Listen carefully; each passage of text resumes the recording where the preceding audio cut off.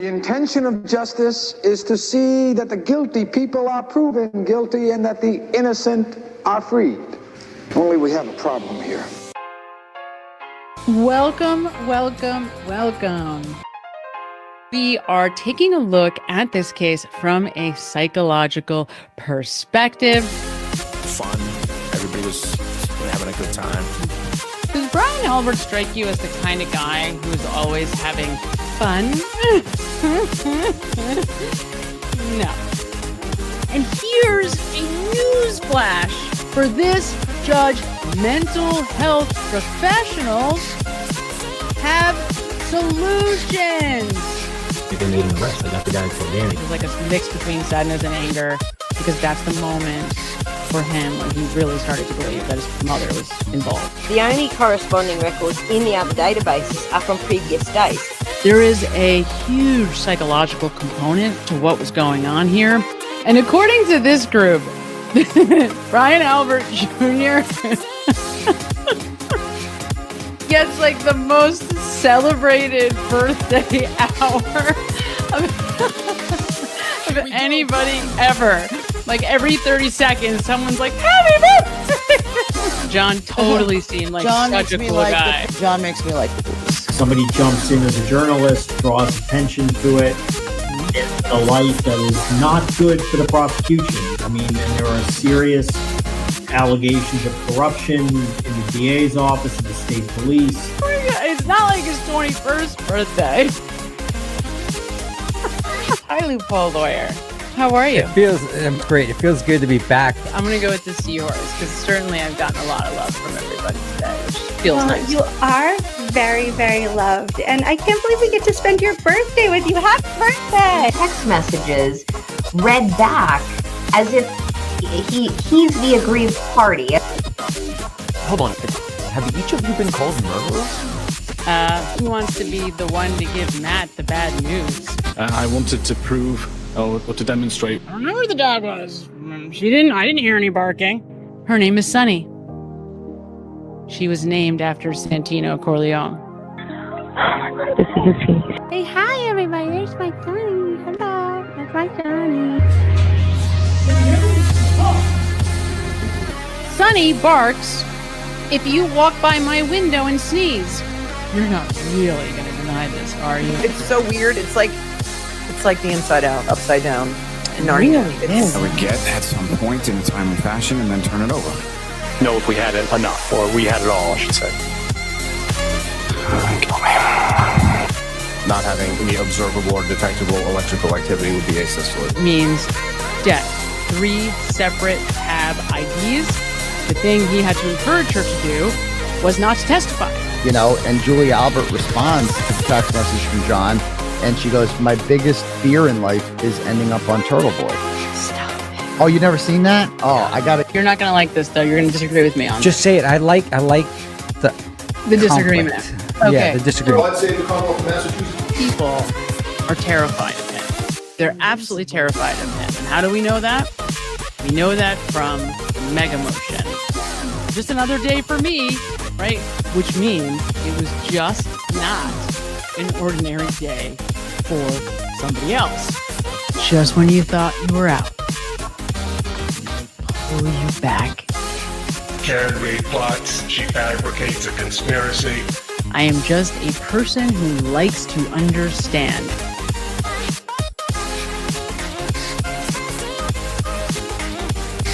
That's going to increase the likelihood that we're going to take some action.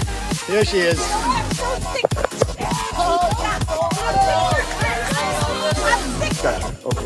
My sister Jillian, yes.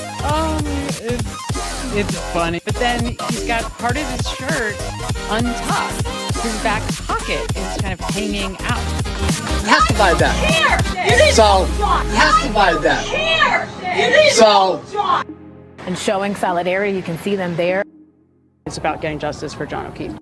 There clearly is an issue of integrity. How dare they? Justice for all. Only we have a problem here.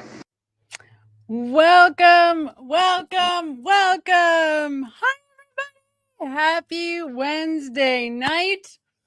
I am coming to you live once again from the pool house. Unfortunately, it won't be much longer though, because New England summers are rapidly coming to an end, but it has been wonderful to be able to be here with you guys for the last couple of months.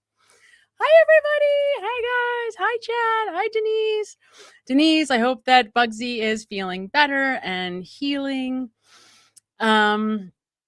Where to begin? Where to begin? It was wonderful to watch this open because it was sort of reconnecting me to the Karen Reed saga. And of course, I have my eye on everything that is happening with that too. We have Aiden's case now rapidly approaching. But before that, we have Adam Deitch and this incredibly could not be more consequential election almost here. It's days away now, practically. Well, no, it's days away. I mean, is it even 2 weeks? I don't think so. I think if you haven't figured it out yet, when something like this is on the horizon and I have no control over it at all, there is nothing I can do. I am not a resident of Norfolk County. I kind of just put my head in the sand because I'm like, I don't know what's going to happen. So I feel that way a little bit right now. But then I am also following two cases, right? So I am following, of course, the Lindsay Clancy case, which we are going to get to in just a moment. And then I am also following this case out in California, who killed Tupac Shakur, the case of Keefe D. I will tell you, though, that it is close to impossible to follow two cases at the same time and still do anything else. Like, you just can't. It's just not possible. So I really tried for like 48 hours, and then I realized, oh no, this is not this is completely not possible. So I sort of gave up. What I'll probably end up doing is like a weekly updates for the other case. Very interesting, though, if you're someone who's familiar with that saga, that story. Interesting to see these witnesses coming in, looking at all these videos from 30 years ago. Just interesting in general. Sort of like a hip hop history lesson in a way. But then we have our case, this Lindsay Clancy case. Where do you start with this case? We have so much to talk about today. We are going to go through, as I promised, the medications. We're going to go through the timeline because I think there's some interesting and maybe even surprising details in there that part of me is kind of surprised haven't come out yet in the trial. I mean, not really, but part of me is surprised because it is important and it does speak directly to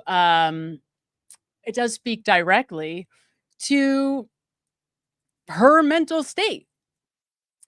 And of course, we heard from Dr. Zeisel yesterday and today. And I heard a little birdie who was in the courtroom saying that the jurors seem very engaged with Dr. Zeisel, that they seem very engaged with Reddington in general. And it made me wonder, if you are a lawyer who practices your craft in a courtroom for a living, that is your job. And at the end of the day, all of us aside, like, we're just noise, right? But you have these 18 people in this case. Everything comes down to them. Everything comes down to these 18 people. Every reaction, everything they are doing is information.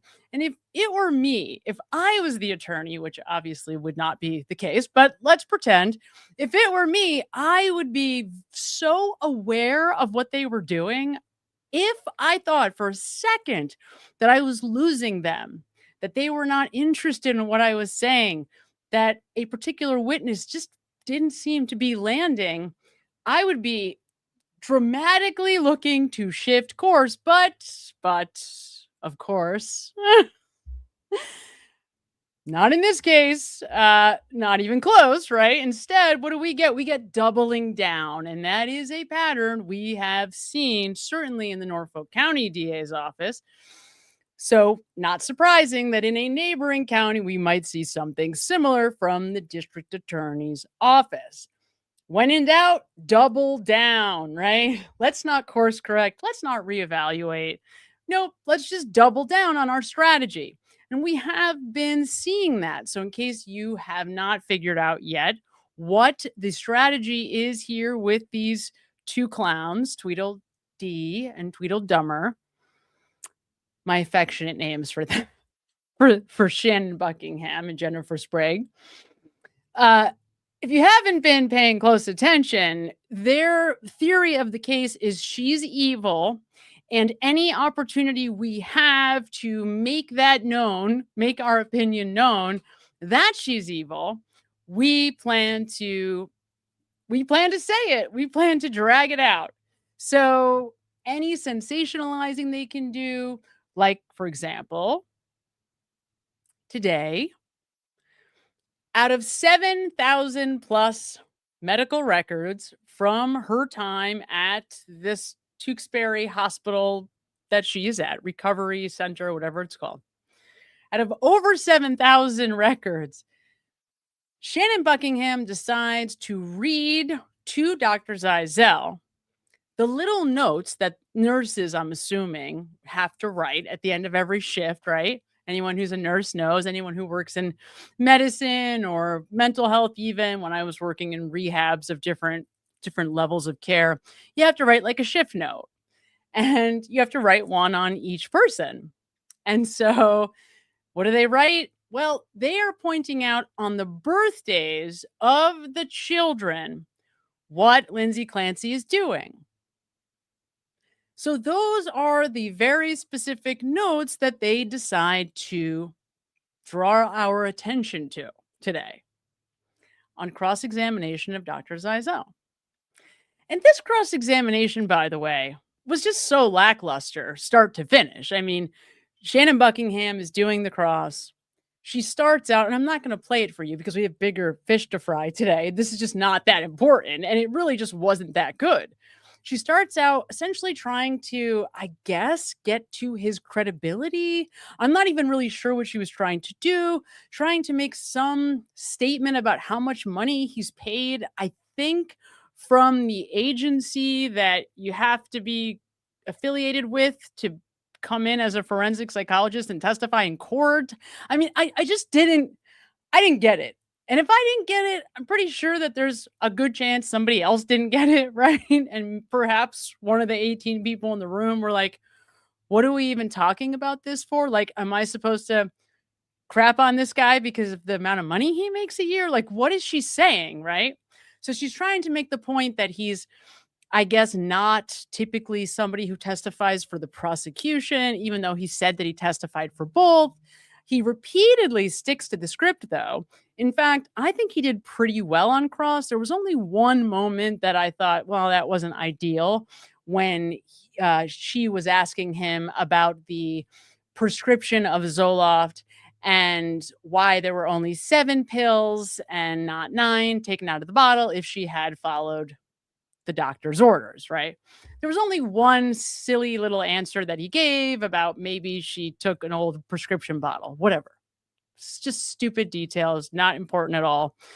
So I don't know how any of that was helpful. She's essentially trying to chip away at some of his credibility. Then she brings up confirmation bias, which I thought was just hysterical because I don't think there's ever been a more clear case of confirmation bias in my entire life than this case and these two, and how they have gone about pulling evidence in to try to support their theory, right? Like, and there was the one witness going way back now. He was not consequential. He was one of the, umpteen police officers that the Commonwealth dragged as a witness into this case.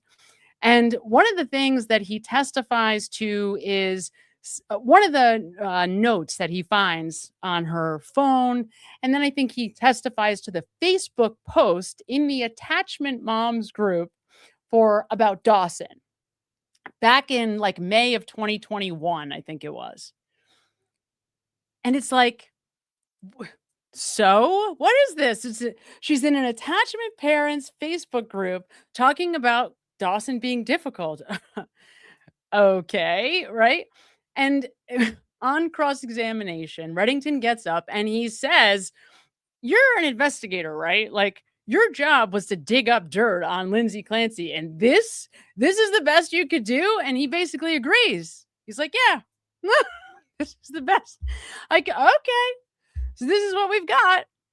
And that's sort of the whole point, right? Like, so their argument is that she's a sociopath. And by the way, beautiful job. And we will maybe get to this today. I don't know if we'll have time, but I thought about going through with you guys the MMPI, the personality inventory that has the scale that looks for faking.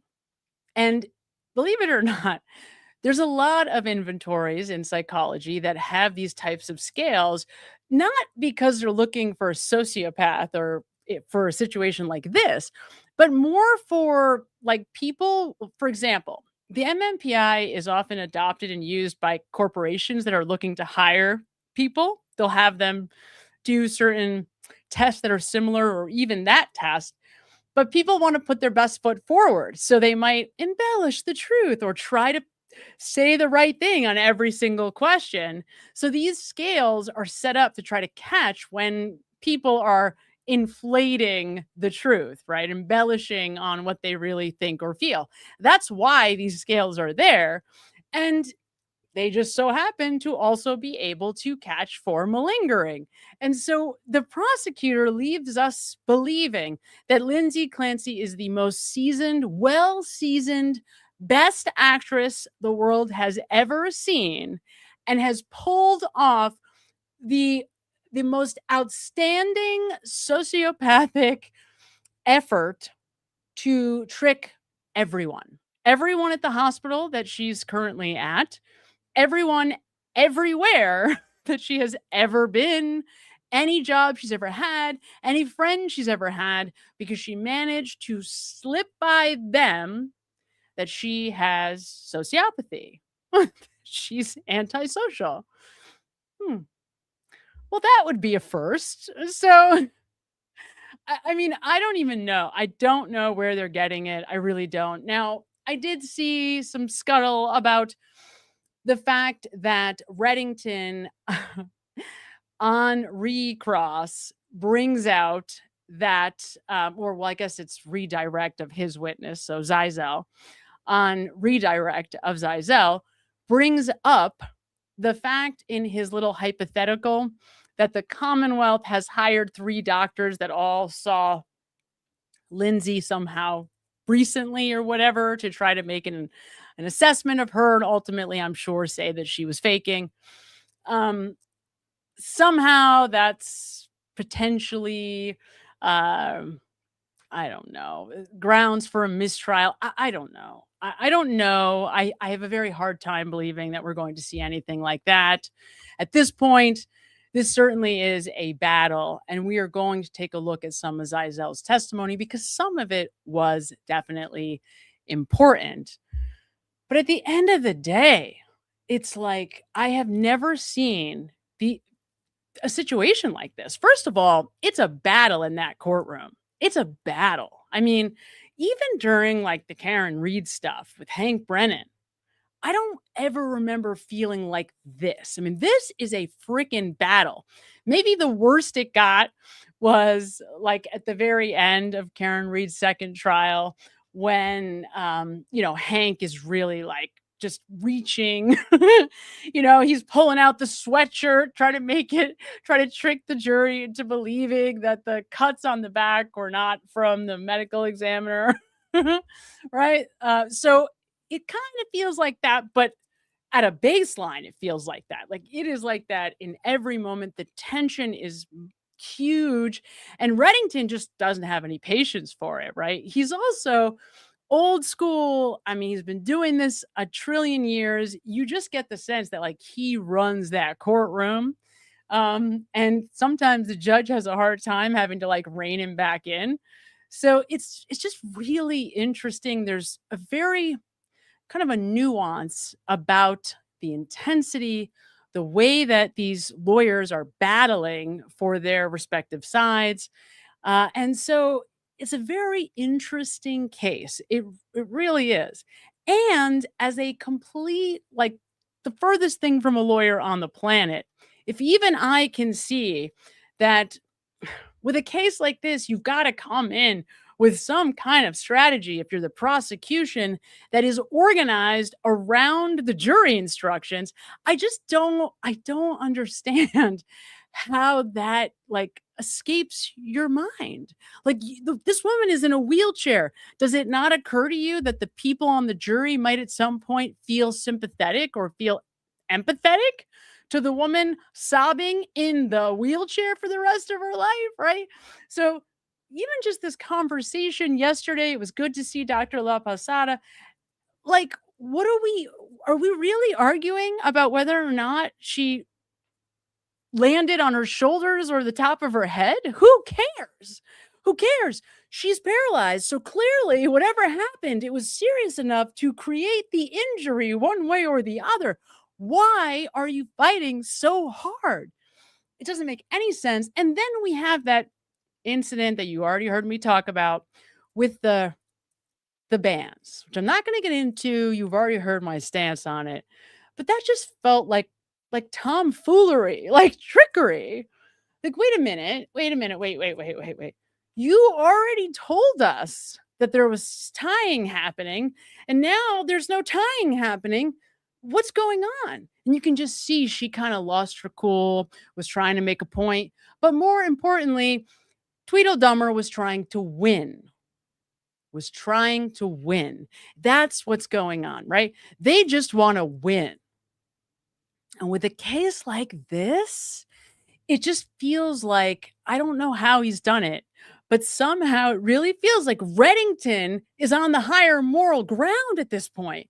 And that may sound crazy given the circumstances, but that's because when you have a good lawyer, we have Reddington. When you have schlub lawyers, you see what happens. Even though they should have the higher moral authority walking into the room, they're just not winning. I don't know how else to say it. So we're going to take a look. And I think by the end of our conversation today, when we go through the medicine, because the question that you guys have been asking, and I think it's a very valid question, what role, if any, did these medications play in the eventual outcome? Was this medication-induced psychosis? Because that's not the argument that the defense is making, right? They're not saying, oh, because of all these medications, she heard voices. They're not saying that. And that's interesting. They could, certainly, they could. Based on the fact that she had this, profound reaction to the Zoloft initially, or that she's reporting not being able to sleep for forever after, or at least for a very significant period of time after, they certainly could make that argument. But that's not the argument that they're making. And so it's useful for us to kind of dive in and say, all right, what was the role of the medications in all of this? And by the end, I think you'll be able to see kind of the way that I see it and why I feel the way that I do.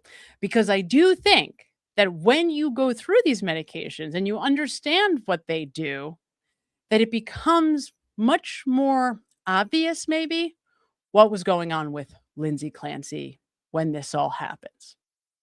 When this horrible, unimaginable, horrific act actually goes down. So we are going to take a look at all of that. But first, I want to say hi to you guys. Hi, everybody. Hi, Ellie Darling 6776. She says, wow, my first live, and I'm on time. Welcome. We're so excited to have you for your first live. Thank you for being here. At Ernie's Mom 99 sends 10 jewels and hiding. Hi, Ernie's Mom. So nice to see you. Denise. Hi, Denise. I don't know why I started that one, but hi, Denise. The greatest moderator the world has ever known. Miss Emily. Hi, Emily says Adam Deitch was endorsed by the Boston Globe. He absolutely was. what a huge endorsement. If I could go off on a slight side note, what a huge endorsement that was. It was a beautiful sort of like big article. It looked like it was front page. I didn't actually get the newspaper in my hand, so I only saw the online version.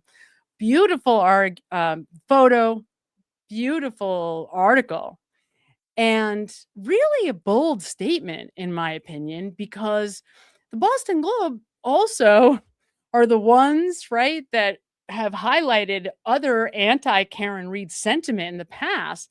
So you didn't know. Hard to know which way they were going to go. But I am, in the end, surprised to see that they wound up endorsing Adam Deitch, and how wonderful. His team must have been so ecstatic about that endorsement, and congratulations to him. That's huge. That really is huge, because there's a lot of newspaper folks in the world. Like, I know, like my dad, like he's a newspaper guy and he votes.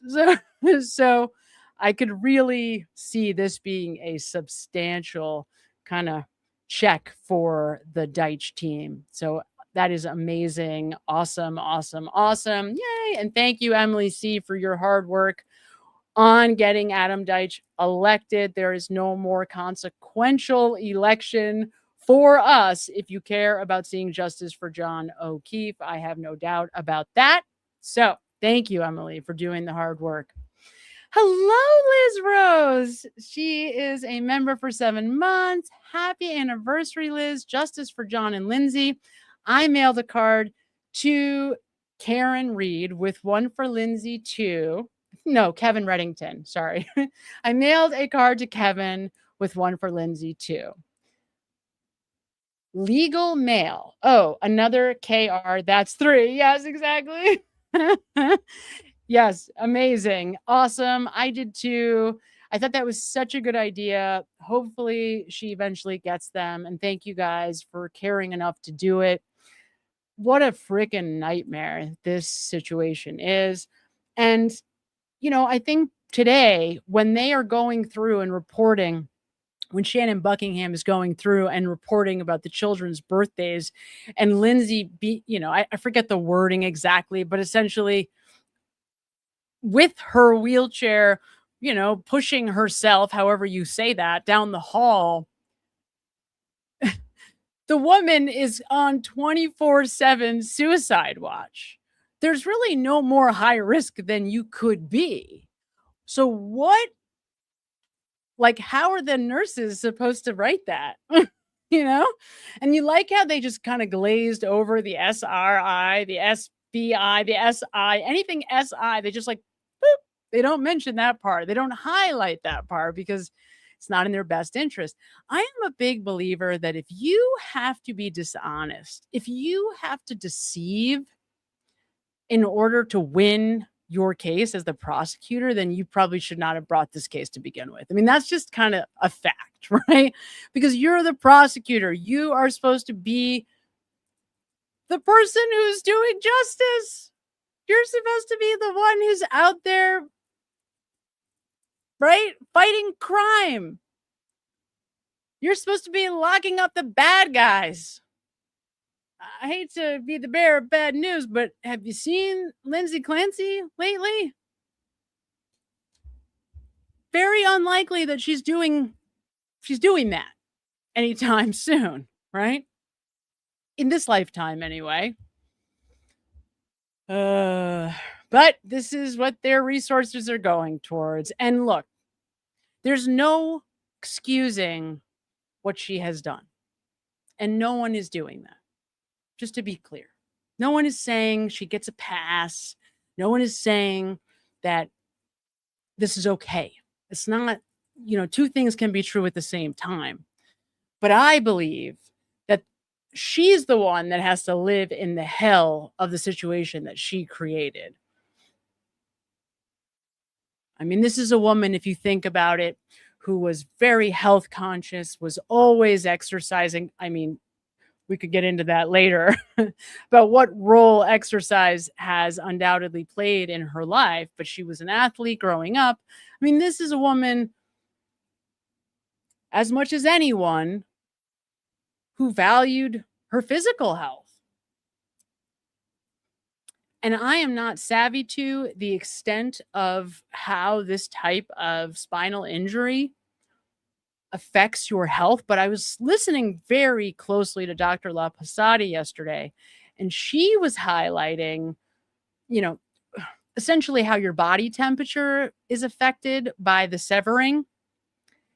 And it just struck me as like, wow, I can't even imagine how many ways you are affected by that type of injury. Just your body's not connected, right? So there's more ways than I could even begin to count that must affect your ability to function in the world, just at a basic level.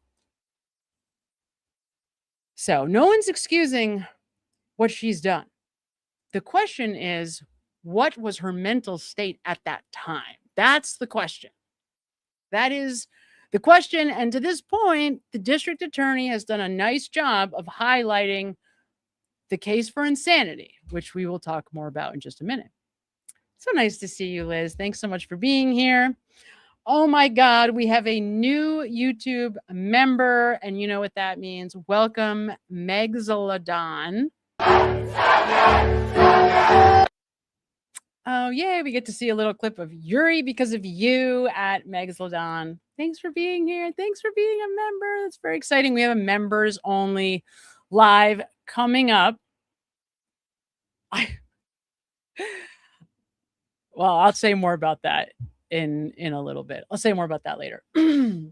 At Dr. Jen Toxic, congratulations on being a member for 10 months. Pleased to be here. Well, we are pleased to have you here, and happy 10-month anniversary, Jen. At Lost in a Hedge Maze, member for 2 months. Thank you for covering this case with such care. It's a tough one, right? I mean, it really is a tough one. Just the level of intensity, it's so heavy. And, you know, look, when we cover these cases, it's heavy. Someone's life is typically in the balance, right? They're looking at life in prison, usually, you know, most of the time. But this one just has a completely different level of meaning and intensity and heaviness and emotion. And it's really, I can only imagine what it must be like to be in that courtroom. Thank you for saying so. Thank you for being here, Lost in a Hedge Maze.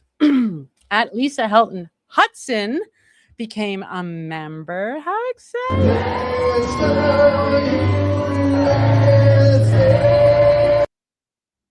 I just love Karaoke Yuri. He's just the best. That's for you, Lisa Helton Hudson. Thanks for being a member. Thanks for being here with all of us. And at Freckle Feet Kitties sends 100 jewels on this Sunday. Thank you so much at Freckle Feet Kitties. Thank you. Thank you for participating. Thanks for being here. All right. So, we got one more before we continue. At Virtual Juror. Hi, Virtual Juror. Is a member for 9 months. Happy 9-month anniversary. I feel like I haven't seen your face in a while. I appreciate your breakdown of this case, and I appreciate you being here so much more than you will ever know. All right. So what are we going to do today? Let's get to it because we've got a lot to do and I want to make sure we get to it. So I'm going to play a couple of clips and then we're going to jump into the timeline, the medication and the symptoms so that we can start to really understand what the hell did this woman actually put in her body? Now that is the question. We're not going to be going through all of the prescriptions because there's a lot of prescriptions. We're going to be skipping over some of what she was prescribed that she did not take. So you might be like, well, but she was prescribed this. But what we are going on, based on everything I was able to extrapolate from all of the testimony of all of the mental health professionals and then some, all of the doctors from both the prosecutor's case and then since we started with Reddington's case. So I'm trying to figure out what the hell did she actually take and what was the dose, right? One thing I can tell you for sure, she has, well, here's what I would say. At a baseline level, Lindsay Clancy has anxiety. So prior to any of this, clearly, this is someone who veers on the side of anxiety. Now, yesterday, if you heard or if you remember, the day started with, no, was that yesterday? When Reddington took over, was that Monday? Oh my God, you guys. I don't even know anymore where we are at in this case. Is this day 3 for the defense? I feel like it is. But when he first started his case in chief, Reddington put on the witness stand a nurse colleague of Lindsay Clancy's. And she shared the type of person that Lindsay is, and some really important testimony came out of that about the Andrea Yates case and Lindsay's reaction to that, which was another moment that backfired on the prosecution. But she also gave us some insight, importantly, into the kind of person that Lindsay is, wanting to be the perfect parent, wanting to get everybody's feedback, doing polls for the staff about, this or that, good parenting practice, or how other people parent in various stages and what have you. So certainly Lindsay is somebody who is just leans on the anxiety scale naturally and probably always has. Now, the prosecutor tries to paint that as a form of control, but that's not how it's coming across, right? It's coming across more like somebody who's truly uncertain, doesn't know what the best course of action is, and is trying to figure out, what do I do? And we talked a lot about this already, and we will come back over and over again to this because the people pleasing with her is very significant. It's not just kind of like a side conversation. Oh, she was embarrassed because she was also a nurse and she didn't want people to know how mentally unstable she was. Yes, there's that. But fundamentally, Lindsay Clancy is a people pleaser. It's kind of part of her character, fundamentally. And what that means is oftentimes she doesn't have an inherent opinion, that her opinion will come based on who she's in front of. And that's important because it's impossible for all of us to quantify how often we lean on our character, our experiences, who we are, like in a core way when we are making decisions. But we all have no choice because we're stuck in our own experience. So at the end of the day, whatever decisions we make, no matter how well informed we think they are or not, they are our decisions, and they are coming from what we think is best, period. But if you never know what is best because you don't really have that strong sense of character, that strong kind of inner compass that says, no, make a left here, make a right here. If you're always looking for objective right answers, life can get very painful, and anxiety is inevitably going to be a part of your experience because you're always kind of panicked looking for the objective right answer. And there is no objectivity in reality. There just isn't. That's just not how humans are physically organized. So when you try to always lean on like the right answer, you inevitably are going to go crazy trying to figure out what that is. So we're going to keep that in mind as we go through this because it's important to understanding how somebody like Lindsay Clancy, who leans that way anyway, when things start to unravel for them, their stress levels go up, cortisol goes up, hormones drop, right? The feel-good hormones in particular start to drop, like the oxytocin, the stuff that, connects you to your baby hormonally. That stuff begins to drop and you're panicked, worrying, right? Right. What's the right answer? What's the right answer? What's the right answer? What's the right answer? this is how you could see that the foundation is laid for a lot of difficulty to lie ahead. So let's get going on some of the footage that I want us to see before we jump in. So the first thing I want to take a look at is something the sister said, and then we're going to get into the timeline. Say on Thanksgiving in particular is when the first time I saw her in person after quite some time. I had known she had not been doing well via text message communication that we had. I think on Thanksgiving, she, her mood did not look good, her energy, she didn't seem very energized. It definitely seemed off from how I've seen her in the past. And were you aware that that carried through from November into December around the holiday season if you had stayed in touch with her? Yes. And can you tell us what you observed about her around the holiday season as it related to her, from your observations and your texting and your communications with Lindsay? How did she appear to you at that point? The beginning of December, it seemed like she very much decompensated. I do remember her saying at one point at the beginning of December, something along the lines of, I'm in a really tough spot. And knowing what she had shared with me previously about how her mental health had been struggling, I had this gut feeling that something was off and that she was really struggling, and I asked her if she was safe.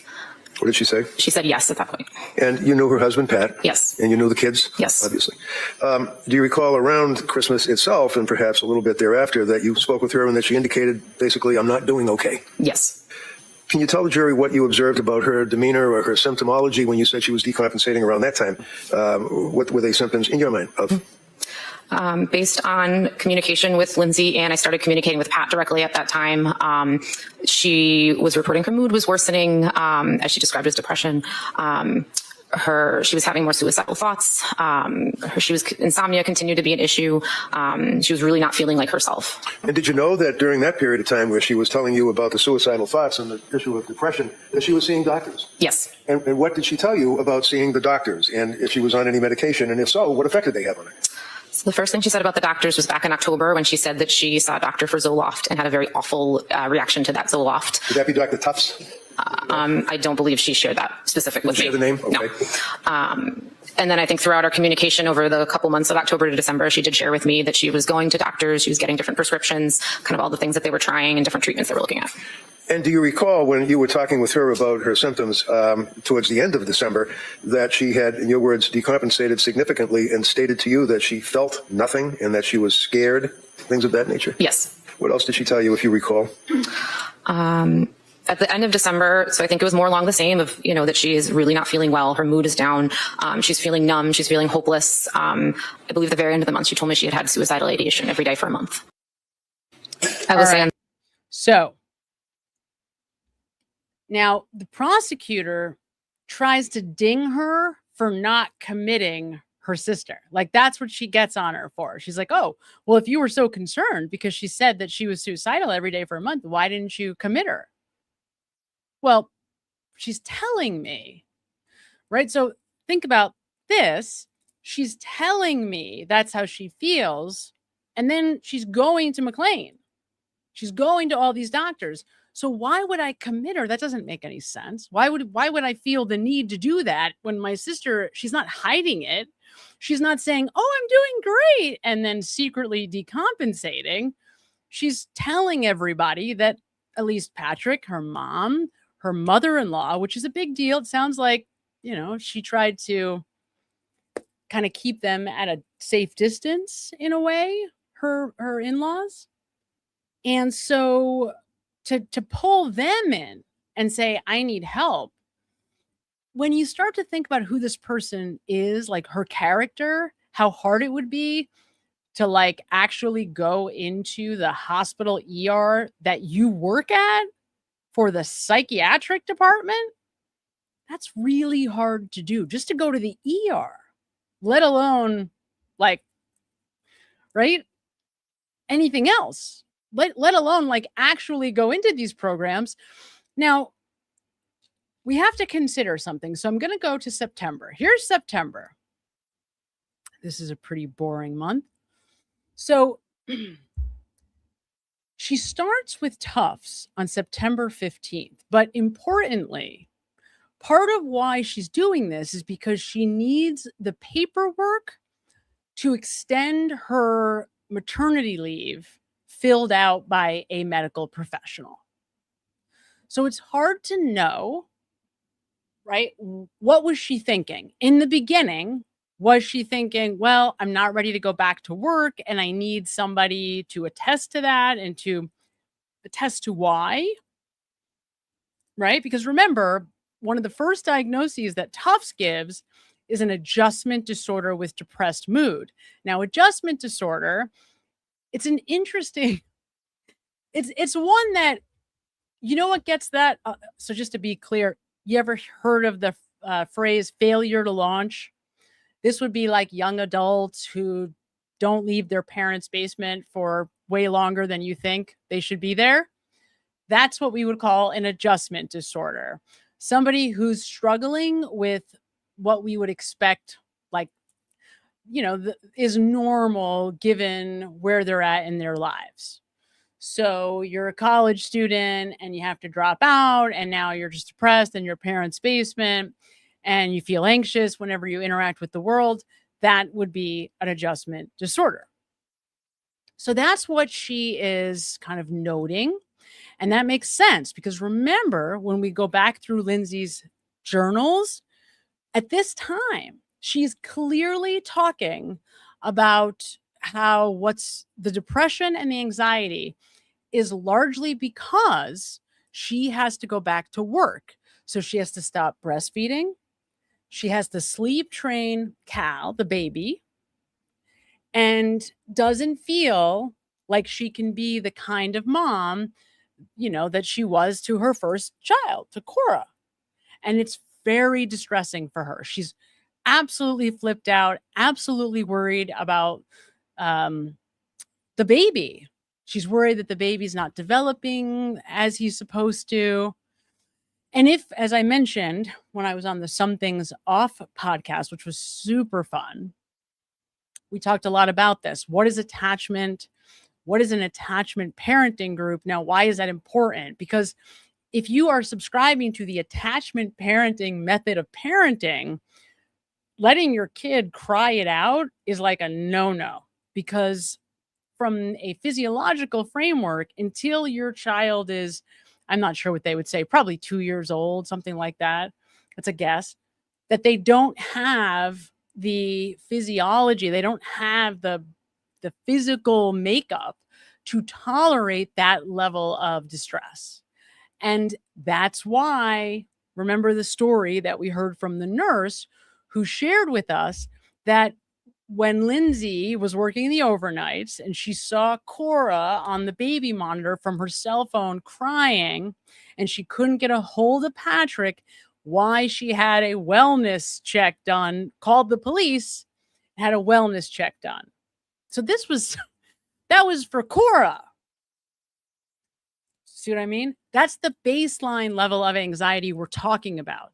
So the idea that like she was just this model of mental health always, and then this happened, that's probably, probably not an accurate way of describing the situation accurately. This is somebody who was anxious, who was always, and particularly after she had children, on that spectrum, on the anxiety scale. And again, anyone who's a mom, being a mom is about 1,000 trillion. There's no number that even makes sense. It's exponentially harder than however hard you think it's going to be. So however hard you think it's going to be a parent, just like multiply that by whatever number comes to mind. That's about the ballpark. Like it's thousands of times more difficult than you think it's going to be, at least in my experience. And if you prepare for that, then you're probably going to have a better experience. Because if you're not prepared for that and you think it's going to be like, oh, everyone does it, so it's, it shouldn't be that bad. Well, no, it's hard. Being a parent is hard, especially if you're very conscientious and you're very aware of how you are impacting your child's life. And it sounds like Lindsay Clancy is very aware of that. That's something that she's trying to figure out. She's trying to be the perfect mom, right? And the more kids you have, obviously, the more challenging that task is going to be. But it is clear to me that The reason why, and the nurse practitioner who worked with Lindsay says, she actually says, Lindsay did not want Cora to cry. Now that sounds kind of crazy, right? Because you're like, well, every baby cries. You know, you can't just like eliminate any crying altogether. But that tells me immediately that Lindsay's trying to be this very specific type of parent that when you have a job and you want to have more children and are married, I mean, it's like impossible. It's very, very difficult. And clearly these were issues that she was completely consumed with during this period. So this is September.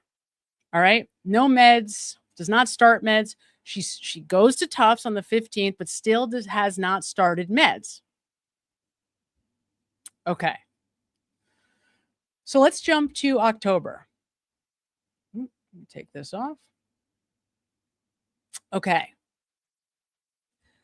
Now, October is interesting because this is when she starts taking the Zoloft, but she doesn't start taking the Zoloft until the middle of October. Okay, so the very first day, if we are going based on the number of pills in the Zoloft bottle, and the day that she comes into Tufts, well, Zoom room, I guess, and says, I increased the dose last night and I didn't sleep a wink. So that's on the 20th. So if we go backwards, we are looking at a start date of approximately October 14th on the lowest dose of Zoloft that you can be prescribed. Okay, so put a pin in that. She goes to the third appointment with Tufts because she tries to call her on the phone and say, I need this paperwork for work. Can you fill it out? They have a bit of a back and forth. And Tufts says, why don't you make an appointment? Because this is too difficult for us to discuss, you know, the way they were trying to go about it. Email, whatever. So she makes an appointment. She also has 2 appointments with whoever works at Tufts' office and is a therapist. I think her name was McAllister. Is it Jennifer McAllister? I don't know if I made that up, but I think that was her name. She has 2 appointments with that person, one on October 3rd and another on October 31st. So this idea that there was, you know, a refusal to do any talk therapy is not true. Yes. Denise is asking me to make it bigger. I will make it bigger. Hang on, Denise. There we go. Hopefully that's bigger. So she winds up doing 6 therapy appointments. Now, that's not ideal. Of course, you want to see somebody weekly if you're doing psychotherapy, particularly if you're not doing well. Without a doubt. But she did do some psychotherapy. Okay. She does do some. So she starts the Zoloft, 25 milligrams. So here's what I want just to be very clear about. On one hand, these are starting doses. So these are not therapeutic medication doses. This is where you start somebody to make sure that they don't have terrible side effects to the medication. We keep hearing that over and over again, starting doses, right? Because it's going to take 4 to 6 weeks before you get to the therapeutic value of SSRIs, selective serotonin reuptake inhibitors. We've heard a lot about how they work, right? How they work in the brain. You heard about the synaptic cleft today or yesterday from the psychopharm guy. So we know that they increase the amount of serotonin that's available to your brain at any given time. But to be completely honest with you, from a research standpoint, nobody exactly knows why, number one, it takes 4 to 6 weeks for these medications to start to have a positive effect. And nobody really knows. I mean, it's sort of, there's like a general sense that, well, yeah, serotonin is kind of like the feel okay neurotransmitter. So theoretically, you increase it, make more available, you feel like life is going to be okay. You're going to be okay. But that's obviously an incredible generalization and not very specific, right? And that's why a lot of psychiatry is kind of like shooting in the dark, because everybody's different. Everybody reacts a little bit differently to these medications. And it is clear to me, remember, Lindsay Clancy is an anxious person. She certainly veers on the anxious side. And if you are particularly anxious, so for example, we've seen how she's reacting to going back to work. It's causing an enormous amount of anxiety. From Patrick's testimony, remember, we heard everything was great. They went to the Cape in August. But as October got closer, because that was when she was supposed to go back to work, I think it was November actually, but as it got closer, right, her anxiety just started to spiral. Now, we've also heard that she's had to take medication for public speaking to help her get through her nursing program. In the past, through nursing school, she took SSRIs and propanol. I always get, there's two different ones. I always get them a little confused. One, I think it's a beta blocker that she was taking. But the point is that when we are talking about these medications, any number of possible reactions can happen, right? And as we've also heard, you're going to see the side effects before you experience the positive therapeutic value. So you got to hang in there in this with the side effects, right? And when you hear doctors say, oh, we want to know if she tolerates the medicine, it really means exactly what they're saying. It means, can you tolerate the side effects to get to the therapeutic other side? And if you have panic, if you're somebody who gets phobic about very specific things like public speaking, the way we're seeing her react to the thought of going back to work, it would not surprise me if there is also a very specific anxiety response to the very idea that she's taking medicine. So not only does she wait really a full month, September 14th to October 14th, so 4 weeks she contemplates starting the Zoloft. Then she starts it.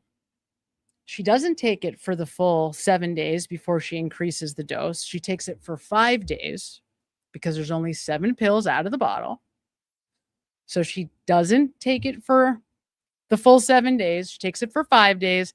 Then she goes up to 50 milligrams. So she doubles the dose.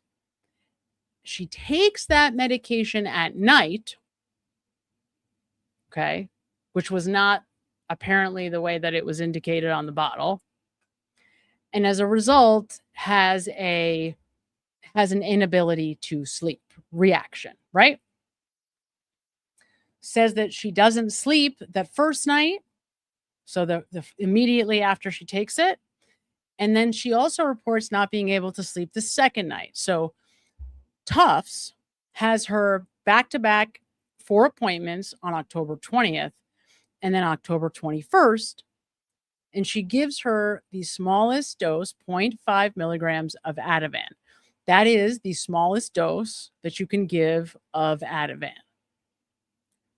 I'd love to know how many of you have had any experience with a benzodiazepine.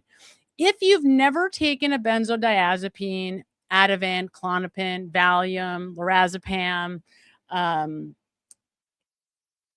the closest thing to your brain to a benzodiazepine is alcohol. Alcohol works in a very similar way. in your brain. Very, very similar. So the effects are very, very similar. So if you've never taken a benzodiazepine and you have had alcohol and you know how like loopy, maybe like you have, let's say you haven't drank in a very long time and you go out and you have a nice sized glass of wine, or your friend talks you into doing a shot of tequila. The effect that you're experiencing is comparable to what a benzodiazepine is going to create in terms of calming the nervous system down. They're both central nervous system depressants, and that's what they do. So they calm you down. They slow you down. Okay. Now, she's only on the Zoloft for 5 days, or I'm sorry, for I guess 6 days if we assume that she took the 2 on that 5th day. So I guess that's like 5-6 days. But then she stops. So just want to be clear, she stops taking the Zoloft on October 20th. That ends. At some point here, and I could not nail down the date. But in this very last part of October, some of you may have been able to extrapolate it. It took me forever because it did not come from Tufts. It did not come from Gelada or Nurse Paul or the people that were treating her at McLean. This was a medication that she was prescribed at the emergency room. She's given trazodone for sleep because she shows up at the emergency room saying she can't sleep. And they give her 50 to 100 milligrams of trazodone. Okay. Trazodone is a medication that people take for sleep. It's not habit forming. So if you are somebody who's prone to substance abuse and you need a sleep aid, almost always they're going to start you with trazodone. And really, it just makes you sleepy. Period. It just makes you sleepy, and it does have a mild antidepressant effect if you take it over time. But it really just makes you sleepy and kind of like hungover the next day if you until you get used to it. But you can take like 800 milligrams of trazodone. So it's not a drug that, in other words, it's a pretty mild drug as drugs go. All right. So that's where we're at. We are at 0.5 Ativan given by Tufts. That's all she's taking on October 21st. But she's been given a prescription by the ER of trazodone. Now, going forward with Dr. Tufts, she does not report taking the trazodone. So if she does take it, we don't know because she does not report taking it. That's important because we only know what she reports, right? So assuming that we're going with what she reports, which I have no reason to believe we shouldn't at this moment, we go through October, and by the time we get to October 26th, her next appointment with Dr. Tufts, she tells Tufts that she's been taking Ativan and that she's been self-prescribing Benadryl also. So she's decided to take a combination of Ativan and Benadryl. Now, at first, we don't know what the dose is on the Ativan, but we quickly learn that it is 1 milligram. So at some point, Lindsay opts to double the dose. But Dr. Tufts does not own that instruction. So I don't know whether she instructed it or not, but we were not told during her testimony that she instructs that. Okay. So keeping that in mind, going into November, the only medications that Lindsay is reporting taking is 1 milligram of Ativan and Benadryl at night for sleep. Now, why does this matter?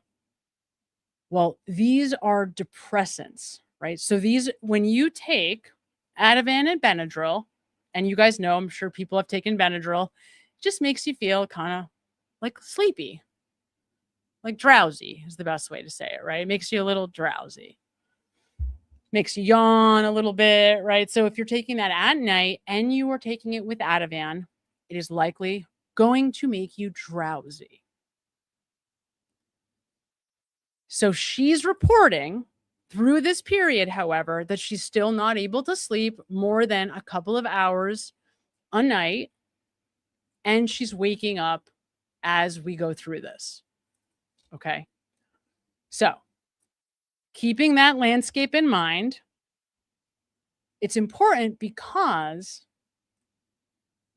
we are not talking about medications that, as a side effect, are going to keep you awake. That's so important to understand, right? It's not like a Zoloft where one person might feel very manic on Zoloft, somebody else might feel like just out of it, aloof, like they can't focus. But it's not, when you're taking a central nervous system depressant, it's just going to depress the nervous system. It's not going to have somehow the opposite effect, right? You're not going to take Ativan and in your body specifically, it creates a central nervous stimulant. Does that make sense? So that's really, really important to keep in mind as we go into these additional medications that she's going to take. All right, so let's go to you guys, then we're going to play some video of these providers here before we get into November. Okay. At Mad96211, happy 2-month anniversary. I appreciate your analysis. You definitely started with, I don't know how I feel about this. So interesting watching your process. Thank you. You make me think. Well, I am really glad that I am able to do that. That makes me very happy because that's pretty much my lot in life, I think. It's just thinking all the time. Anyone that knows me will tell you. Thank you so much at Mad96211. At Midgie Moon, love it. Sends 440 jewels and an uncler. Thank you so much, Midgie Moon. I so appreciate you. At Nancy's 4062. Hi, Nancy. Sends $49.99. Sam, can you be medication resistant? Great question. And thank you so much for your super chat.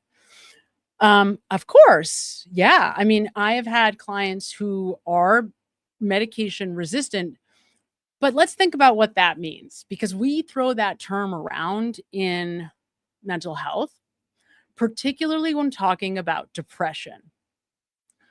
I mean, it's like really thrown around, and we heard it, and we might, if we get to it, I'll be shocked if we do, but we might. When we get into January with Tufts, because remember, in January, she's the only psychiatrist treating Lindsay Clancy. Only mental health professional that's working with her at that point.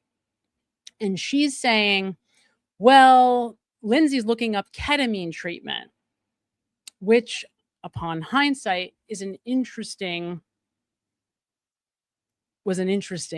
discussion. Probably not indicated in this case, but interesting discussion. And ketamine is used for suicidal depression that is just unrelenting, that does not quit. So when somebody is just at the point of depression, that no matter what medication they are placed on, they can't overcome it. That the constant inner dialogue is just like an assault of negativity. Then ketamine is one of the options that you begin to consider. But as Tufts points out, and in the state of Massachusetts, it's not uncommon for insurance providers to require that you've tried lots of other antidepressants before you turn in that direction, because it's more expensive. It just costs more money. It's more of a, right, like specialized treatment. And so any specialized treatment, as everybody knows, is going to cost more. So when you say medication resistance, it's not that medication isn't doing something, it's that the medication isn't targeting the symptoms that you're wanting it to. And that's really important because medication is going to do something. It's not benign. It's not a sugar pill. It's not a water pill. It's going to have an effect, particularly the ones that Lindsay is taking. That's so important. So she's taking medications that are going to have an effect. They are affecting her, the ones she is taking. Now, you've heard about blood tests. So you heard at different points, different doctors. Did you give Lindsay a blood test? There are these genetic tests that are valuable in psychiatry because they tell you quickly whether or not certain medications would be indicated for this person based on what they metabolize and based on what they don't. So essentially, it just eliminates a bunch of medications. So you don't have to go through that trial as much as possible, right? You're like avoiding that trial period, or at least kind of minimizing its length. And I've mentioned this before, but I've worked with people. It took us 5 years and 3 or 4, maybe even 5 psychiatrists to get somebody on the right medicine. It's just part of psychiatry. It's part of mental health. Finding the right medicine for some people who are much more severely mentally unwell. And I think that's kind of, Nancy, what I would answer this. The real answer is some people, their symptoms are just unrelenting, and you have to find the right treatment for it if we're going to be pursuing medication options. And so it's less that they're medication resistant and more that you have to find the right medication. And that's so freaking important, right? So important. So when we say that somebody's resistant to medication, it means that the medicines that they're trying are not effectively targeting the symptoms that you are trying to eliminate. And depression, guys, depression is really tough because you know how we talk about habits all the time? You hear about habits constantly, like create healthy habits, brushing our teeth is a habit, I don't know, going to the gym is a habit, improving your eating habits is a habit. But so is mental health. So if I wake up every morning and the first thought in my head is, oh God, I can't believe I have to go to work today, I have just essentially planted the seed for the day of a negative emotion. And when my emotions begin to become negative, and by negative, I don't mean like moral judgment, good or bad. I just mean happy or sad, right? So if you think about your emotions on a scale of like the happiest, most joy you've ever experienced to the most miserable you've ever been, that's sort of the scale we're working on. And if you are on this lower end emotionally, then your thoughts are now limited to those emotions because thoughts are mood dependent. That's why, like, if you're having a bad day, it feels like, everything bad is happening all at once because, and sometimes everything bad is happening all at once. And the reason that happens is because your mood is limited to negative thoughts. And then the more negative thoughts, the more that it affects your mood negatively. And then the more thoughts are negative. So let's say, for example, that you go through a terrible breakup, just for example. It could be a terrible loss, right? You lose a partner of many years, but something terrible happens that makes you very sad. We all go through a period of grief when we experience a very difficult experience, right? But if you don't break out of that, because what has happened, you have now started to habituate, create a mental and physical habit of negative thoughts and negative emotions. So when you wake up in the morning, you just kind of go right back into it, right? Oh God, you have to face the day again. That person's still not here.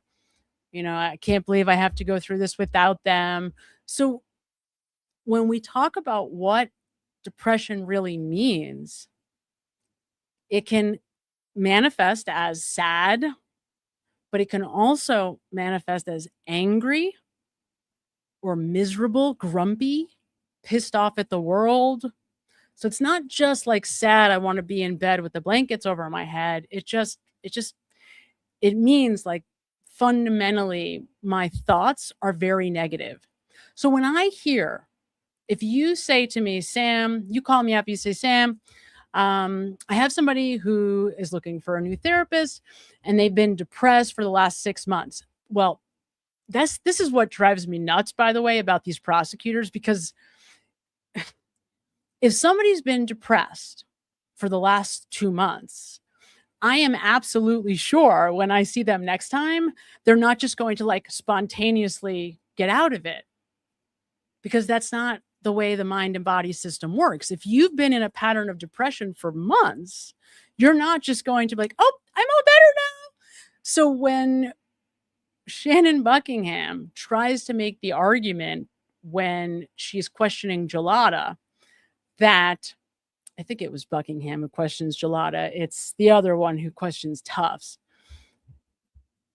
When she asks like, well, but on this day, you didn't write anything in your note about intrusive thoughts, so she probably didn't have them on that day. And it's like, no. That's not how depression works. If somebody's clinically depressed and they have a diagnosis of clinical depression, it doesn't just like spontaneously disappear. It just can't, because it's habituated into your cells. Does that make sense? That's really the difference, guys, between clinical depression and like dysthymia, or like, I'm sad over something. I'm sad over something. When I think about that thing, I feel sad, but then I can go to work and I can have conversations about other things. And slowly but surely, I begin to naturally, think about it a little less so I can go on with my life. Depression, it consumes you. It's with you all the time. You can't get out of it because thoughts are mood dependent. Does that make sense? That's why it's so freaking ridiculous the way that these women are talking about mental health. Mental health doesn't whimsically change. If somebody has a mental illness, it doesn't just like, tomorrow's going to be different. That's not the way it goes. Listen, I wish it was. I would much rather never have another client because everybody just gets better tomorrow. That'd be awesome. But that's not reality. And the reason it's not reality is because of the way we are organized. Our mind and body is designed. We habituate everything, including the nature of our thoughts and the nature of our emotion. So that was a very long answer, Nancy. I don't know if I answered that question, but the answer is kind of, but not with the medications that Lindsay Clancy is taking. You cannot become resistant to them. You can become used to them, but you're not going to be resistant to them, because fundamentally what they're doing is slowing down the nervous system. That's what's so important about the meds she's on. The meds she's on are depressing the nervous system. Miranda 2020 sends 100 joules and a high five. Thank you, Miranda. Thank you for being here. At Connie Lewis. Connie is a new member. Oh, Connie, I have a good one for you. Ask you this, did anybody in this courtroom ask you if you were looking out your window? Objection, Your Honor. Sustained. That was an answer to a question that nobody asked you, correct? Objection. Sustained. It's one of my favorite courtroom moments of David Yannetti. Welcome, Connie Lewis. We're so happy to have you. Thank you for being here. At Soul Sister 9873 sends 100 joules on a Sunday. Hello, Soul Sister. Hi, Bite My Bits is a member for 6 months. Can you talk about genetic testing? Yeah. Can it tell you which meds will work? So, as I started to say, it doesn't really tell you which meds will work in terms of the effect that they're going to have on a person, but it will tell you which ones are more likely to have a positive effect, or in other words, which ones aren't going to be metabolized at all. So it is helpful. It sort of like helps you to expedite that beginning period that can be really, and I say beginning, bite my bits. I mean, that can be anywhere from 2 weeks to months and months and months. I mean, this is the thing. Like when we really get into mental health and we start to operate on the spectrum of people that really suffer with mental illness, it's not like a quick fix. It's not something that you just like wake up one morning and it goes away. It's part of your daily experience, and it can take, I mean, persistent, constant, very serious effort to find the right medicine, find the right therapist, find the right team, get the family involved.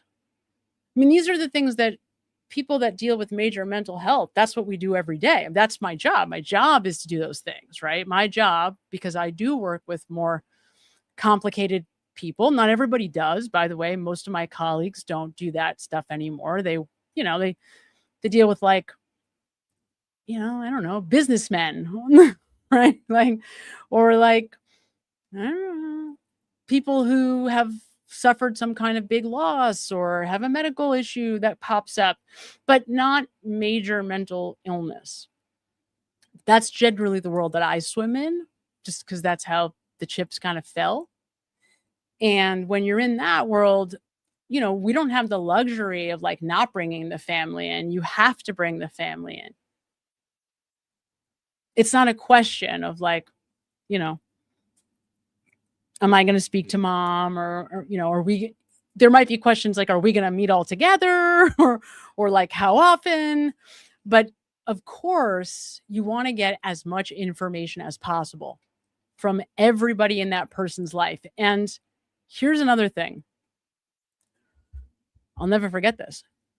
One of my clients who I mentioned, we went through ketamine treatment, didn't work. We went through, got up 70, before me, he went through probably 75 different configurations of medications. None of it worked. You guys are going to laugh at this. This is a funny story. He went through ECT for months and months and months. Didn't work. And we met. I did like a 40-minute assessment and was like, oh, okay, I see what's happening here. This is somebody who had been very athletic when they were younger, big athlete, big into team sports. And if you know that about somebody, you realize that team sports at a high, not the highest level, but at a serious enough level, you have coaches, you have the camaraderie of your fellows, of your teammates. You're organized around a goal. You have a mission every day when you get up. You're working towards building to become a better version of yourself. So it became very clear once I brought him in, mom and dad in, once we started doing the work, that within, I'm talking about hours, that this needed to be therapy, psychotherapy, and it needed to be physical. Like he needed to be moving.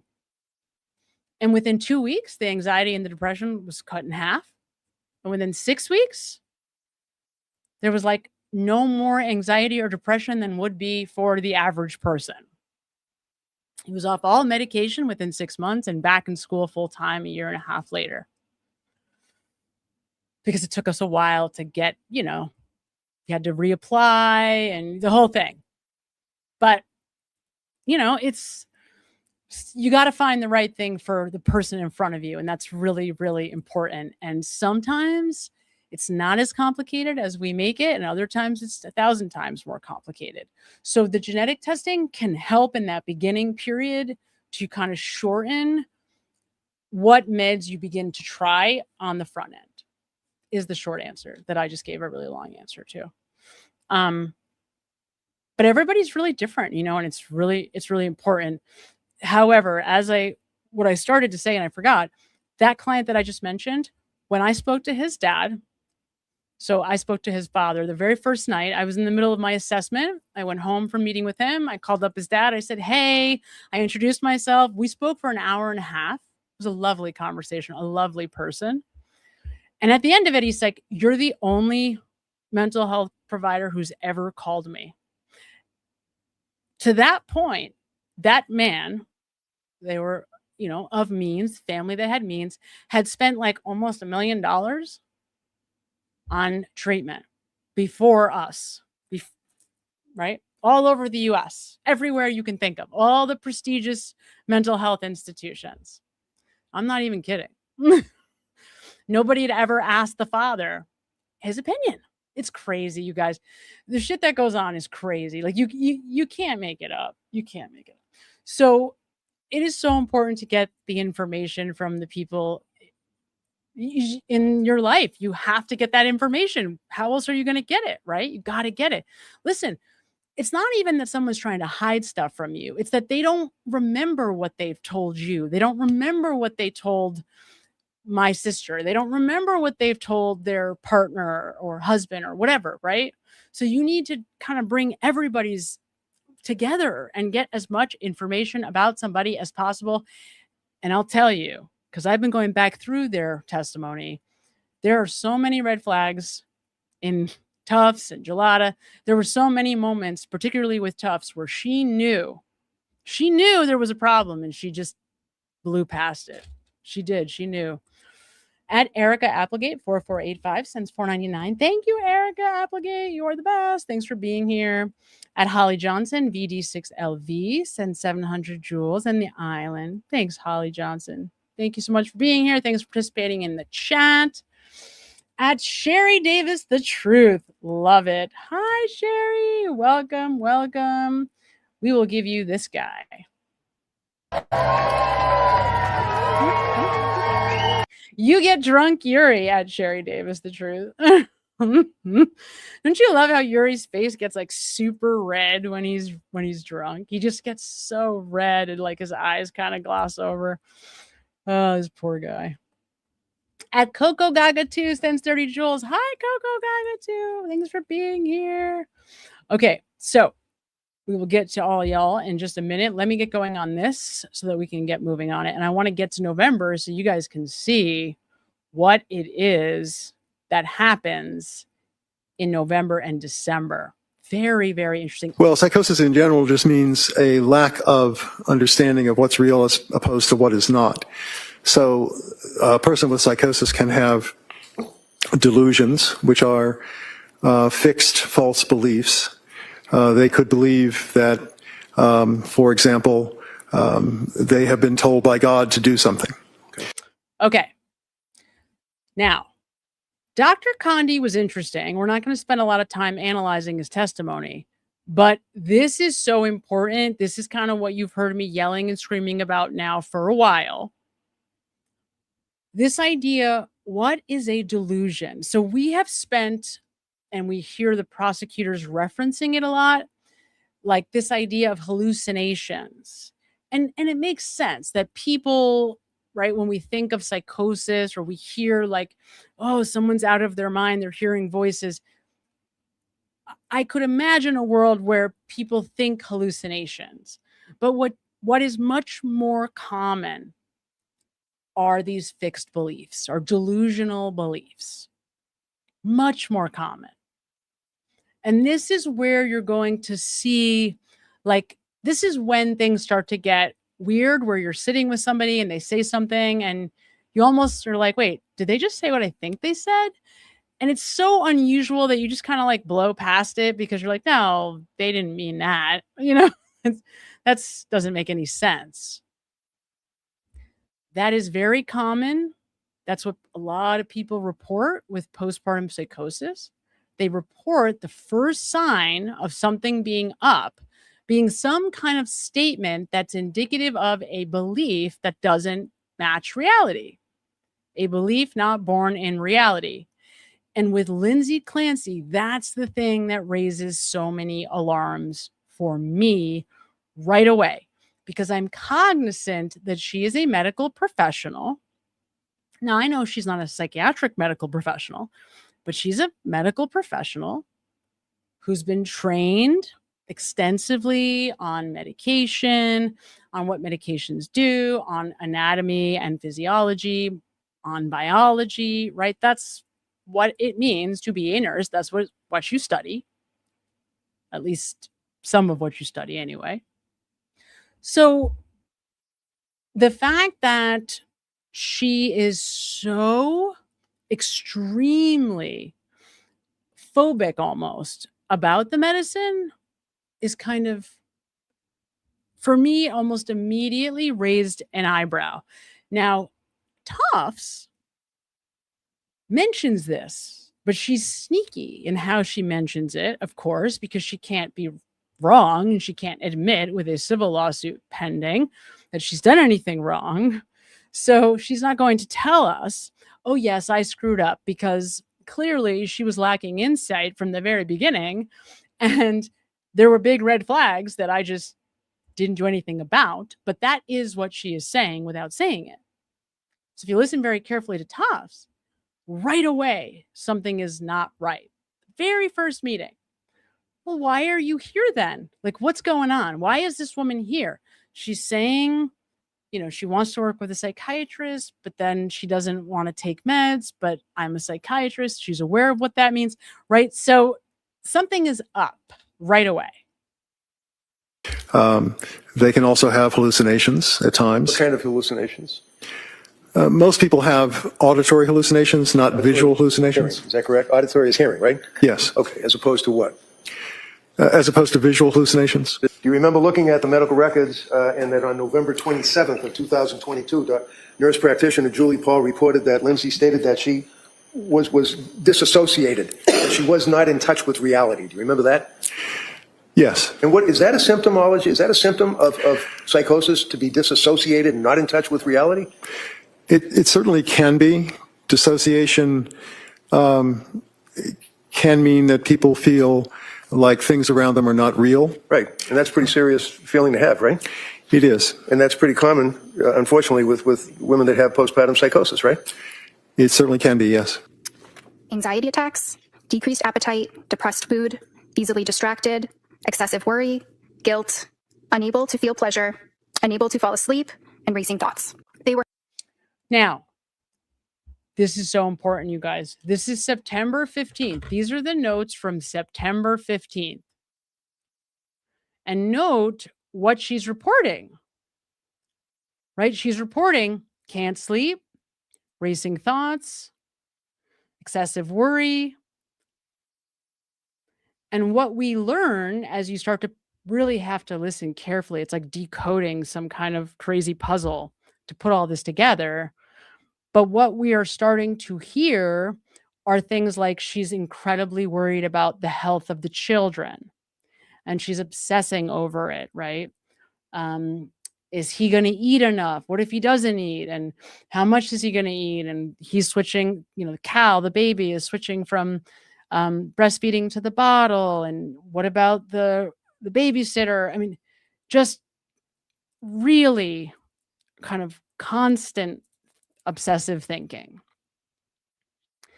But this is in September, and this is literally 30 days before she starts any medication. 30 days. And listen carefully to what she's reporting. This is, remember the check boxes that we heard so much about? How on Tufts notes, she used the check boxes at the company that she worked for. Well, these are the things she checked off during the intake. So highly suggestive of anxiety and anxiety disorder. And for example, number one, feeling nervous, anxious, or on edge, she responded nearly every day, correct? Correct.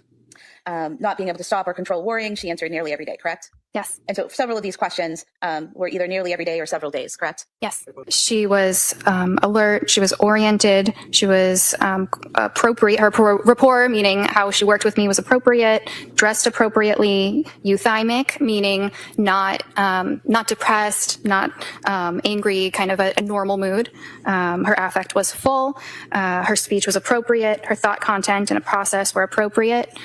She did not mention any hallucination. At this point, I mentioned her insight was poor. Her judgment was excellent. So you see how she says, at this point, I mention her judgment is poor. And then she goes on and says, whatever it was. No, sorry. Her insight is poor. And then, but her judgment is excellent.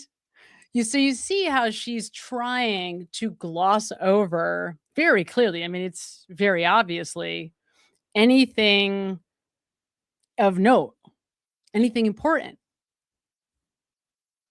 Because it doesn't make her look good if there were red flags and she didn't do anything about it.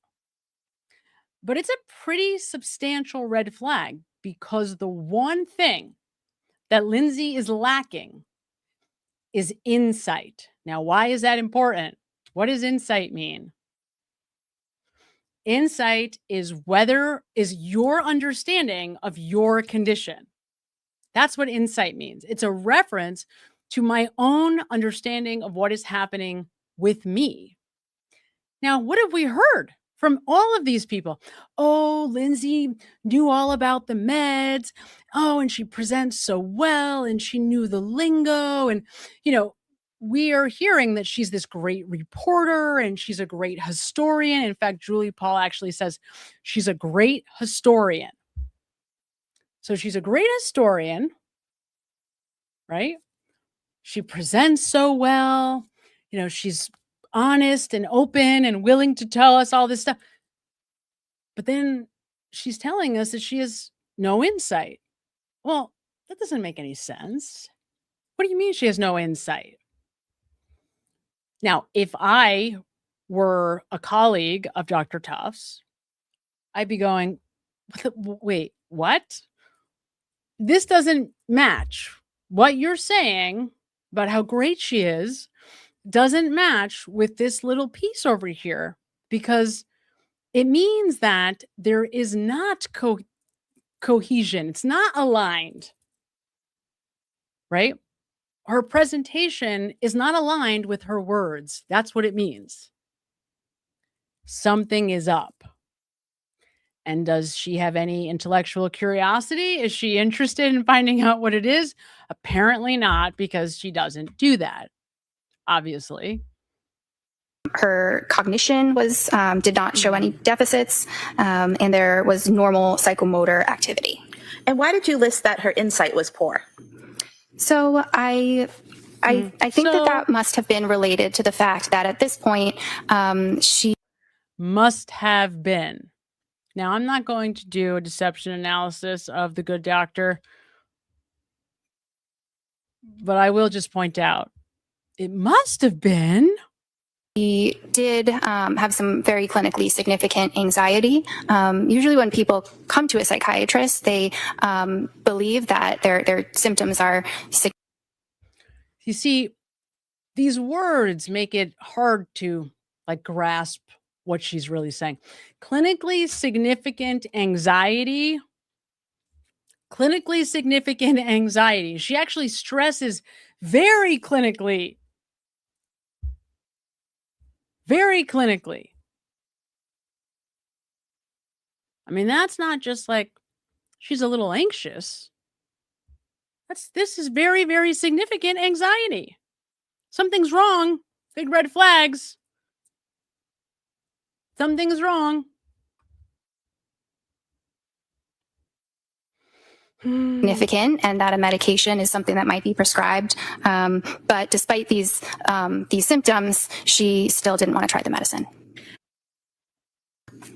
And I think that what you put on the October 3rd date was that her insight was still poor. Yes. Was that for the same reasons you described earlier? So you see how they are trying to take each session with every one of these therapists, and they're trying to say, oh, well, this session was isolated, separate and apart from the last one. But that's not how human beings work. In exactly the same way, guys, that I described depression. So negative thoughts cause negative emotions, which cause more negative thoughts, which cause more negative emotions, which begins to affect your expectations, what you expect to happen.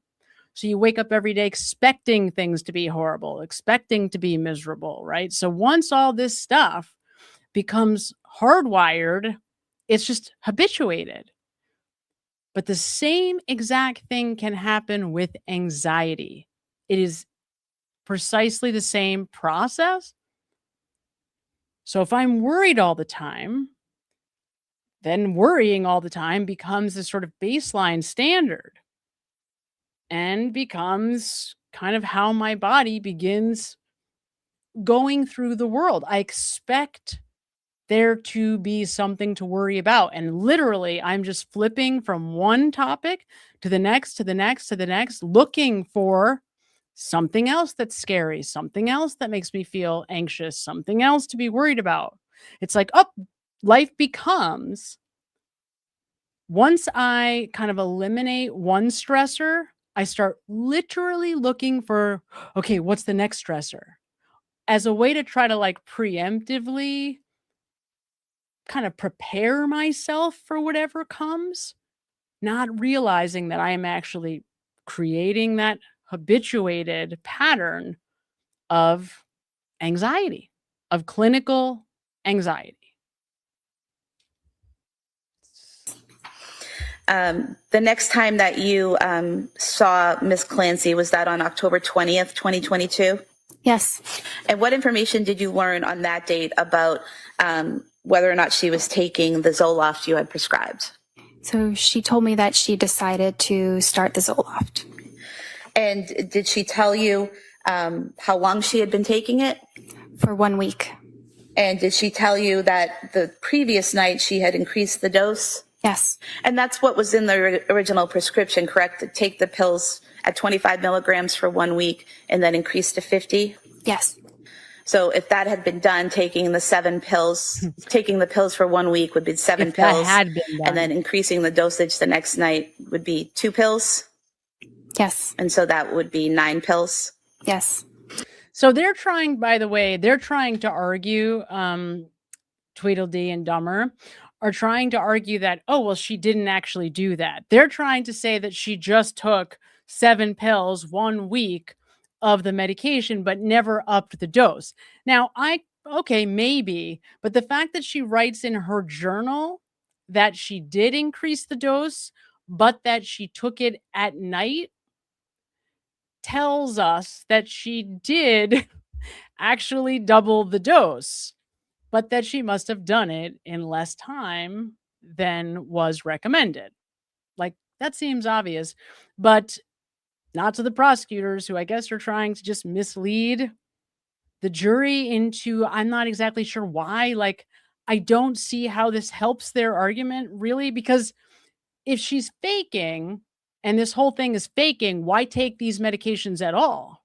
Why not just throw them into the toilet, right? So what is the story there? I don't, who knows what these women are. I don't know. If somebody knows, if you think you have figured out how this is relevant to their argument, I would love to hear it, because I don't see it. When she told you she increased the dose, she told you she now feels awful. Is that correct? Yes. And what was it that was bothering her? She was having increased difficulty sleeping. She had loss of appetite, diarrhea. She was feeling her mood was down. She was tearful and feeling very foggy and feeling very anxious. Did she also tell you she was scared to start something new? Yes. Is that in terms of another medication? Yes. So what was your discussion with Ms. Clancy when she's telling you that she's having these issues with Zoloft, but she's afraid to try something new? So we discussed what to do moving forward. So we discussed whether it would make sense to switch to a different medication at that point. And at that moment, because of her negative experience with the Zoloft, she did not want to start a new medication at that point. Right. So, and this, I think, Ginny, this is a great question. Ginny says, it is not a big deal at all. Are they trying to say that she is non-compliant? I think they are trying to say that she's non-compliant. If we go back to, I believe it was opening statements, I think, wasn't it opening statements where they tried to argue that like she's kind of controlling. And so the whole idea is like, I don't want to be a mom anymore. See, I'm so controlling that I don't actually do what the doctors tell me. I only do what I think is right, I guess. I mean, but again, I don't see how that's helpful because it doesn't suggest that she doesn't want to get better.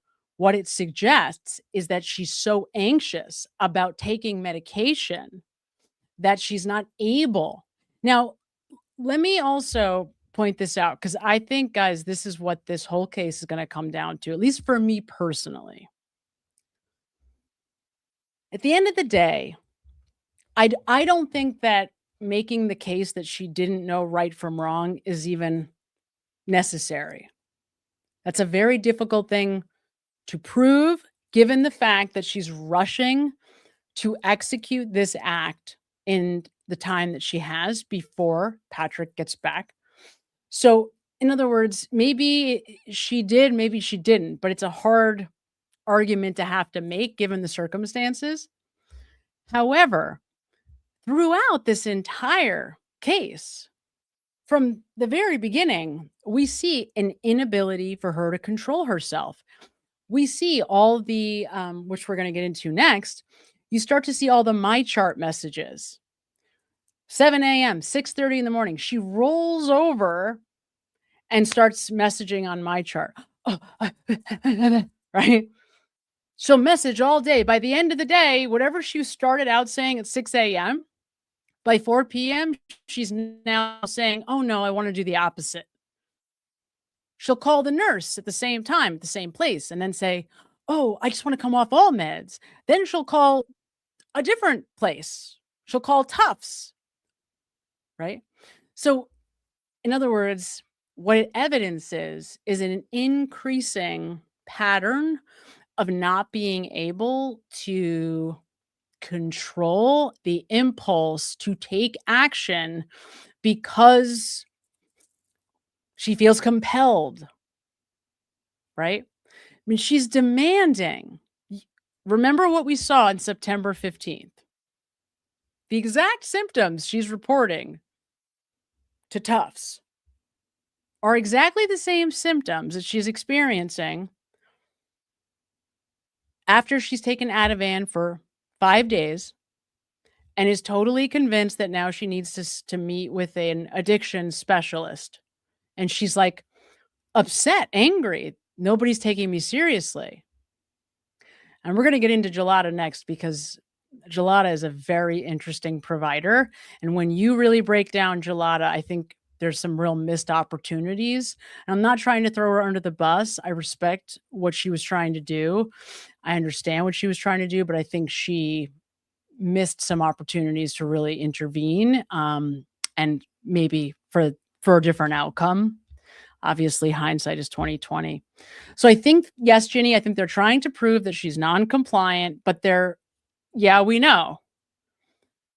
I don't think it helps them because the whole reason she's non-compliant is because of this obvious anxiety, like terror about medications. And this is the part that's like, but I mean, for those of you, and Ginny, you know this, if you work in medicine or around medicine or with medical professionals, they tend to be the most liberal with medicines, not taking them themselves, but they understand medication. They deal with medication every day. It's not, oh my God, I have to be on Zoloft. Like that's not, that's not the way people that are in this field of medicine generally feel about medication because they're trained to think about medicine all the time. And in my experience, they're the most, I say liberal for lack of a better word. I don't mean that they're just like liberally giving it out, but like they just don't have these like crazy reactions to the discussion about medicine. They're pretty level about it. So the fact that this is a medical professional who's also reacting the way that she is to being on the lowest dose of Zoloft, the lowest Ativan, being taken as prescribed for a legitimate medical need, that she's reacting like the way that she is guys, I hear people saying, oh, it's normal. It's not normal. That's not normal. Not normal. Not normal. If you have a history of addiction, it's normal. If your parents had a serious addiction, maybe. Right? Okay. Certainly that changes the discussion. But very, very, very uncommon to see this level of anxiety from a medical professional who legitimately has a medical need for this medicine that they're being prescribed, right? So that's the part that, again, what it looks like to me is somebody who's being compelled against their will anyway, already long before we get to the end of January. So let's get to November. Let me try to move us along here. Here we go. Let's listen to her for a minute, and then we'll jump to the calendar to look at the meds. Ativan and the Benadryl? She said she continued with the Ativan. Ativan. Was there any further discussion about the Benadryl or the other antihistamine that you had prescribed, the hydroxyzine? I hope I'm saying that correctly. You are, and I'm not sure. I don't think there was much conversation about the Benadryl or the hydroxyzine. And so if the plan was to decrease it by 0.25 milligrams a week, what amount was she taking per week? So it was by 0.25 milligrams every 2 weeks. Oh, 2 weeks, okay. So at first we were decreasing it from 1 to 0.75. Okay. Now here, Tufts is saying, oh, I didn't intend to have her on Ativan for any kind of long period of time. It was a short-term suggestion, whatever. But given what we are hearing about Lindsay Clancy's reaction to being on benzodiazepines, my guess is this is not exactly the way it went down. That's just a guess, but because everybody else is very clear that Lindsay did not feel comfortable about taking this type of medication and was vocal about not feeling comfortable about it. So it was a 1 milligram pill that she was taking, and then she would just take less and less and less until she wasn't taking it any longer? Yes. So the plan at that point was just to taper off the Ativan, but nothing was added at that point? Yes. Did you next see Ms. Clancy on November 22nd, 2022? Yes. And you recall? Okay. Lindsay Clancy does not see any providers besides Tufts twice in the month of November between 11/2 and 11/20. So it seems like she kind of got a little spooked by the Zoloft experience and then tries to like take a step back from it and kind of says, all right, I'm not going to do that. Probably tries to go back to, exercise, like kind of doing it the way she's done it in the past, because we know she's reported in the past she's used exercise like after Cora was born to improve her mood, kind of tried to be with the kids, enjoy the kids, all of that. But as we start to veer into the end of November, I think what we see here is something scares her. And based on everything that we're learning about Lindsay Clancy and what was happening, I wonder if there wasn't some type of actual hallucination. Something happens that scares the pants off of her right at the end of November going into December. So we're going to be on the lookout for that here. And then I'm going to get to you guys right when we get to December. Paul, why there was a 20-day gap between seeing her on the 2nd and then seeing her on the 22nd? Well, I'm not sure. I would really be guessing if I said. Okay. Did you learn at that appointment on November 22nd of 2022 that Ms. Clancy had started another program? Yes. And what program was that? It was a South Shore perinatal mental health clinic. And was that the first that you learned of Ms. Clancy being involved in that program? Yes. So she said pretty much I cannot sleep was her major concern. And is that something that you've seen in your experience with new moms that come through the clinic and are postpartum? It's very typical. Where it had been reported to you that she had been on the Zoloft and stopped due to insomnia, that she was overwhelmed and her mind was racing. Did you talk with her about intrusive thoughts? I did. And did she indicate whether at that point she was having any intrusive thoughts of harming herself or her babies? She was not. Did she report to you how she was? So let's take a second here, because we keep hearing this word, intrusive thoughts, intrusive thoughts. And from a clinical perspective, intrusive thoughts are very interesting, particularly when we are talking about SI, suicidal ideation, and then, of course, auditory hallucinations. Because really, an intrusive thought is an unwanted thought from you that's coming from me. So, for example, I don't know. I can't even think of an easy example. Let me think of an easy example. Could be something really stupid. Like I've had clients who will walk down the street and notice somebody's weight. And when they notice somebody else's weight, immediately start criticizing themselves in a very, very negative way. Calling themselves horrible names, that kind of thing.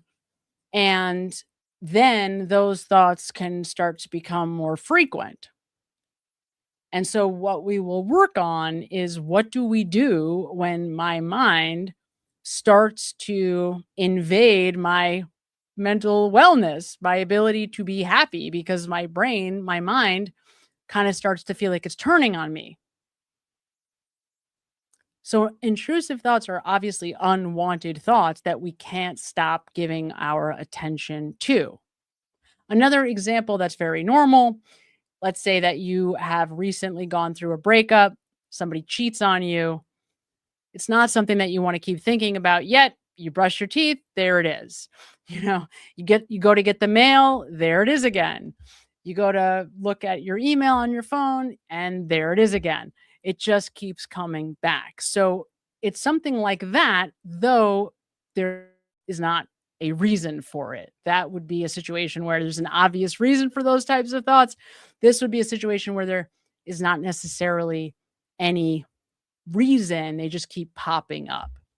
And by the way, everybody's very cautious to not tell us what exactly those thoughts were. So that's interesting, because obviously the first question that you would ask, and that I would ask as a therapist, is like, what exactly are the thoughts, so that we can start to try to address them. But we get a lot of vague, kind of cryptic answers around this. Was feeling at home with having now 3 children to take care of. She was feeling overwhelmed. And that, again, reiterating that around 12 weeks when Patrick went back to work, that she was having increased anxiety. Correct. And did she indicate to you that that was something that she had experienced to some extent with her other 2 children? At least with her second pregnancy. And was she able to manage that with her second pregnancy without medication? As far as what I was told, yes. And fair to say she indicated that she would use breathing, meditation, and yoga to work through it. Correct.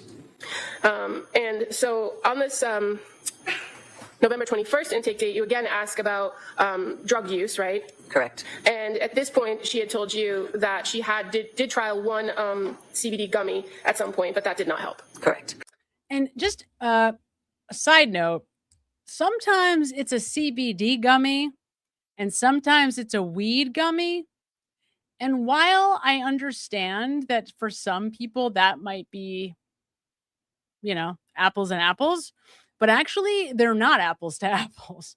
They are actually completely different, right? A THC gummy is not the same as a CBD gummy.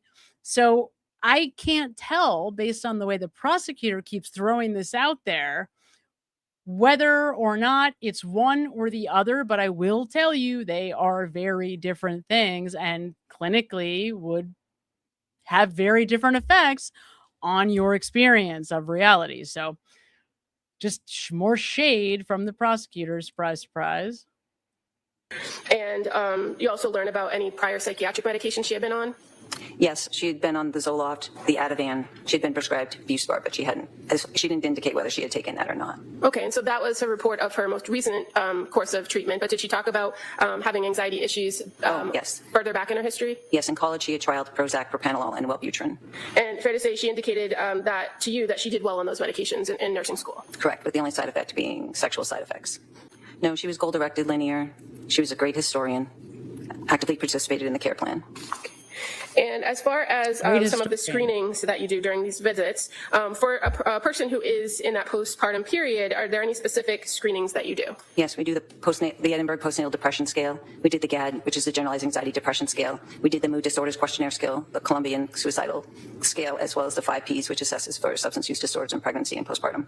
And so as far as in each one of those screens, what did you find as it pertained to this particular patient? She was significantly high in the GAD-7, which is for generalized anxiety. She scored 21 out of 21, which is they're just screening, so it's not diagnostic, but it did indicate that she was experiencing extreme anxiety. All right, so here's an example of the GAD-7.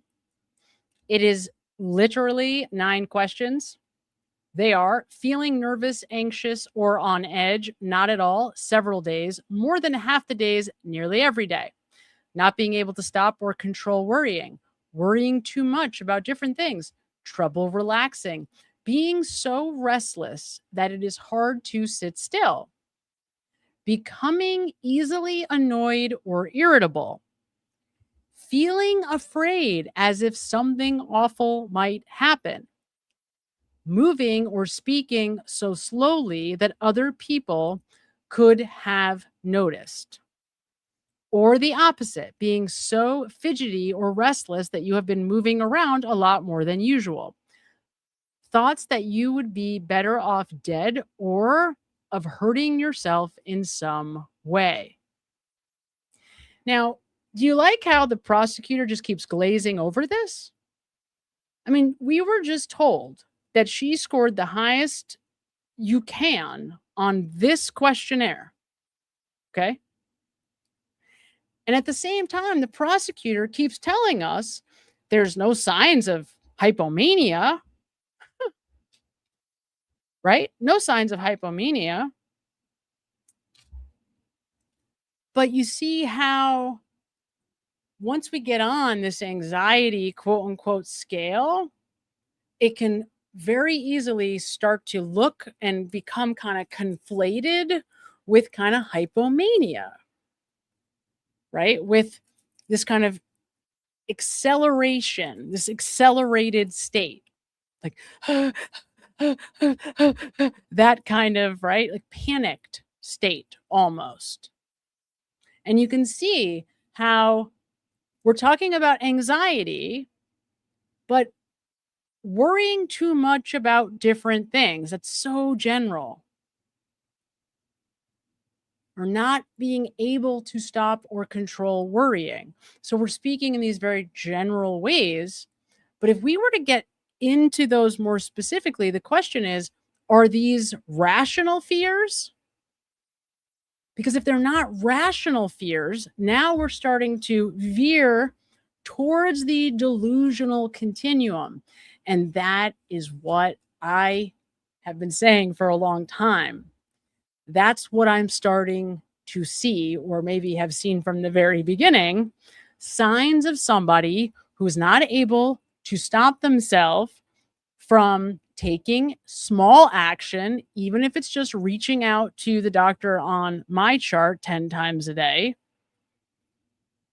Because Lindsay Clancy is very self-aware in the sense that she's so aware of what other people think. So she knows if she messages the doctor at 6:30 in the morning and then messages again at 7:30 and then 9 a.m. and then 2 and then 4, she's going to be worrying like, oh my God, I'm bothering the doctor. Oh my God, they're going to think I'm crazy. Like, this is the kind of person we're talking about. And yet she's still doing it. And she's not saying the same thing all day. She's saying competing things throughout the day. She wakes up in a panic saying, I want to come off all the benzos by 4 o'clock. Patrick is calling in with Lindsay saying, oh no, we want to slow the taper of benzodiazepines. She does not want to change it at all, right? You see what I'm saying? So this feels to me like somebody who's not really in control at like a basic level right now anyway, that she's sort of being ruled by her anxiety. I know we communicated on the 23rd, either by phone or by my chart message, that indicated that she had taken the medication. She had started it on the 22nd. Okay. And by November 25th of 2022, did you start having some MyChart communications with Lindsay Clancy? I did. And so just referring first to November 25th of 2022, fair to say that you gave her or sent her a MyChart message encouraging to kind of stick with the plan, right? Correct, prior to that, yes. At that point, had you prescribed her something to help her sleep outside what you had previously provided or outside what she had? Before November 25th, I did not. Okay, so on November 25th, did you prescribe her some additional medications? I did. So she wasn't tolerating the Prozac, so we had a conversation about stopping the Prozac. I gave her, she was really having a hard time sleeping, so I gave her a one-time dose of Ambien. And then I also prescribed mirtazapine, which is another antidepressant, but it works really good for sedation and anxiety. So it started that at 7.5 milligrams, told her to stop the Prozac. And I also paired it with Klonopin, but I told her explicitly not to take the Ativan, just to take the Klonopin to help. It's longer acting benzodiazepine to help her with sleep and longer acting anxiety support while we got this new medication up and running. All right. So that was fast, I know, because otherwise we'll be here all day. But here's the takeaway. After 3 days on the Prozac, which is another selective serotonin reuptake inhibitor, she stops taking it. Okay. So that becomes pretty inconsequential pretty fast because she's not tolerating it well. She can't. It seems to me like what's happening is she's very concerned about side effects. So she's almost hyper vigilant, right? Like, oh God, what's that? What's that? Oh my God, is that this? Is that that? So she's not able to tolerate staying on these medicines long enough to even get past the very, very beginning stage where side effects are almost like, you can't even tell what the side effects would be at this point because she's not taking them long enough. However, let's look at what she decides to take. This is so important. So she gets 1 dose of Ambien. So, I mean, look, it's 1 dose, but Ambien acts a lot like a benzodiazepine, though it's actually classified differently. Remeron, at this dose, it's very small. Actually, it's the smallest dose of Remeron that a person can take, 7.5 milligrams. But just this dose right now, if I gave it to any one of you who are not currently taking any type of medication or are not used to Remeron, would knock us out. Probably for like 3 days. Just knock you on your ass. And that's what it does. It just knocks you out. So another medication that is super, super sedating. So now she stopped the Prozac, reporting she can't sleep. And now they've given her Klonopin instead of the Ativan because it's a longer acting benzodiazepine that's designed to do the same thing, take away the anxiety, which is off the charts, right? Now, remember, the prosecutors are arguing that she's doctor shopping for benzos. That really, Lindsay just wants the benzos. And Dr. Tufts doesn't want to keep her on the benzos. So she sort of goes to this clinic and then they keep her on the benzos. That's kind of what they're suggesting. So just keep that in mind.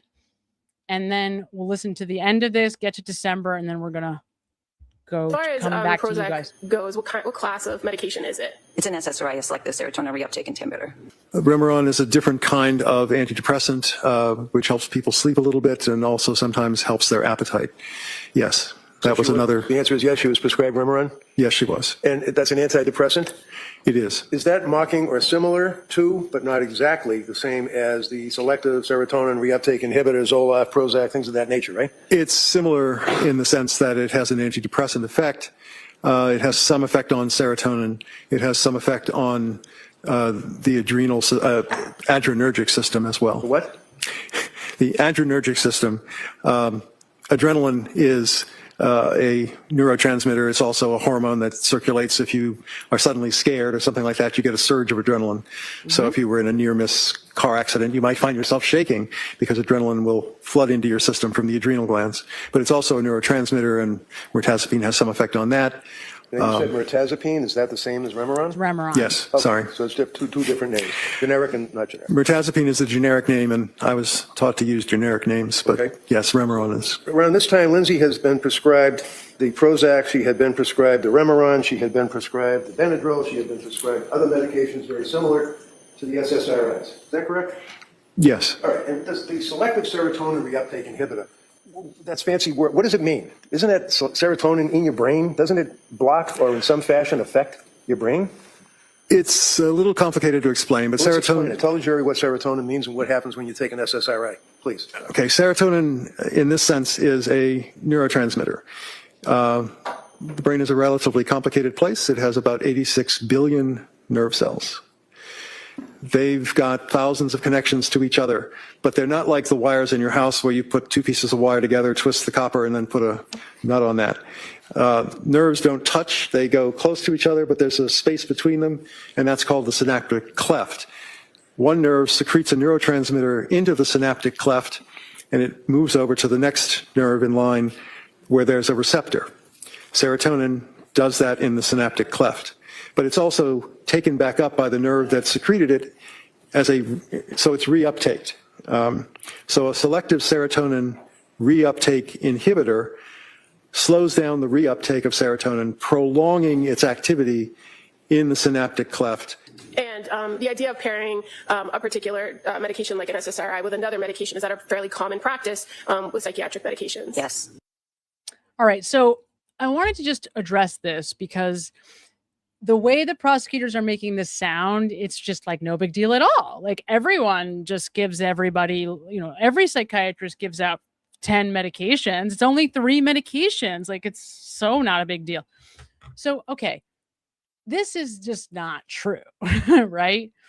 Because this whole practice of giving somebody multiple medications has its own area of expertise and study, actually, called polypharmacology. Because when you actually take 2 separate compounds, 2 separate medications, and then you mix them together, you can actually get a separate thing, something that's completely new and different from the other thing. Now, sometimes that's a positive, that's what you want. You want these 2 medications to work together to ultimately have the effect that you're looking for, right? Reduce anxiety, for example, reduce depression. But all of the medications that Lindsay Clancy elects to stay on for any significant length of time are extremely sedating because they're either central nervous system depressants or they're working on the body in such a way as to slow it down, as to put her to sleep, because she keeps saying that she's sleepy, right? Or she can't sleep. She's awake. So what does that tell you? If she's taking something that's sedating, and I'm talking about now combining Remeron, which would put you out for days by itself, and then adding a benzodiazepine. At this point, she's at 1 milligram of Ativan, which is not inconsequential. I mean, it's not it's certainly not the world's biggest dose, but it's also not inconsequential. So if you mix that really sedating medication with like Remeron with Ativan or Klonopin or Valium, which are the medications that she continues to be on, you're going to be sedated. And that's very important because if you're continuing to not be able to sleep, though you are taking these very sedating medications, what does that say about what's going on with you? So becomes very important to understanding what might be going on with Lindsay Clancy if she's still reporting, I can't sleep on these medicines. I mean, that's extremely unusual. So that's why I'm bringing it up. That's why I think it's so important for us to discuss. And let me get to you guys. We will take a you guys break. Hold on. And we will come back to it. Okay. Coco Gaga. I think I just got you. At the Boogie Llama. The Boogie Llama? The Boogie Llama? I don't know how to describe that or how to pronounce that. Welcome. Welcome, the Boogie Llama. Love it. It sounds like some kind of like funky 70s disco name. And Erica Applegate 4485 is a new member. Welcome, new members. And for you guys, we're going to do something. We're going to do like a little team action, a special little team action. One of my favorite of all time clips.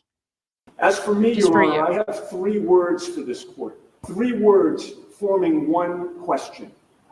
How dare they? How dare the prosecution try to prohibit defense counsel from doing our jobs? How dare they ask this court to take away our First Amendment right to free speech? How dare they try to trample on my client's Sixth Amendment right to a fair trial and her 14th Amendment rights to due process of law? How dare they? That's right, Unetti. So good. So good. One of my absolute favorites. Welcome, Erica Applegate and the Boogie Llama. Welcome, you guys. Excited to have you with us at Nancy's. Hi, Nancy's. Member for 3 months. Happy 3-month anniversary. Sam, depression is like everywhere I go. There I am. Absolutely. Depression is so tough, you guys. I struggled with depression for like the first 20 years of my life. I had no idea that's what it was. I just thought that's like normal. I just thought that's what life was like all the time. And to fight out of it, to battle my way out was a freaking battle every single day. It was like the battle of a lifetime. So I completely understand.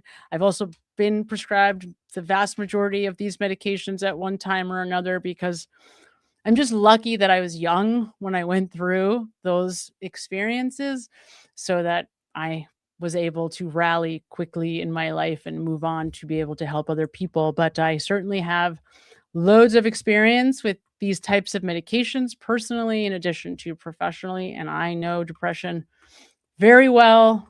I do. And it is a battle. It's the battle of a lifetime to get out of it.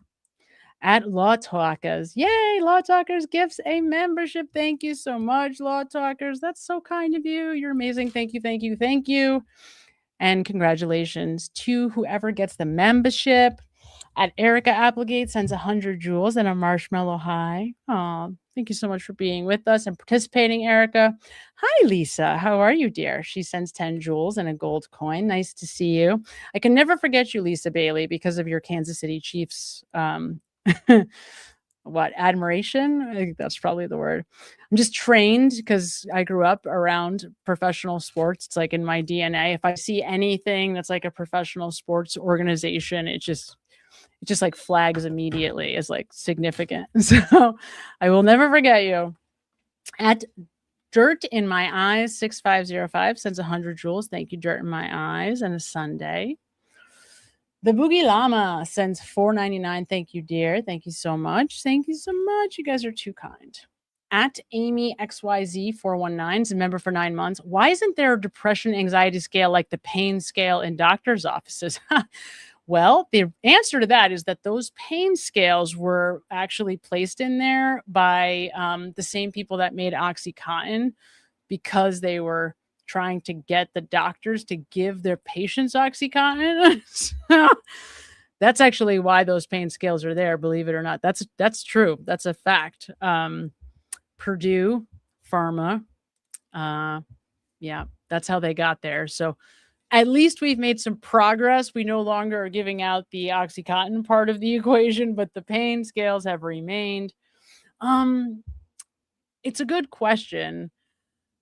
And I don't know the answer. I mean, I just the kinds of discussions and somebody I think it was the conversation that I was having with Mel from the Something's Off podcast. I think about how it seems like the providers, especially Gelada, has kind of gotten desensitized to the severity of the symptoms. So she's not able to register how serious or how clinically significant Lindsay Clancy's symptoms are. And I suppose you could argue that that's true, right? If I'm working with clients all the time, like for example, just to put this in easy terms, if I'm working all the time with people who are heroin addicts, and then somebody comes in who's addicted to, I don't know, cocaine, I might think, oh, well, they're not as bad. But if you know better, well, actually, no, someone who's addicted to cocaine is actually more likely to die from a drug overdose than somebody who's taking heroin. So that's an argument. It might be valid. They might have not seen the significance of Lindsay's symptoms. Maybe she just talked a good game. But to me, these are so obvious. The symptoms are so obvious. I don't understand. I need more information, and I feel like these people are not being honest. I feel like the mental health professionals are just protecting themselves so obviously. Like, I would love to get one of them alone, separate and apart from this case and be like, "Hey, can you now tell me what really happened?" Because I think they would tell us something very different if they knew they weren't gonna get there weren't gonna be consequences. Um, I get they have to protect themselves. I completely understand that, and it is what it is the world we live in. But I just don't believe that they did not. I mean, let me put it like this. It is not something that routinely happens where you're working with somebody and you recommend a partial hospitalization program. Like, I don't spend every day recommending somebody into a partial hospitalization program. The only reason that I would make that referral is if they absolutely needed to go to a higher level of care and I knew they were in danger and I was not going to be able to help. And if I know I can't help, then I am making a higher level of care recommendation. And Gelada did that. Letitia Dukes did that multiple times. And you could argue even Tufts did it, though it didn't feel like it had the same level of urgency. So I don't know, but hopefully we'll get to that point, right? Where like mental health is something that, and I do think general practitioners are getting a little bit better at this. I have noticed that they're at least more aware of mental health. They do, like, they will kind of try to suss it out of you. If you start saying, oh, I'm not feeling like myself, or you come in complaining about like heart palpitations, they may send you to a mental health professional. At Rachel_7365 sends 30 jewels and a flower. Thank you, Rachel. That is very kind of you. At Get Nails, I love it. Get Nails by Jen. Someone who loves what I love. Sends 350 jewels and a finger heart. Thank you, Get Nails. And then says 500 jewels and a watermelon. Thank you so much. I would love to know where the Get Nails comes from. Gotta know. At Navy Girl 2478 sends 1999. Sam, do you do virtual therapy? I do. I have spent thousands on my daughter's mental health. She has tried, I know, about every antidepressant and ketamine. Nothing helps. She's 39 and has spent the majority of her adult life in bed. Yeah, I mean, so I do. Unfortunately, right now, I am not able to work with anyone else because I am at my absolute max capacity with my life being the way it is right now. And I start school again on Monday, which always fills me with just this feeling of like total dread at Navy Girl. However, having said that, obviously I am very sensitive to anyone who's in this situation. And if here's the problem with depression. The longer that you have been in this situation, the harder it is to get out, because it becomes a physiological part of that person's life every day. It becomes a habituated part of how they are. So it is very difficult to overcome years and years of depression. At a certain point, that's all they know, right? That's all that a person has ever experienced. So, and it's horrible. I mean, it's horrible to watch. And the thing that's very tough about depression, when you love somebody who's depressed, you just want to kind of shake them and be like, snap out of it. I mean, enough already. Or like, why can't you, go for a walk? Or why can't you go to the gym? Or why can't you call up a friend and go see how they're doing? Or maybe take a class. I can't tell you how many times I've had these conversations with parents and by the way, when I say parents, most of the clients that I work with are, quote, young adults, but really that just means financially dependent on their parents up through like 45 typically. And that's because it's very, very difficult it's just very difficult to understand when somebody's been stuck in a pattern like this for so long. But yeah, it's exceptionally difficult. It's possible, but they've got to fight. You got to fight. And Navy girl, the other problem, when somebody is in bed, now you have a situation where it's like the physical adds to the feeding of that negativity, because the lack of movement, and there's all kinds of reasons why this is, but movement actually signals to your frontal cortex and to your brain that it's time to allow new information in. And so when you stop moving, what happens is you keep recycling the same information. So if somebody's depressed and then they stop physically moving, all they're going to end up doing is just replaying the past, replaying. Every day becomes like Groundhog's Day, and it begins to feel increasingly hopeless. It isn't hopeless though, Navy girl. I mean, it's really not. It's hard. And I'm not trying to be trite in that it is hard, but it absolutely can be done. It absolutely can be done. It does not have to be a life sentence. It's a battle, but it does not have to be a life sentence. Typically, it's going to require, for somebody in your situation like you're describing, Navy girl, is a pretty significant, like, full court effort. Right? Like, because if somebody is stuck in a habit of that magnitude, you have to kind of almost typically, I will say, you have to kind of like shock them out of that environment and put them in a different environment. It's not easy. It is not easy. And I will also tell you, Navy girl, it's not easy to be in your situation because you feel so helpless and you don't know what the hell to do. But, it's tough. It is tough. I've always said it's harder to love somebody who struggles with mental illness than it is to be the one that, well, depends on what the mental illness is. But it can be very, very difficult to have a loved one who's suffering because you can't do anything to help. Very tough. At Amy XYZ 419 sends $5. So glad we got another live. So glad that you're here for another live. Oh my God, I love the little cat, the kitten Sailor. It looks just like one of my cats too. Amazing. Thank you so much for being here. You are the best. Ginny. Yes, I flagged you. And we talked about that already. At Truthfully Me 7416 sends 10 jewels and a floating heart. Thank you, Truthfully Me. Love it. Truthfully Me is always a good thing. At Clover Meadow Reads. At Clover Meadow Reads.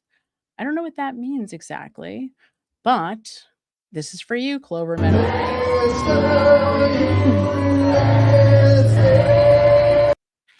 Love it. Gotta love Yuri Buchanan. One of my faves. Welcome to the club, Clover Meadow reads. Into the Wilderness 3946 sends 2 jewels and a silver star. Thank you so much, Into the Wilderness. You are amazing. Thank you for being here. Thanks for participating in the chat. Hello, Fiona Hewson sends $50 Australian dollars, I believe. I was prescribed Lexapro after a head injury. Woo. Well, that's like a huge discussion. Within 3 days, my doctor picked up that I was manic. This has never happened to me. Lindsay has a phobia of medication. If she was going to take it, she would have placed herself on the ground. If she was going to take it, she would have placed herself on the ground. I know. Yes. Right. Yes, I hear what you're saying. In other words, if she's faking, why would you jump headfirst out the window? Is that what you're saying? It's a great question, Fiona. I don't think we've yet to discover the answer. I mean, it was Peter Tragos who actually said that, and I thought, oh, that's of course. I mean, if you're faking, why not just walk around the house and lay outside, right?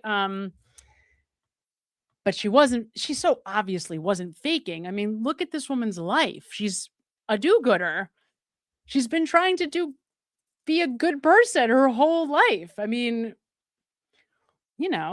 did we all believe that the nurse who worked with her, do you think she was lying? Did you think that woman was lying? Because if you're going to go with what the prosecutor is laying down, you got to believe that nurse that came in to testify for Reddington, that she was lying, that they never had that conversation, because in reality, Lindsay's a cold-hearted, evil monster who plotted to get away with emming her children so that she didn't have to be a mom anymore, it's just not what happened, right? I mean, you could not like Lindsay Clancy, that's fine, but that's not what happened. She's not a sociopath. It's just, you can't hide that. Like, the whole point of antisocial personality disorder is that you can't hide it. That's the whole point. It's like, you cannot hide it. They can't hide it. They can't help themselves. That's how that's what it is. So stupid, right? So stupid. They're so exceptionally narcissistic in their presentation. It just doesn't make any sense. It's just such a ridiculous argument. But I appreciate the first part of what you're saying. I was prescribed Lexapro after a head injury, PTSD. Within 3 days, my doctor picked up that I was manic. Yeah. So there are certain SSRIs like the Zoloft and the Prozac. There are certain medications, or even she had said she was on Wellbutrin, which was interesting because that does something a little bit different than these other drugs too. But that's not where we land, right? So the idea that she was taking a medication, even like Lexapro, that may have then triggered mania, I'm not so sure, simply because she's taking these very, very sedating medications and she's not reporting sedation. Not until we get to the Seroquel. Once we get to the Seroquel, that's when she starts being able to sleep from 9 to 5. But it's not until we get to the Seroquel, and at that point, something scary has happened. Something happens really like day 1, December, right around December 1st, that obviously spooks her. And you can see it in listening to all of the mental health professionals. You can hear it in the notes. And then we heard it from the family, which was surprising. I didn't expect to hear it from the family. We heard it from Patrick. We heard it from the sister. We heard it from the mother. Right after Thanksgiving and at the very beginning of December, that's when Patrick comes in, right? So that's right at the time when Lindsay sits down, Mom and Patrick, and says, I've been having horrible thoughts about the kids.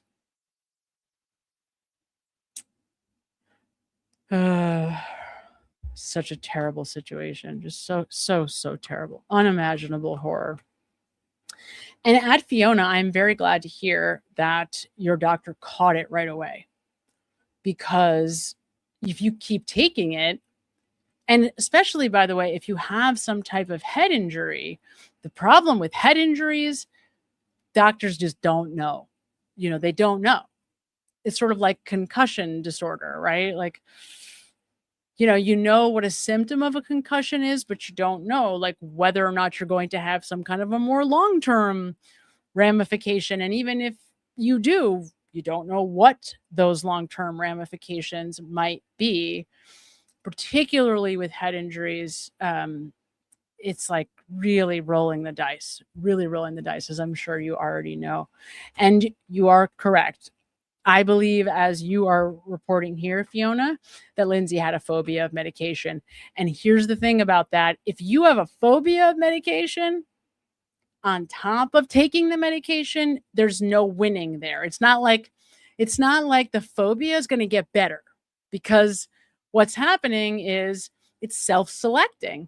The prosecutor brings up confirmation bias. Well, in actuality, every person on the planet is stuck in some version of that, because we only have our experience. I cannot be objective. You can't be objective. We just can't see outside of our experience.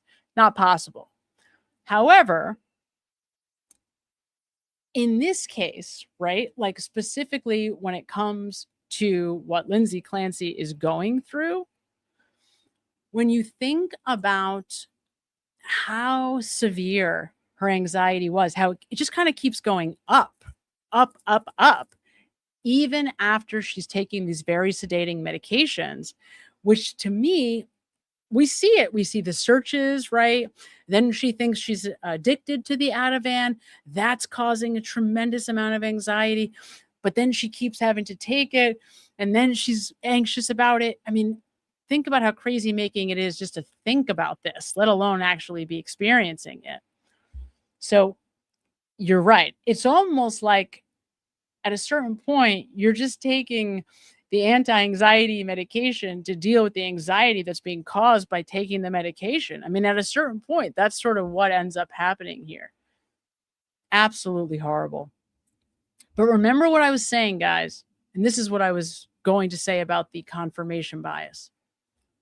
What's really happening is at each stage of the game, she's reassigning the symptoms to whatever's going on. So we saw on September 15th, she's reporting all the same symptoms that she does really through January. But all the way through, she keeps saying, oh, there's something else that's responsible. It started when I started taking this medication, or, oh, it's the benzos. It's the benzo withdrawal. I'm really sure it's the benzo withdrawal. Oh, it's the Seroquel. I'll have to just come off the Seroquel and then everything will be fine. That's that poor insight that Dr. Tufts is referencing.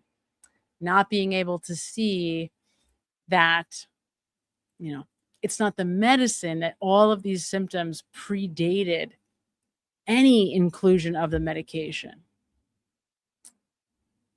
So scary. It's you just feel for this woman, because going through this must have been absolutely horrifying, just so scary. And then we know that she's people pleasing, and we know, and actually I'm going to play a news clip from Dr. Zeisel. The prosecutor plays this because she's trying to point out that I guess he's biased. But actually, when you hear what he's saying, it's important to this conversation. At DCPNW sends 450 jewels and a butterfly. Thank you, DC. That's really nice of you. Thank you so much, dear. And Chrissy Foxy sends $5. What if she was a limited historian? I think she was a limited historian, Chrissy. I think that's an excellent point. But she, you almost just want to know, like, I want Lindsay Clancy to sit in front of me so that I know what they're talking about, because they're not great at explaining what this means. We keep hearing over and over again about how great Lindsay was at showing up and saying all the right things, but like, not really, right? Because they're also saying she has poor insight, needs to go to a higher level of care. So was she a great historian? I don't. I don't get it. I don't know. I think it's a really important point. I think she was a very much a limited historian, and she was also not telling the truth about what she was really going through. It really appeared as though she was like hoping they would just know what she was going through, like hoping they would just figure it out, or like hoping that they might tell her the opposite of what she wanted to hear, or no, the opposite of what she knew was true. That's what I meant to say. Almost like Lindsay knew she wasn't well, but wanted the doctors to be like, no, it's just anxiety. Just take more Ativan, right? Like something like that. Like she was going to them to try to hear that it wasn't that bad.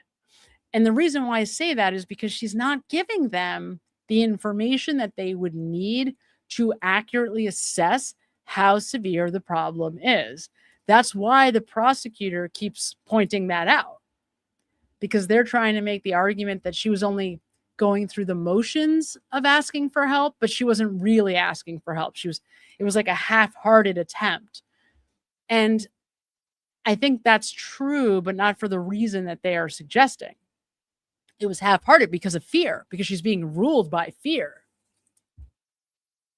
Fear of the kids being taken away, fear of what happens if she complies, fear of what happens if she doesn't comply with them, fear of the job finding out, fear of not, of having to go back to work, fear of not being able to go back to work, fear of not having a doctor in place to sign off on her not going back or going back. I mean, when you're in this kind of accelerated state, like you're just terrified of everything.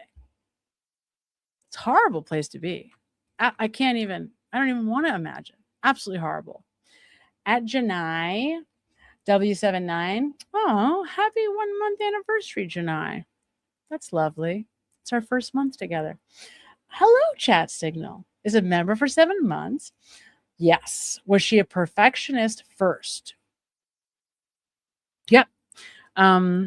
Grade sports, detail-oriented, striving to achieve with parenting, seems parenting up to angst because perfection not possible. Yeah. Yep. Yes. But the question is like, what is the perfectionism serving? So why do people become perfectionistic? It is a form of control. It's a way to try to control outcomes. Like, if I do X, Y, and Z, then I'll get what I want, and then I'll be happy. But it is a bit like putting the cart before the horse, which is a fatal mistake that many of us make. Socially, we're taught to do it, right? We're taught to say, well, if I put myself in all the right positions, then I'll be happy. But what we're not taught is that it doesn't work that way. That's not how your brain works. Your brain has to be happy first before it can be happy. You can't like act. I'll put it this way. You can't wait until you achieve a certain level of success and then be happy, because that's not how happiness works. If you try to do it that way, what ends up happening? You guys know. You just wind up setting the bar again. So I'll be happy when I graduate from college and I get my first job. So then you graduate from college and you get your first job. And then you're like, well, I'll be happy when I make a certain amount of money. And then you make a certain amount of money. And then you're like, I'll be happy when I find the perfect partner. And then you find the partner. And then you're like, I'll be happy when I have our first kid. And then what happens when you have your first kid? Well, now I want to have a second kid, right? And you can see how this exact thing is kind of spiraling for Lindsay Clancy. That's right. Like the perfect way to sort of think about what her and Patrick were trying to design. It was like exactly that. And you listen to some of what she was writing, it almost sounds like somebody who is like writing about somebody else's life, right? Like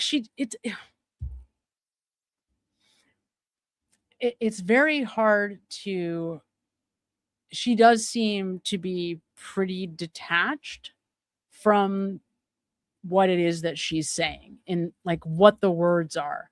It is really all about trying to achieve some standard, some like picket fence, like, you know what I mean? It's very much about how it looks. And unfortunately, none of that ends up bringing fulfillment, bringing true happiness, true peace. That's just not the recipe for those things. It'll bring you stuff, like you'll get, you know, there will be some good things that you end up with at the end of that rainbow, but happiness isn't really one of them. You know, it's a painful lesson though. I mean, I really think that we are sort of taught like the way to be happy in life is to just keep climbing the ladder of perfection to like the next big thing, until you have everything you want. And it just, that's not how humans are designed. It's sort of sad, actually. Would almost be easier if it was that way. At Mason B 2991 sends 200 jewels and sunshine. Thank you, Mason B 2991. I gotta know it sends $2. Do these providers get pharma money? No. So they don't get pharma money. They typically like they have relationships with pharmaceutical reps. So for example, like you know, I'm a pharmaceutical rep and you're on my beat, like you're one of the offices that I go to normally. You know, we might end up having kind of a friendship, but they were really clamped down on giving stuff out. So they're really not allowed to. And the pharmaceutical companies are like really cautious about giving away free stuff, giving away dinners. Like they used to be able, all the reps used to have this budget. Like they used to each get their own card and be able to take doctors out to big fancy dinners. They're not even allowed to do that anymore. So not anymore. Sometimes like they'll buy lunches for them and stuff, but beyond that, not really. So no, but what you will see though, most providers, most doctors, no matter what their specialization, they do kind of get into habits over time of prescribing certain medications first. Dr. Tufts only had been out of school a month, so she certainly didn't have time to get into that. But you can even tell, like, think about the difference between what Nurse Paul and what Nurse Gelada thought to prescribe. Just the way that they saw the case, just that ever so slightly different is kind of, you know, what they know, what they're comfortable with, what their experiences with different meds have been, what success they've seen, all of that. So all of that is definitely, you know, factored in, as nutty as it is, right? Lisa sends $5, says, "Aw, thanks for the shout out. Go Chiefs. Love your show." Thank you, Lisa. Not a Chiefs fan, but I love you anyway. So listen, my football team is so bad as a Jet fan. It's like, who cares? You know, I will watch football on Sundays, but it just makes me sad usually. That's the truth too. At Hillary K8 became a member. Yay! Welcome at Hillary K8. I'm going to try to so my next one I'm gonna play, I'm gonna wait for like maybe one more and then we'll do like a batch. Welcome, Hillary. Thank you for being a member. I wonder if you got the free membership. Congratulations if you did. It's always very exciting. Okay, at Christine Daly sends 10 jewels and hiding. Aw, thanks, Christine. So kind of you. At Coffee Fueled 1425 sends 10 jewels and a floating heart. Thanks, Coffee Fueled, a woman after my heart. At Roxby3595 sends $9.99. I've noticed sometimes peeps with anxiety get freaked out with sedatives because they're terrified of not being sharp. Like anything that interferes with their hypervigilance feels too dangerous. Yeah, I mean, I do think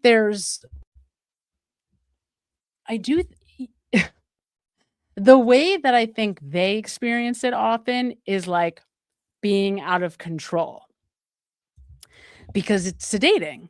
Like, I've known people who won't drink alcohol at all, not even like a sip. Like, they won't even have a beer or a glass of wine with dinner, nothing, because they don't like the way it makes them feel. And when you ask, what don't you like about it? They'll tell you, well, I don't like being out of sorts, like not in my right mind, right? Those people are almost always on the anxiety scale.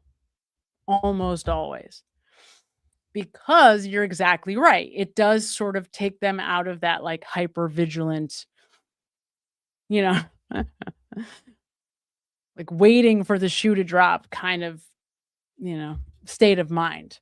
And I do think that that absolutely applies here. Actually, I think that's probably what the psychiatric medication phobia was about to begin with. Just not knowing what the effect the effects were going to be, not knowing what was going to happen, not knowing if she was going to end up, I guess needing it. I have a hard time using the word addicted because I know what that means. And just catering to the conversation about her being addicted is a problem for me. As a person whose expertise began in substance use disorders, if I had somebody like Lindsay Clancy in front of me, I think one of the mistakes that Gelada makes, and we'll jump to that next, she caters to some of these thoughts. She gives in by feeding these fears of Lindsay's instead of like nipping them in the bud kind of a thing. Because I think there would have been a way to both honor her request to address these issues and put them to rest. That's not what Gelada did. Gelada was like, I hear you. So yeah, let's begin to taper you off. Right? And it's like, well, I hear that, but Lindsay is not addicted to benzodiazepines. It's not a possibility at this stage in the game, right? And helping her to understand that there is an illegitimate use of a benzodiazepine, certainly, for sure, right? Obviously, people can become dependent or actually addicted. Obviously, people can misuse them, abuse them, or not be prescribed and buy them, take them, whatever. That's not what Lindsay Clancy's doing, or even close. She's being given a medication as a medication for the very reason that it's being prescribed. That's why it's being given, and that's how she's taking it. She's not taking, a whole bottle. She's not taking 3 times as much as is being prescribed. She's telling them that she's taking it, and it's only been not even 2 full weeks before she starts attributing all of her symptoms to benzo withdrawal.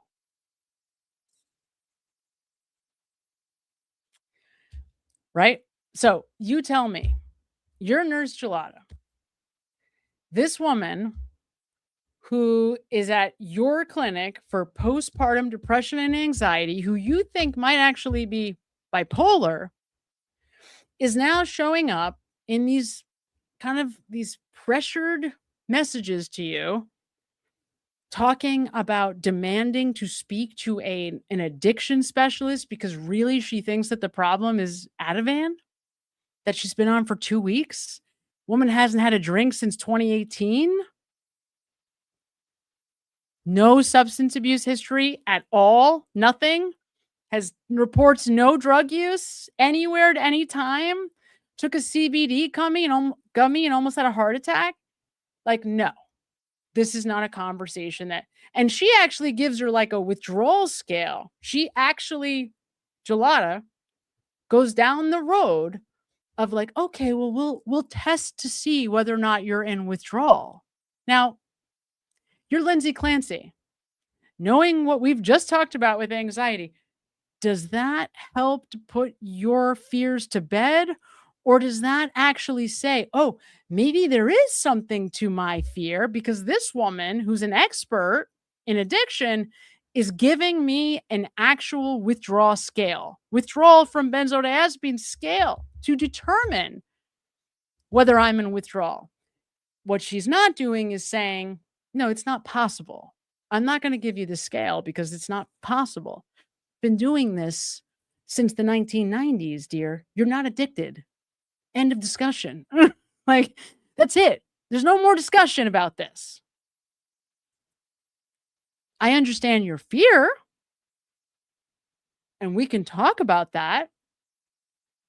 But you are taking a medication that is being prescribed legitimately for the very symptoms that one is prescribed this medication to address as I am prescribing it, which means you are taking your medication as per your doctor's orders, not you are abusing drugs and therefore addicted to it. You understand? So, and this doesn't happen once though with Gelada. This keeps happening. Lindsay keeps coming to her with these kind of, I guess you could argue they're realistic fears, but not really. They're not really realistic. They're extraordinarily anxiety fueled.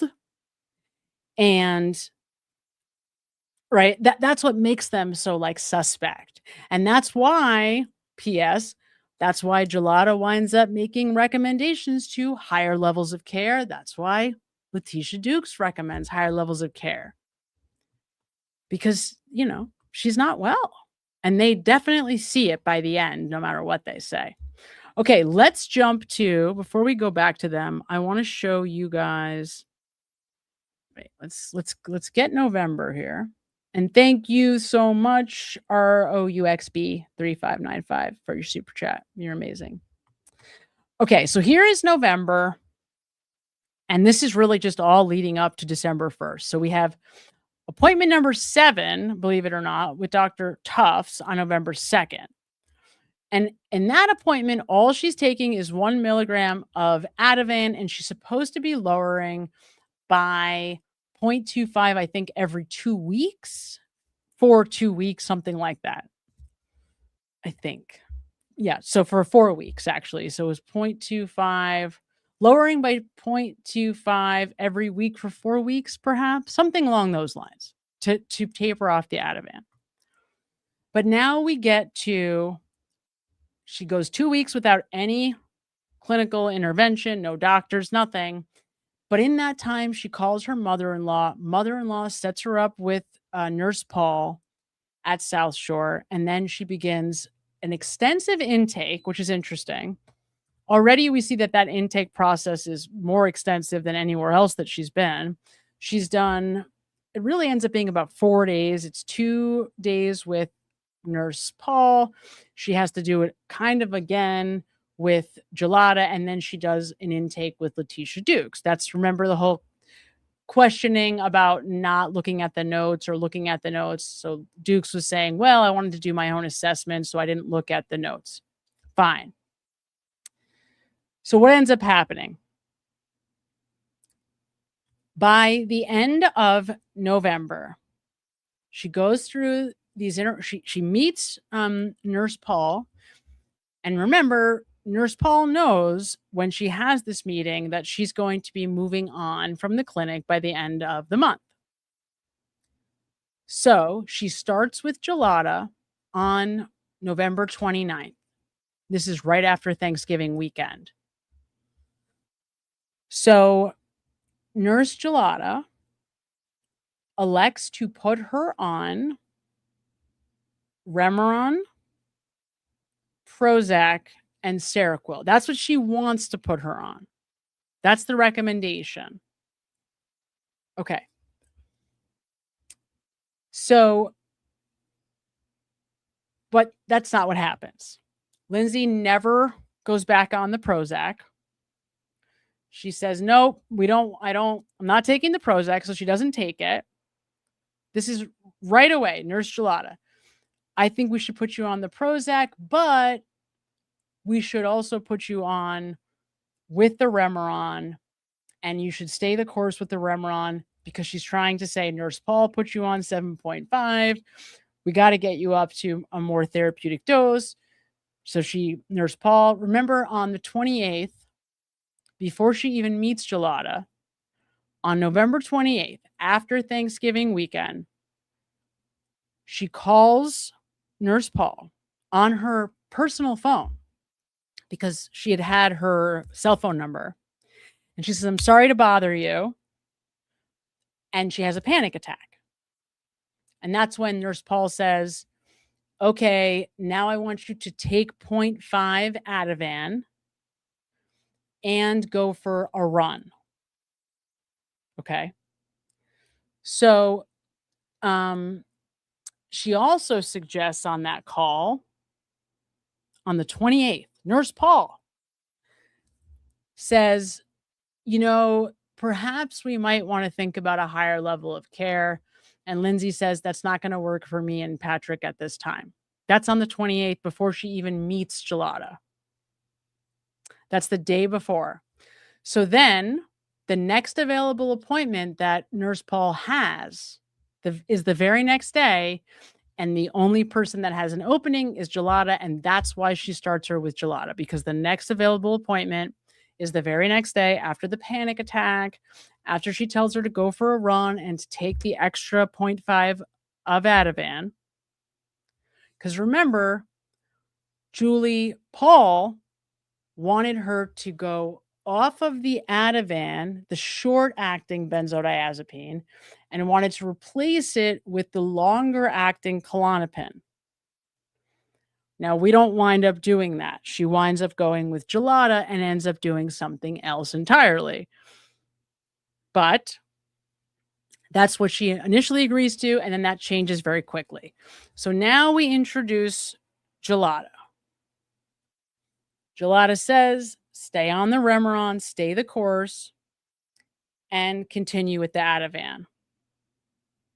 But the entire time, Lindsay is saying, I don't want to be addicted. Oh my God, I'm going to be addicted. So almost immediately, they meet one time, by the way.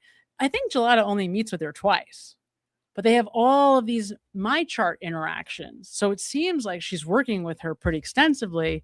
That's not exactly the case at all. They also meet with Patrick. Okay, so I think maybe she meets her 3 times. We'll see right now. So the first meeting is on the 29th.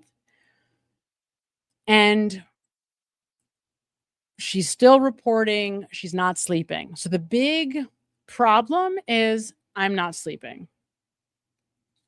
Fine. Now, keep in mind, sometime between the 29th and December 1st, so I'm going to jump to December, on 11:30, it's the day before December 1st, she reports that she just stopped taking the Remeron because she thinks that she is having intrusive thoughts, and she thinks they are because of the Remeron.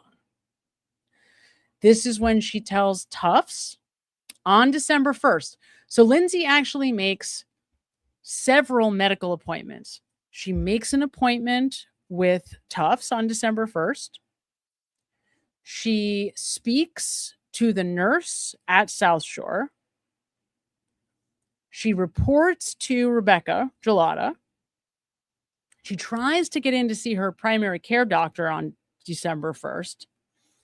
But that person, that they miss each other via phone calls. So she calls to have an emergency appointment with the primary care doctor. That doctor calls her back. Lindsay doesn't get the call back in time for the appointment. And by then she schedules an appointment with Tufts. So she ends up in 24 hours meeting with 4 mental health professionals on or around December 1st. She meets with Gelada, Letitia Dukes, Tufts, and I believe either the nurse at South Shore or there's another person. I can't remember if it's an emergency room person that she gets on the phone with, but there's 4 mental health professionals. So something spooks Lindsay Clancy. Something on December 1st scares her, and she's attributing it to the Remeron. She is telling Tufts that it was the Remeron. And this is when she says, oh, I'm having fears of suicidal ideation. I'm afraid that it's going to graduate to suicidal ideation, right? That's when this happens. So it's clear that something is wrong here. By the end of this week, there is no more Remeron. So that is gone. No more Remeron. And this is when Rebecca Gelada starts to worry, maybe this is bipolar disorder. And now we are adding Seroquel. Now, Remeron, 7.5, very low, lowest dose you could be on, will certainly knock you on your ass. And Seroquel is like the mothership of knocking you on your ass. So these are like, when I tell you these are sedating, and it's interesting because they actually put her to sleep. It's the only medication that she goes on at any time that she reports sleeping on is Seroquel and Ativan combined. Right? So very significant because this is a very significant medication. Seroquel will knock you on your tush. Really sedating. Will just knock you out. Now, people adjust, and so that effect over a longer period of time isn't as bad. But of course, again, Lindsay doesn't ever go up to the therapeutic dose that Gelada is telling her to. She never goes above 200 milligrams of Seroquel. Just important to note. And it sort of makes sense why, right? Because she's afraid of the medication. But something happens right at the beginning of December, and it's scary enough to cause her to impulsively try to make an appointment with 4 providers in less than 24 hours. And she's now reporting much more serious symptoms to Patrick and her mother. This is right around the time where she says, I don't want to be alone, and her mother comes and stays with her. So now and the question for me is, did some type of hallucination, something happens here in this very beginning of December that makes me think she knows that it's much more serious or much more severe than it had been to this point. And the amount of sedating medication that she's on is striking, considering she's reporting an inability to sleep for more than a few hours, and the levels of anxiety that she's reporting. So look here on December 6th, she's saying she took Valium, melatonin, and Benadryl and was not able to sleep. And that's when, on the 7th, she starts adding the Seroquel. So the Seroquel at 100 milligrams starts here on December 7th.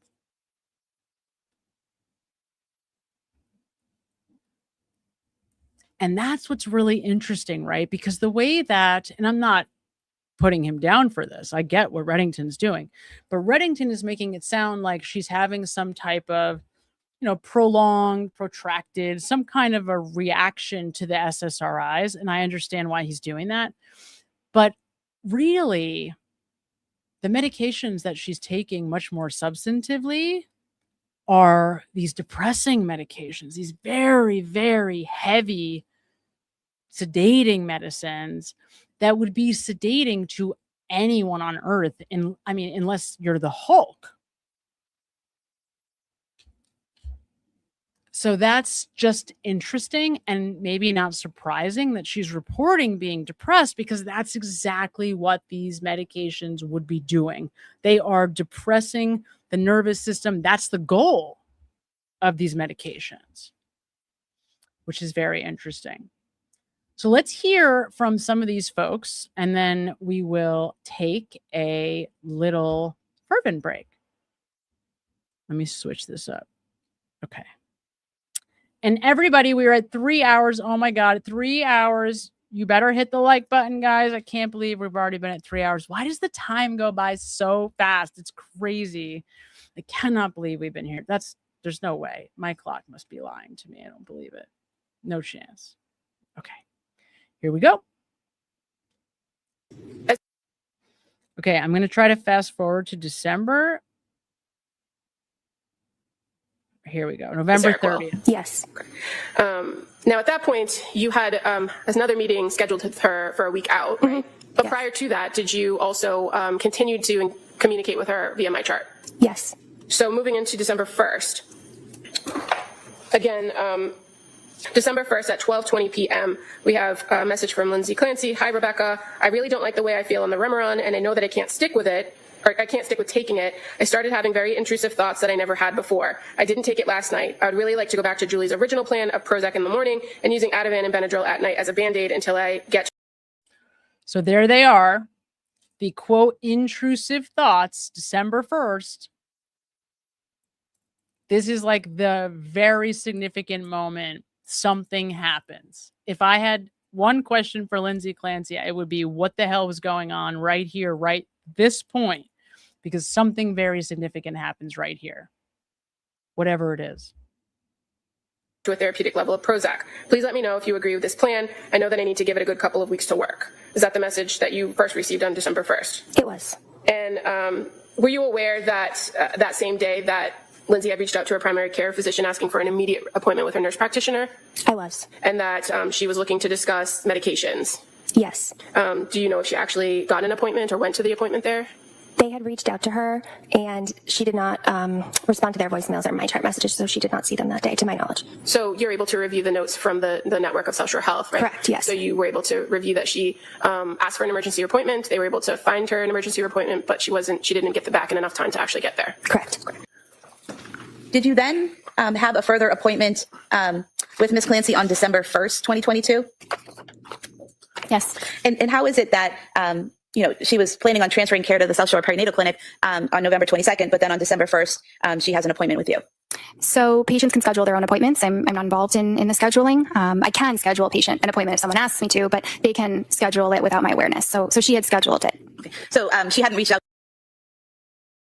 And this is the compulsive behavior that I'm talking about, right? Like she's just scheduling with anybody that she can, even though she's already spoken a week before to this person and said, no, I'm transferring my care over to South Shore.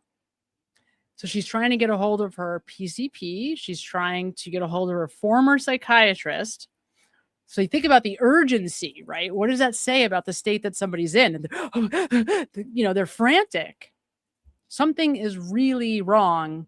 And these guys just don't seem to be reacting with the urgency that is required. Now, I'll just say that. To you in advance to ask about it. She just scheduled an appointment with you for December 1st, 2022. Is that correct? Yes. Okay. And in that appointment, did she tell you that she ended up not returning to work? Yes.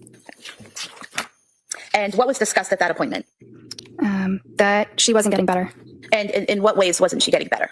She had tried the Ativan taper, but without the Ativan, she was having a lot of difficulty sleeping. So she tried a few different medications, a few different medication combinations, but she was having trouble with them. And did she tell you what types of medication she had tried? Yes. And what were those? Trazodone 50 to 150 milligrams was minimal effect.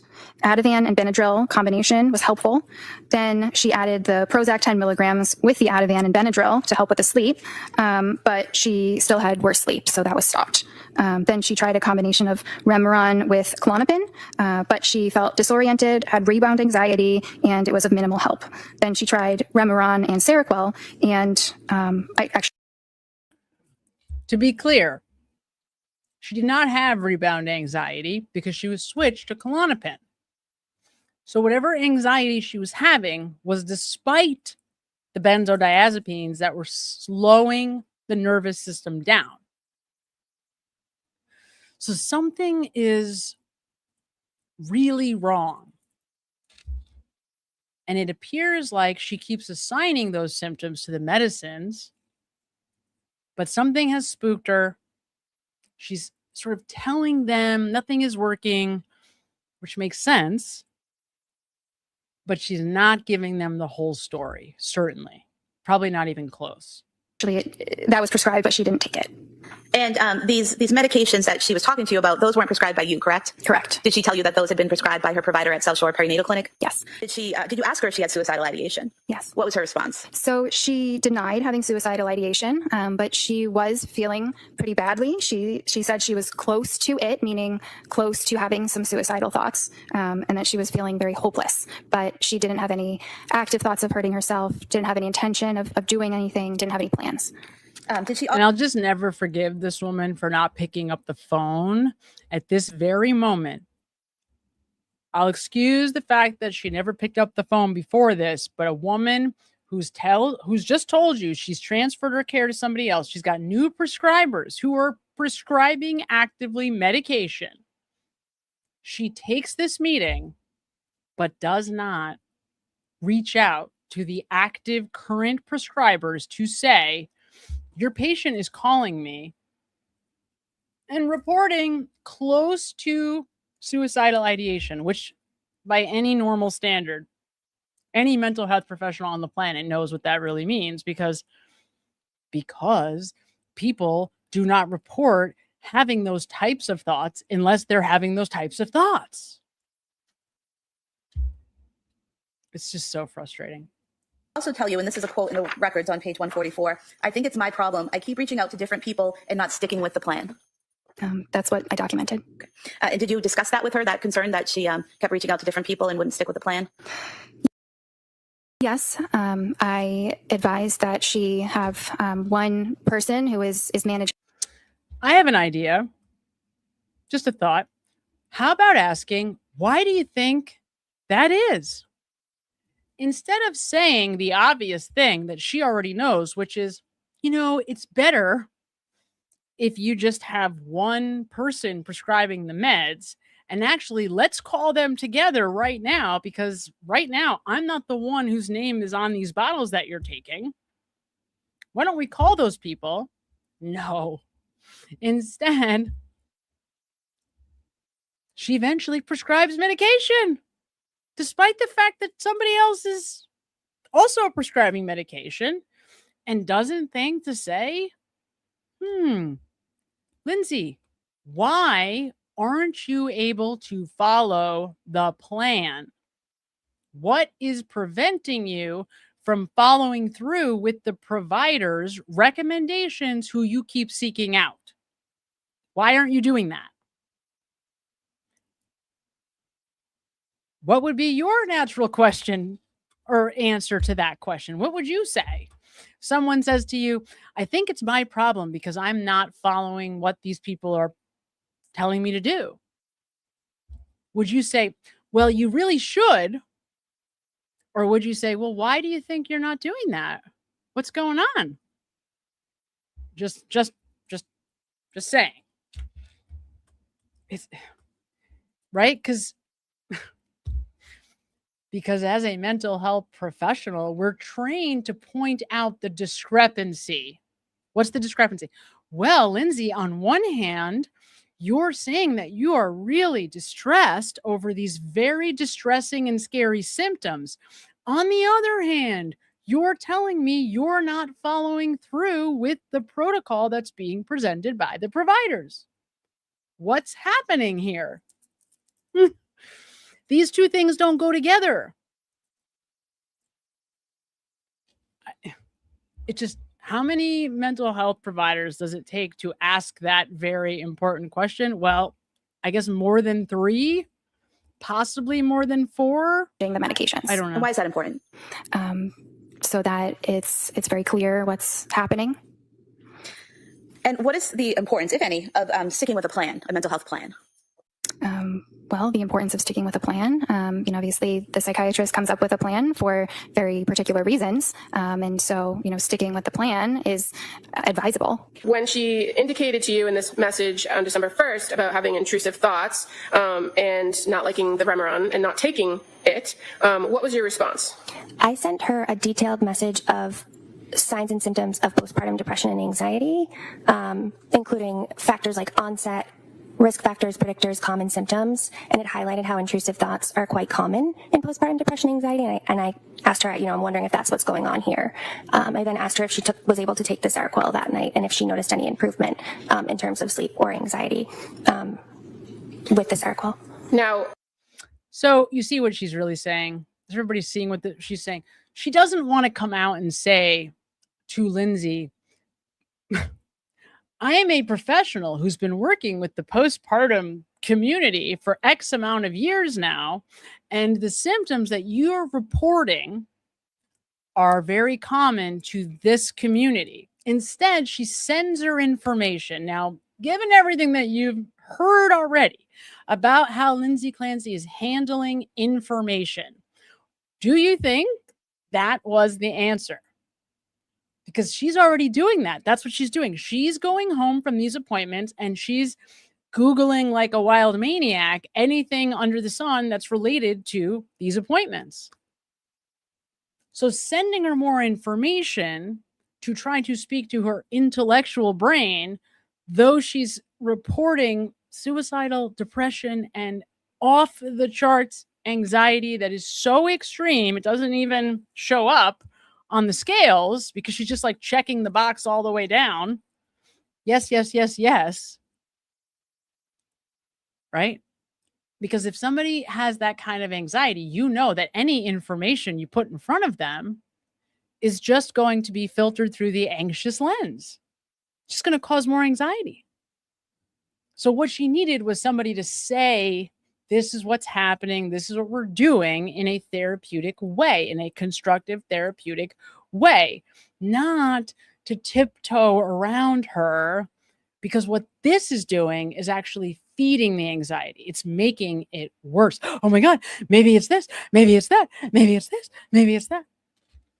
It's causing the symptoms to go up, not to go down. And as you guys, we've already talked about, she clearly has some kind of a phobia at this point anyway, about being on medication at all. By giving her this information about postpartum depression and postpartum anxiety, was that consistent with a diagnosis that either you or Julie had given her in coming into the clinic? Yes.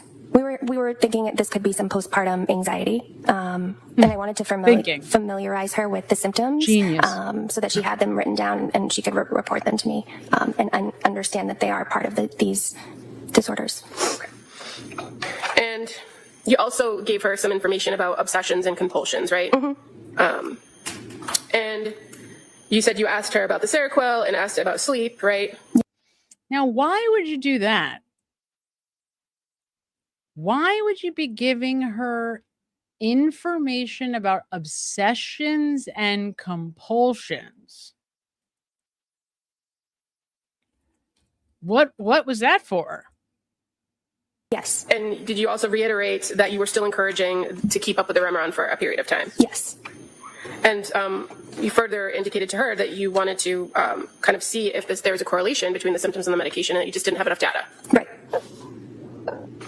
In response to that message, she actually responded at 2:36 on December 1st, correct? Yes. And she indicated, thank you for the information. It was helpful. That she says, I panicked last night and just took Ativan and Benadryl, but tonight I'll stick with the plan and try the 15 of Remeron and the 25 of Seroquel. Do you recall if you had ever had a conversation with her about kind of using Ativan and Benadryl as a backup, or if she just felt like she wasn't getting any relief? I recall having a conversation about using the Ativan as a backup. I believe it was, yes, in my initial, I said continue the Remeron and the Ativan as needed. Okay. Yeah. And what about the Benadryl? The Benadryl I don't recall discussing. But you were aware that she had reported the combination of Ativan and Benadryl had worked for her before. Right. And in that message, she also says, I'm sorry for all the messages. It's just a scary, very scary, stressful time for me. And starting new meds with side effects is very scary to me. I'll check in the morning and let you know how it went, right? Right. Okay. Right. Now, again, I understand that starting new meds, scary. I get all that. But this is a medical professional. That's her profession. So there should be a baseline familiarity with medicine, period. And the level and degree of anxiety is so high that something in combination with the context, all that because you see, when you start with somebody, okay, this is a clinic, by the way. They have groups at this place, psychiatrists, nurses, mental health professionals. So this is like a clinic. So that's another thing I don't understand. Like, why wasn't she going to groups? I don't know. They're not even talking about that, but that would have been a question I would have asked. Why didn't you recommend that she start groups in your clinic? Because that's what this is. This is an outpatient clinic for women postpartum. Okay. But so you're trying to figure out what's going on. That's what you're doing. You're going, what is going on? What is going on? So all of the information that's coming in to Rebecca Gelada, she's not communicating it clearly here, but she is definitely going, what the hell is going on with this woman? And trying to figure it out. And that's your job at this moment in time. So they're not exactly reporting with 100% honesty about what's going on, which is frustrating to watch. At Pier6976 sends $5. When walking every day, even when I'm depressed, keeps me from being more depressed. I get what you're saying about movement. Yeah, I mean, it's huge. It's so huge. And some people are what we call multimodal learners. So we all have dominant senses, the way that we take in information. And for me, it's auditory. For my fiance, it's visual. But some people are multimodal. If you're somebody who learns by doing, like no matter how much you read, no matter how much you hear in a lecture, you have to learn by doing it yourself. That generally is called multimodal. And for those folks, especially when we are talking about mental health struggles, depression and anxiety, the physical stuff is so important. It's so important. I cannot even stress it enough, right? Because that's such a big part of your experience, like just how you are in the world, and learning is important to bringing in new information, and new information is important to overcoming depression and anxiety. Because see, the more closed off from new information that we are, the more stuck we become in our own kind of recycling of our internal dialogue. So the more isolated, the more cut off from the world, the less new information that somebody's taking in, the more they start paying attention to their inner dialogue, that becomes more and more real, starts to feel like that's more and more real. And if I stop interfacing with the outside world sort of drifts out of my consciousness, right? And so now it's Lindsay Clancy alone with lots of stress, lots of fear, and her inside voice is sort of taking over her reality increasingly. While all along, she's kind of alone caring for the 3 kids, to varying degrees. And I don't blame Patrick for that. I mean, how is he supposed to know? He doesn't know. You heard his reaction to Rebecca Gelada. My wife isn't bipolar, right? At the other Dr. B sends $4.99. If DNR is on file and self-harm patient arrives, is the hospital required to attempt life-saving treatment? If the DNR is on file and the self-harm, yes, I think so. Absolutely. Yes. Yes, because so the DNR is not like, it's not sort of like the same thing as somebody who has a You might argue it's the same thing from like a moral perspective, but I don't think it's seen the same thing from a medical perspective.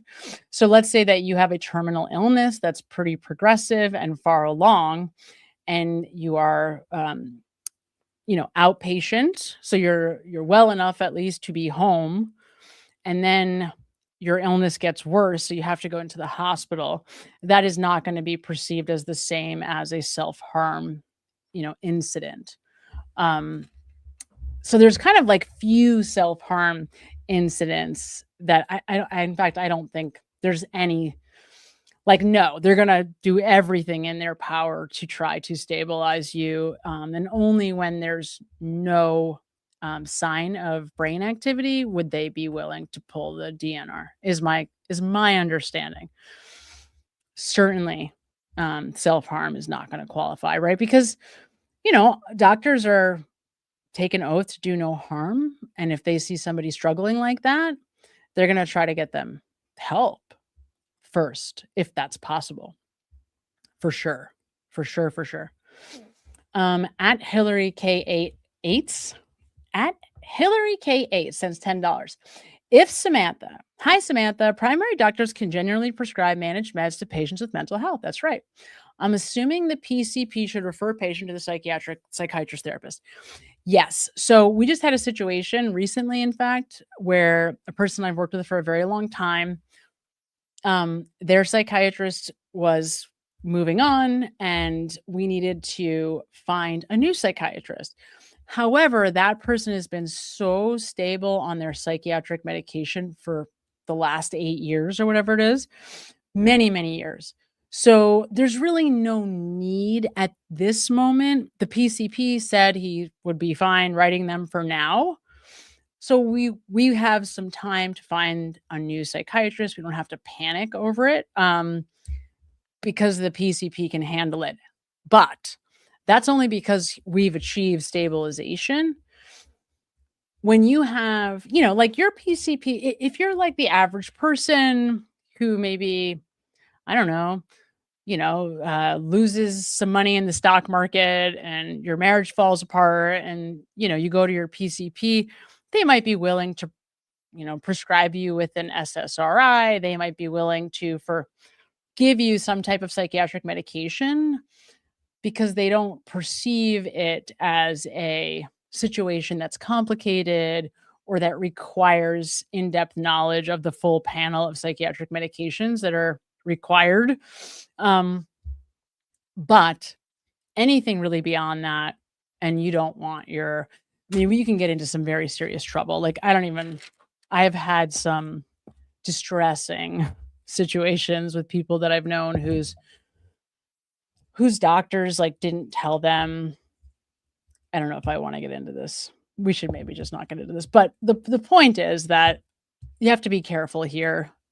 I think we generally don't want to have to go seek out another doctor unless we absolutely have to for psychiatric medication. But really, it is in your best interest in the long run, because in the short run, it might seem like you're kind of skipping over a step, but there are big differences in training and understanding. And at the end of the day, most psychiatrists do not engage in psychotherapy. Very few in the years that I've worked in the field, very few also see their same patients for psychotherapy. Very few. And sort of Tufts kind of addresses that. She said, most psychiatry is practiced as a team approach nowadays. And that is true. And that's because of insurance, really. Like insurance, pays them as doctors, not as therapists for whatever reason. So I would always say if you can find a psychiatrist for your mental health, because you're just going to have so many fewer options and they just don't like for example, you would assume that every medical doctor on the planet knows something about addiction, right? Of course, they would know the signs of, let's say, somebody who's addicted to alcohol, right? Well, the answer is no. Absolutely not. Not even close. Not even close at all. So if you go to your primary care doctor and you have a substance use disorder that is severe and even major severe, and expect that your primary doctor is going to just know that, and then know what meds to give you. No, they might end up doing something like, I don't know, giving you benzodiazepines, which exponentiates your addiction to alcohol. Has just taken your addiction from I don't know, a 20 to 150 because they don't understand what's going on. So that's like the worst case scenario, but it can happen. So you always want to go with a psychiatrist if you can, because they know, they know, you know what I mean? Hello, Michelle Urbell, dear. She gets 5 I don't belong here memberships. Oh my God. Michelle Urbell, you're the best. Thank you so much for gifting the 5 memberships, and congratulations to our new members. You guys are amazing. Michelle, you're too kind, dear. Too kind. We also have at Night Owl Nurse. Love it. Night Owl Nurse. We have a nurse in the chat. Hello, Night Owl Nurse. She sends 10 jewels and a floating heart. Okay, dear. So I have to run to the restroom. So we're going to do a fervent break, and then we're going to get through the month of December, and hopefully we'll get through all of this as quickly as we can, because we're at 3.5 hours. Holy crap. Okay, let me take little Nurse Gelada off. I like Nurse Gelada. I don't like being mean to other mental health professionals. I know that they're well-intended. I know they're doing their best. But this situation is tough not to be critical of, right? I mean, it's tough. It's just 3 babies, a woman in a freaking wheelchair. It's just tough. It's tough for sure. All right, so we are going to do a fervent break. I will be back in 2 minutes. Let's get these guys on the board for you.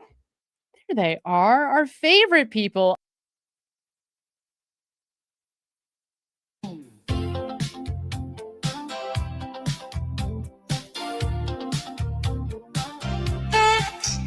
This song gets stuck in my head and does not ever leave.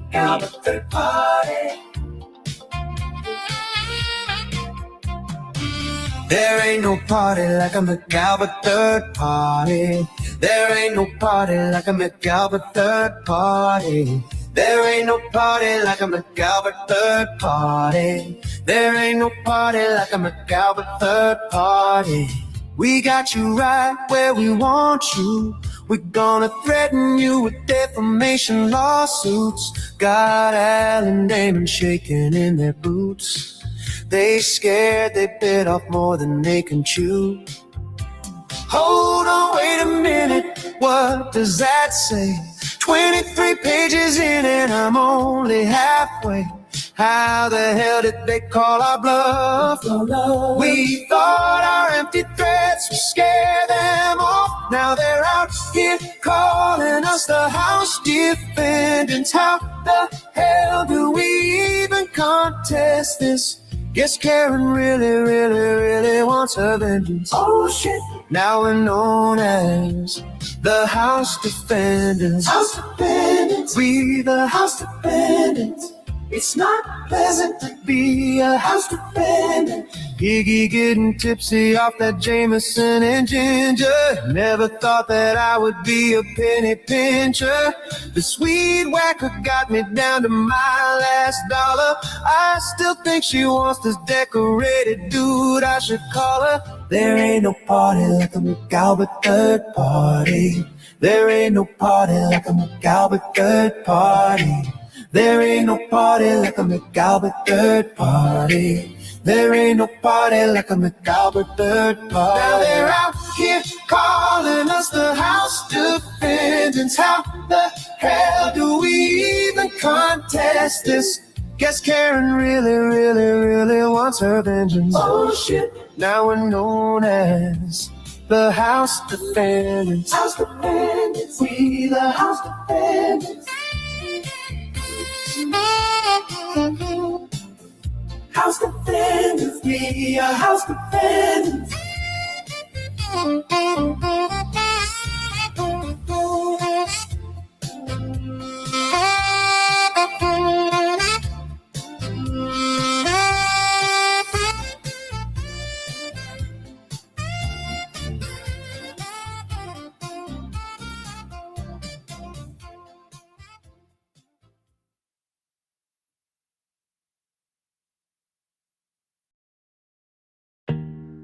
I'll put you on a pretty list. I'm gonna make you pay for this. Yeah, your AJ's dangerous.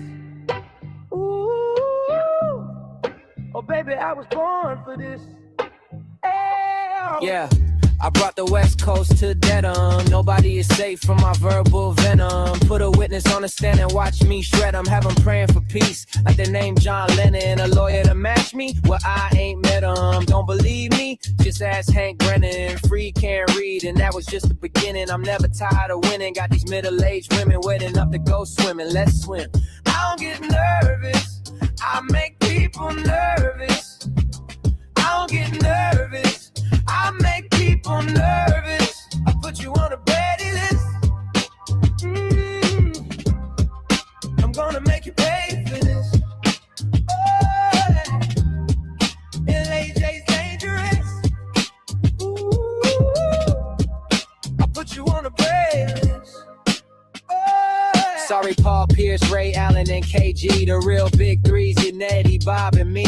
Gonna come with the seat? Don't try me. You should know by now I always come with receipts. I'm out here penning letters like my name better roll. You got problems, Cox, and I think they're federal. Attorney Corey Hopkins, sure let him know. This ain't an episode, this a whole damn show. I don't get nervous. I make people nervous. I don't get nervous. I make people nervous. Ajax out here eliminating all you greasy motherfuckers. Ha ha ha.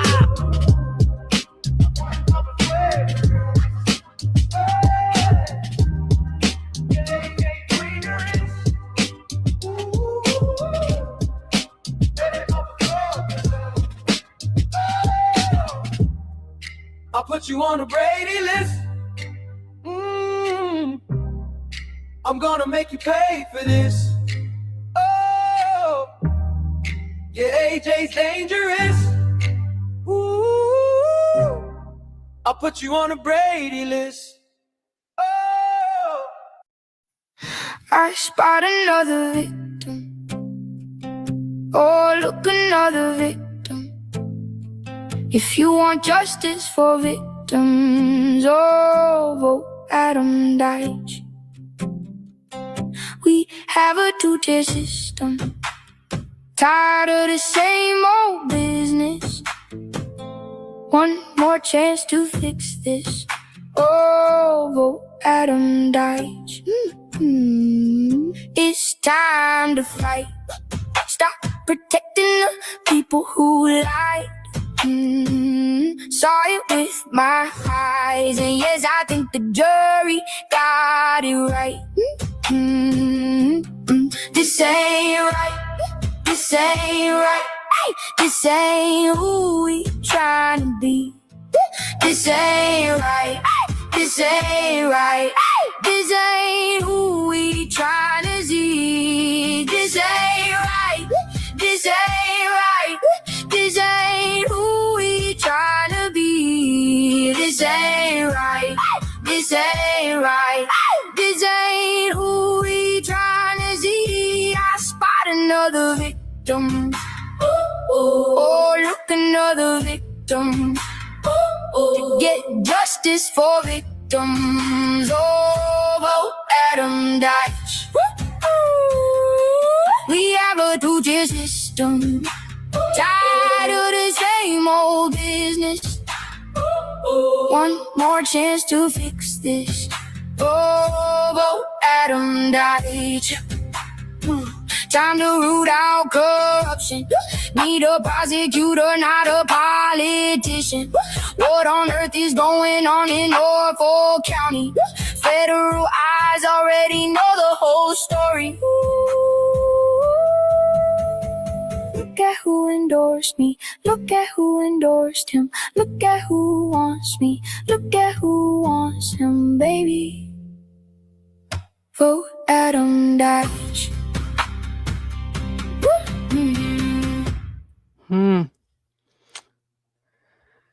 Well, that was a heavy one, but a beautiful song by Furman, nonetheless. Most consequential election for all of us who want to see justice for Sandra Birchmore, for, of course, John O'Keefe, and so many of these others who have had to endure the tyranny of Norfolk County, of the DA's office, Aiden.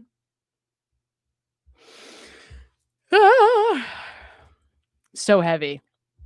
Sometimes I'm so invested in, all things Karen Reed, the whole world, that whole thing, that it's just like, okay, this is going to sound really crazy, but I'm so invested in that Lindsay Clancy is almost like less intense. It's the truth. It's sad, terrible, horrible. I agree, but true nonetheless.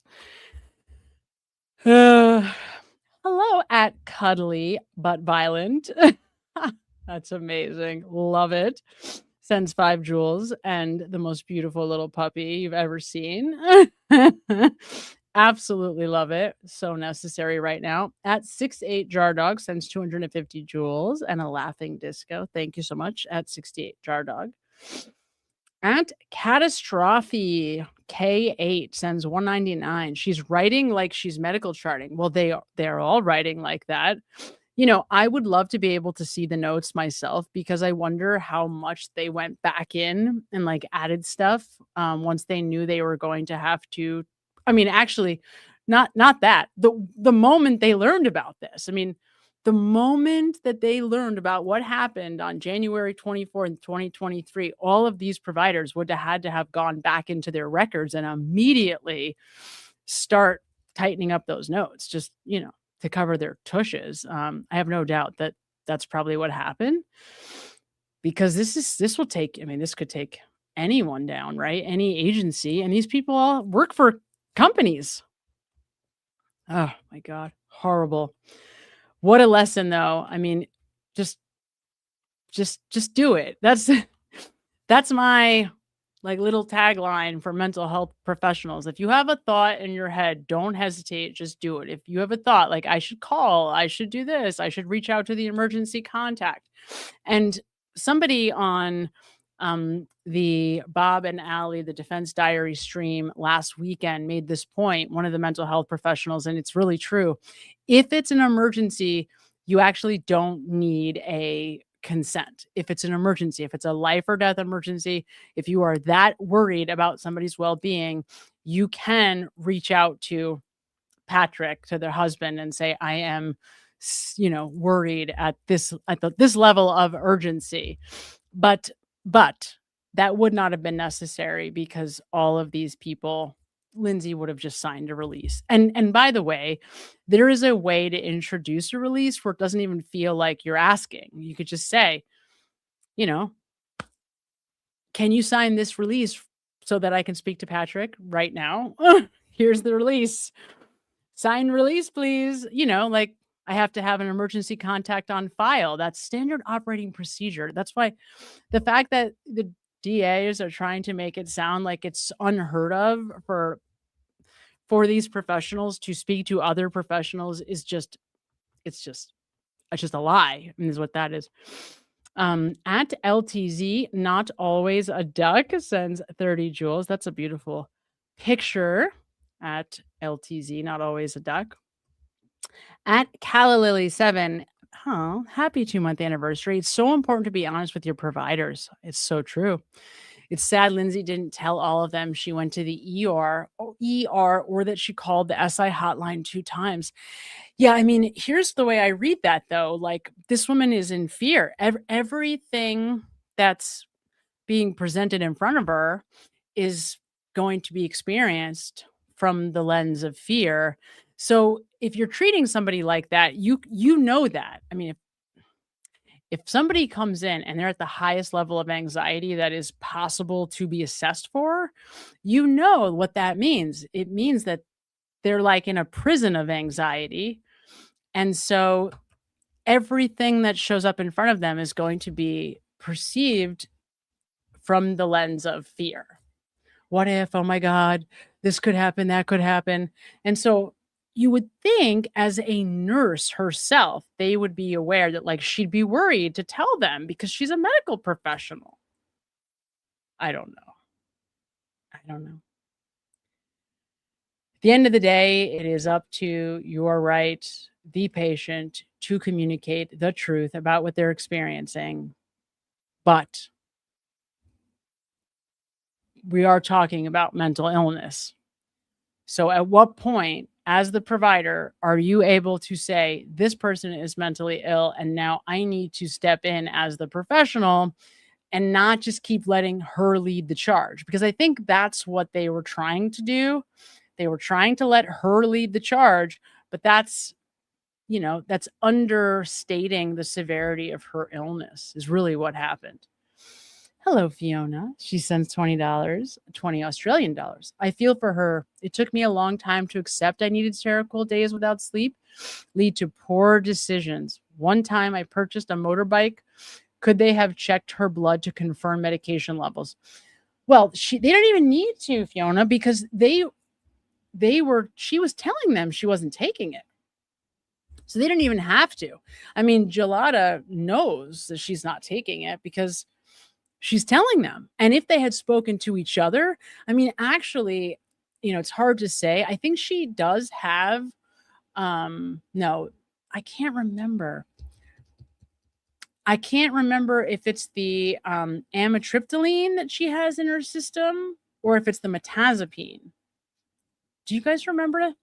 So from the toxicology, we're going way back now. I have it written down somewhere.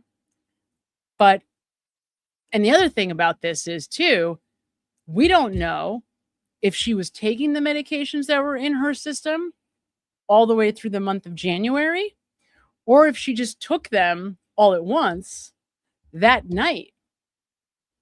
We don't know. So it's hard to say what she was really taking. Remember how the toxicologist said that, oh, these are therapeutic levels, these levels of drugs. Well, first of all, given the phobia that Lindsay Clancy obviously has about taking medicine, she would be the last person on the planet who's going to gauge correctly what an overdose in medication would look like. So there's that. On top of that, we don't know. Maybe she wasn't taking the medicine other than the Ativan. I don't know. Was she taking the amitriptyline? I don't know. At one point, she tells Gelada that she's going to continue to take the Remeron for like a week, I think it is. Maybe just even another few days. But at the same time, she goes back to Tufts and tells Tufts, no, I never took the Remeron. So we don't know. To your point, they needed to, number one, talk to each other. That would have been key. Number two, the approach that these people are all trying to take is really more collaborative.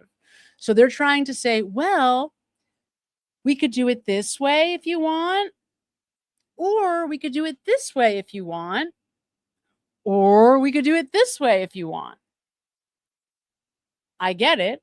Completely understand where they're coming from as therapists. That's sort of our training. But if somebody's really not well and you're seeing signs that they're not able to follow through with the plan that they'd agreed to over and over again, because it doesn't happen once, keeps happening.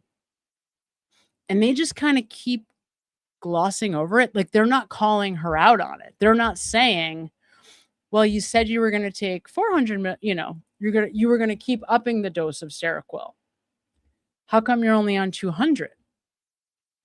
You said you were going to take the Ativan, this much. How come you're taking it like this, right? They're not calling her out. And it's hard to say, is that because she's a nurse? I mean, the suggestion that has been raised by some of these professionals is that they treated her a little differently because she was a nurse also, and she sounded like she knew what she was talking about. I mean, that doesn't really excuse any of it, though. If I was treating somebody and they came in saying all the right things and like acting like they're a nurse and talking to me about rebound anxiety, you guys, it would send up like flares, every red flag under the sun. It would just send them all like, because I worked with a lot of medical professionals years ago. I worked in a substance use disorder treatment clinic for professionals. So these were medical professionals who had gotten in trouble because of essentially siphoning medication most of the time, different drugs, sometimes painkillers, sometimes other medicines, had gotten in trouble, had to go to rehab, and then they were coming to me. And I remember those conversations with my nurses. Some of them were psychiatric nurses. And I remember I learned a lot from those interactions, just about medicine, about how, these are incredibly bright people, doctors, nurses, doctors, like the highest level of their game, but they were, stealing meds. And just, I don't know, I don't know how else to say it, but like when someone's sitting in front of you and they're kind of putting on like, they're saying all the right things, they're trying to act more like an equal than like they're coming to you for help, it just sends up red flags.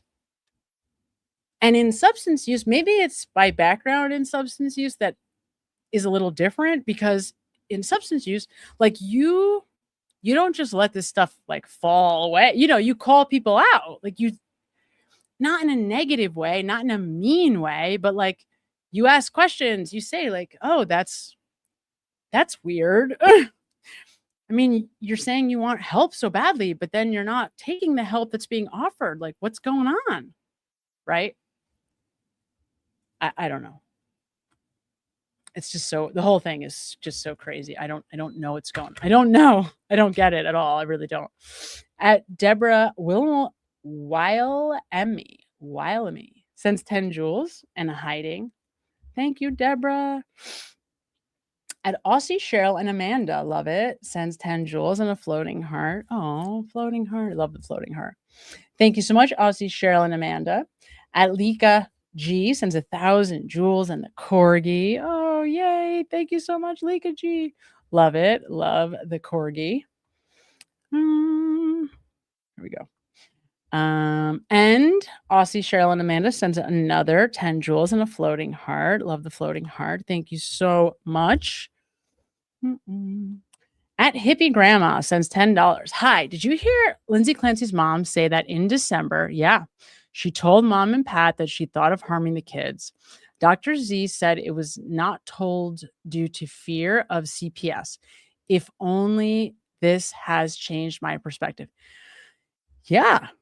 Yes, I did hear that. And I wonder if, it's one thing to have a passive thought. Like you keep hearing from these mental health professionals things like, oh, that counts as passive suicidal ideation.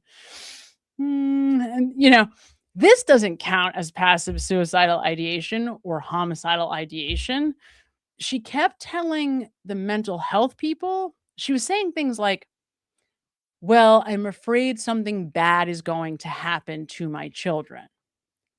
Not that I'm going to do something bad to my children, but reading between the lines, I feel, hippie grandma, like you should have known that. I mean, you know, like I feel like you got to know this is a nurse.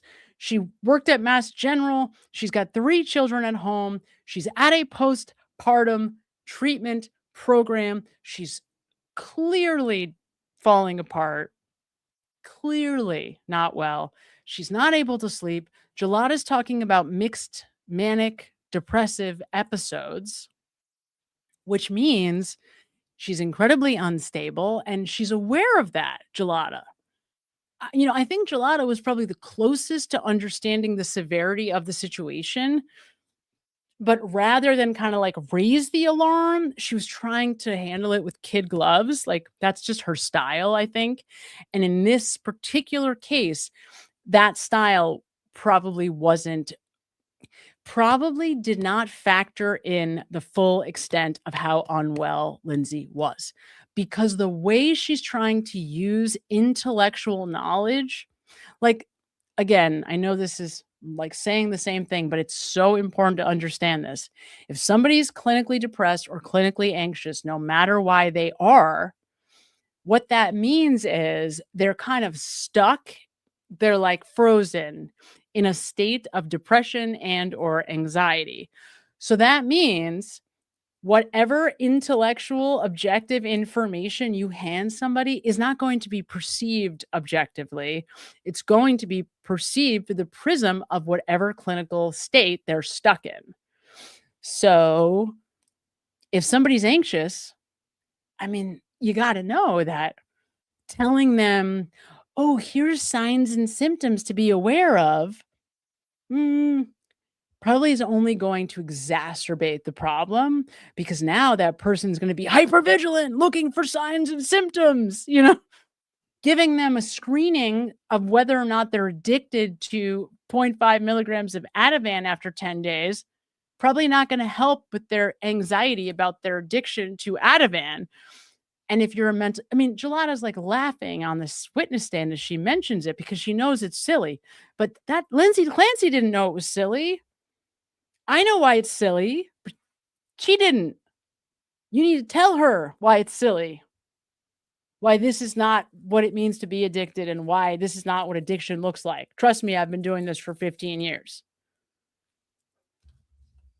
You know what I mean? Like sometimes you just need a professional who really has expertise to come along and like put their hand on your shoulder and say like,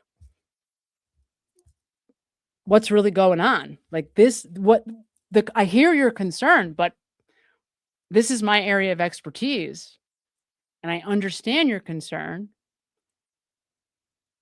but this is not the way addiction is. It's not what it means. So where do we go from there? Depends on where she's at. But it's, you know what I'm saying? Just giving more information is just going to make the situation worse. And you saw that happening, right? So now you go home, you go on Google, and then you go, oh, Zoloft, then you look up Prozac. So now she's got a head full of information, but it's useless because she's dysregulated. She's, she's a mess. She was such a mess. It's so sad. And another thing I just want to mention, because we're not going to have time to go through Zyzel. I did want to go through it. Maybe I'll do it sometime in the next couple of days. But the way that it's very frustrating sometimes, the way that the prosecution is presenting mental health, because it's just so false. It's just, this is not how mental health is, right? Like people, it's not like a broken bone where, okay, you have this physical injury and then 2 weeks later, that injury has started to heal. And in another 2 weeks, it'll be completely healed. And, that's not how this is. It's a completely different framework of understanding what symptoms mean, what patients self-report means. You have to kind of like decode the words that people use. And that's all part of your job. That's like what we do. You know what I mean? Because we're always dealing with subjective information. Like it's not like, we don't get to use x-rays and CAT scans, and we don't have that access. So we're always trying to take the sum total of all of the subjective information that somebody's presenting and make sense out of it, given what we know about that person. That's our job, if that makes sense. So the prosecution is, I can't with them. They're just, oy. At let's not always a duck. It's not always a duck. That's an I. I don't know why I keep seeing an L there. Sends $9.99. IMHO. Only a mom in the throes of a mental break could do this. Moms who don't want to be moms anymore and are overwhelmed may pre-plan to abandon their kids, not harm them and themselves. Appreciate you. Yeah, 100%. This is kind of what I was saying in this very distressing conversation that we were having yesterday about these stupid exercise bans that I hate even bringing up. But that's my whole point. So the prosecutor is trying to make the argument to make it more heinous. I think this is all about sensationalizing, right? Like they want to like freak the jury out, make them think about horrible things, and just make them so angry they just want to see Lindsay Clancy fry. However, if we're thinking about this rationally and we take a step back, if she had carefully thought about it and used exercise bans specifically because they would continue to execute the objective, whether or not I continue to stand there, that actually is an argument for not being insane. As you're pointing out, pre-planning, careful calculation, premeditation, right? So the argument that they're making, which is this horrible, violent, just gross thing that they're suggesting, that she has to sit there for all these minutes, actually is a much better argument for insanity. Because if you are a mom, of course you give birth to 3 babies, of course. And how about the fact that it wasn't even a Kevin Reddington on direct with the nurse who elicits that story about Andrea Yates? That's a follow-up Q&A from the prosecutor, and it winds up producing an actual story that Reddington wasn't going to bring out, apparently, maybe didn't even know about how Lindsay actually starts crying, talking to her coworker. How could a mother hurt her babies? I mean, that was like, to me, that was a pretty like huge moment, because it wasn't on direct. It was after cross-examination by the prosecutor. And so it was a story that only came out because of the cross-examination. And it was so organic. Like I could almost feel the anxiety when Reddington asked that follow-up question. Had you and Lindsay ever had patients that had psychiatric illness? You almost could feel like, should I ask this? Should I not ask this? And you didn't know, like he didn't know what she was going to say. Maybe it was going to hurt him. Maybe it wasn't. And it wound up producing this like big moment. That was a big moment to have this completely objective person who was, who's just a coworker of Lindsay's, who didn't know anything about her personally. And that was the point that Buckingham is making. Well, you didn't know Lindsay. You weren't in her home in those months before this happens. She didn't call you. She didn't text you. No, but we had a whole conversation about Andrea Yates emming her children, and Lindsay was in tears saying, how could a mother do this to her children? You can't really make that up, right? I mean, it was just like such a perfect, unscripted moment. Blessed Mama is a member for 9 months. My CRPS psychologist last week, first meeting, heard my symptoms and called, not even her field of expertise, but took action. So I'm so glad you said this, Blessed Mama, because I am a big supporter of hormone replacement. and I've done a lot of research on it and have actually been thinking, if I'm ever going to have a sponsorship, I would want it to be something that like I really believe in and I really think is best for women. And this is like game changing hormone replacement therapy. It's game changing, really game changing, like completely revolutionizes your mood, self-efficacy, just like how you feel about yourself, makes you just everything improves if it's done correctly. So I'm, number one, extremely excited to hear that you've sort of found this.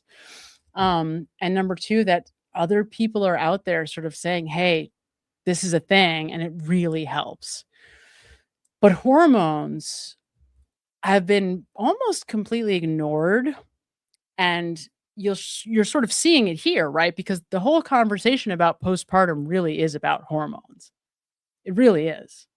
I mean, that's the big, and I didn't even mention it tonight. It's on the calendar, but Lindsay Clancy stops breastfeeding at the exact same time that she's trialing Zoloft.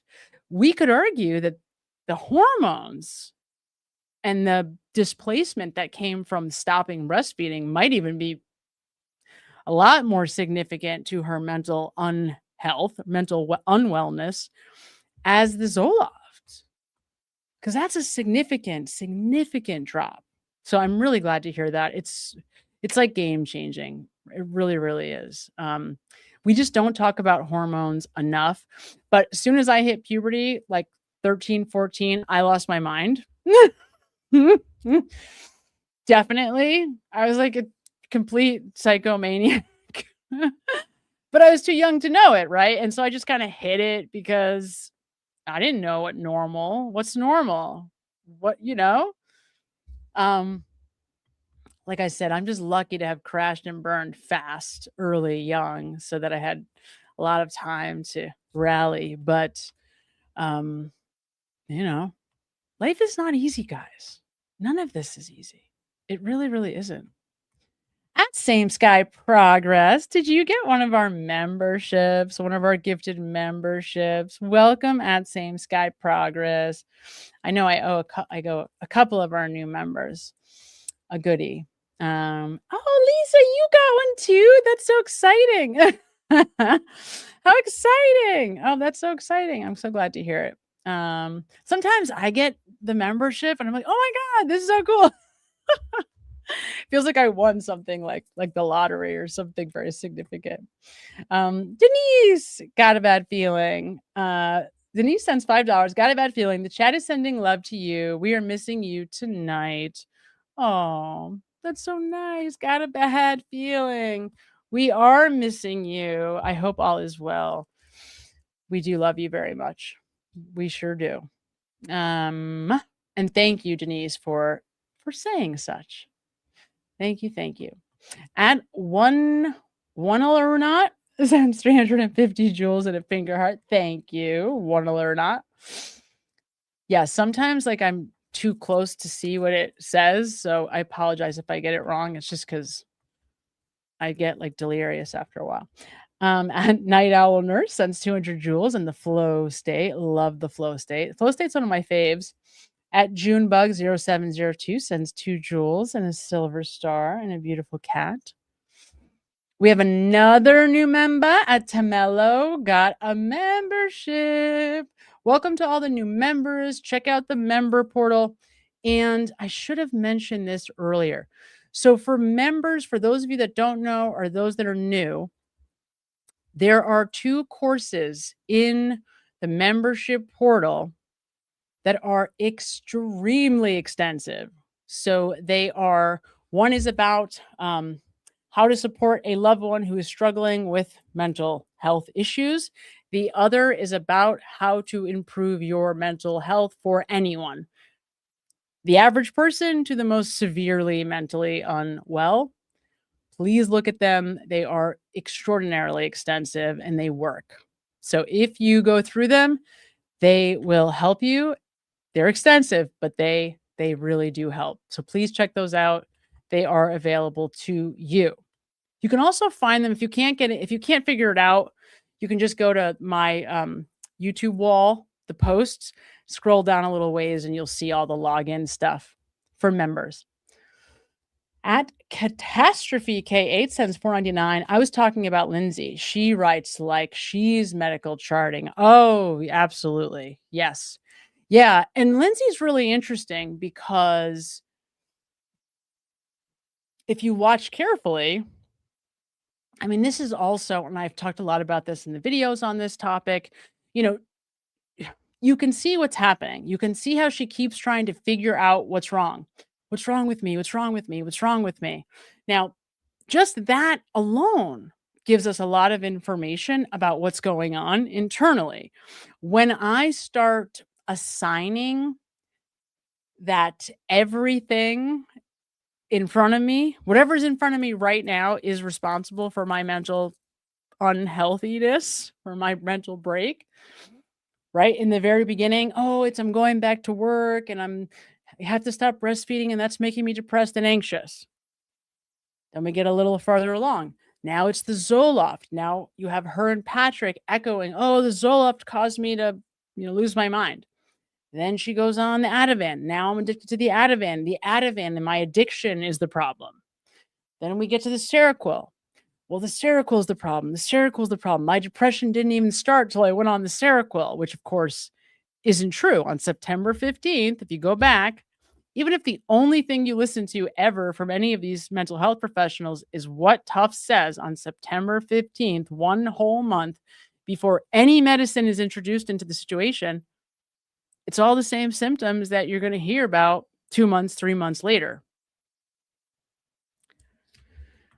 And I'm not surprised because she was young when she started, started her job. And so, I remember like having to go through so many notes.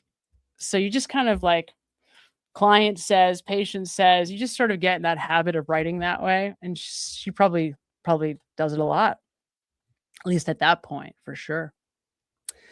Hello, your dad's favorite mom who sends $9.99. I used to work with a cardiac surgeon who was extremely skilled in surgery, but couldn't work the fax machine or email. That's so true. Doctors are very knowledgeable about their practicing specialty. Yes, that is so true.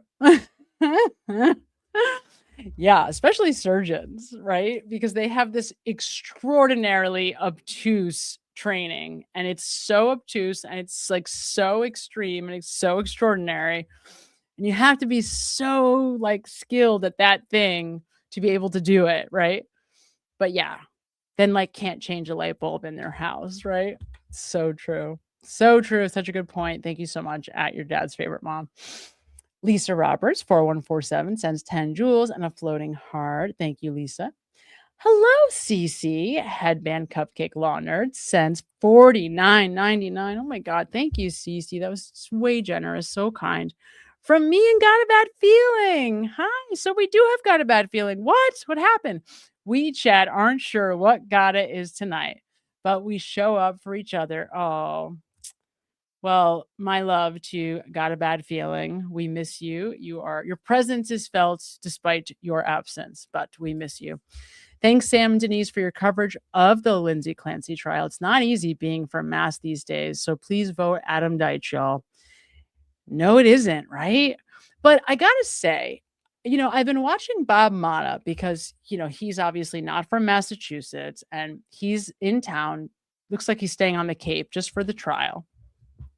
And it's very nice to hear about the positive experiences that he's having, going to the trial, meeting people coming up to him, recognizing him. And I'm sure because he's in like Karen Reed country, right? So of course people are going to recognize him. And it's nice to hear that because with all the stuff that's going on with under Morrissey and all these types of prosecutions, it's so easy to get so sad, so down, and so just disheartened by what's going on. And so it's really nice to be able to remember that, like, no, but there's so many wonderful people. And I've been saying to the ladies who who you are, but I've been saying to the ladies that we're going to find out on September 1st whether or not the silent majority is really with them or not. So the silent majority is going to show up big time on September 1st, one way or the other in Norfolk County. We are either going to have more of the same or we are going to have a whole new sheriff in town. I guess we could get something in the middle, but my guess is it'll be one or the other because of the silent majority. I've never had a lawn sign, and I have voted in every election that I could since I was 18, but I've never had a lawn sign. That's just not who I am, right? So, like, just because somebody doesn't have a lawn sign doesn't mean they're not going to vote, and I can't wait to see what the turnout is like because they don't do polls for this type of election. So I really don't know that anybody knows. Like, people are counting lawn signs, and I don't know that that's I don't know. I'd love to know. Maybe I'll put up a poll after this and ask, like, how many of us have ever put up a lawn sign just to know what is that a good gauge of who's going to vote and how many people are going to vote? I have no idea. We're going to find out, though. Thank you, Cece. And thank you to Got a Bad Feeling, who is deeply missed tonight. Jersey Girl. Hi, Jersey Girl. Is a member for 5 months. Thanks for 5 months of your amazing knowledge and insight. And thanks for being here for 5 months. Because, you know, I'm a Jersey Girl, too. I don't know if you know, but I am. Bergen County represent. At Here for Justice 26 sends $5 Australian. Oh, my God, Sam.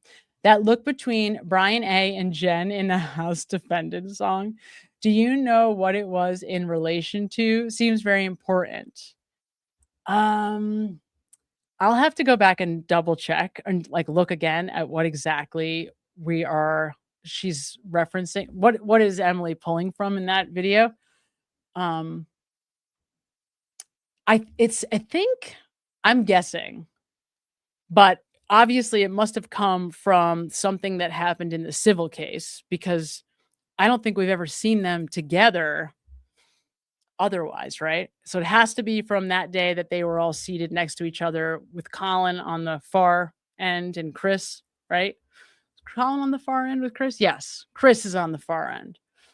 I think that's what you're talking about, but I'll have to go back and double check. I'll ask Emily because I do not remember. I know that was the first day of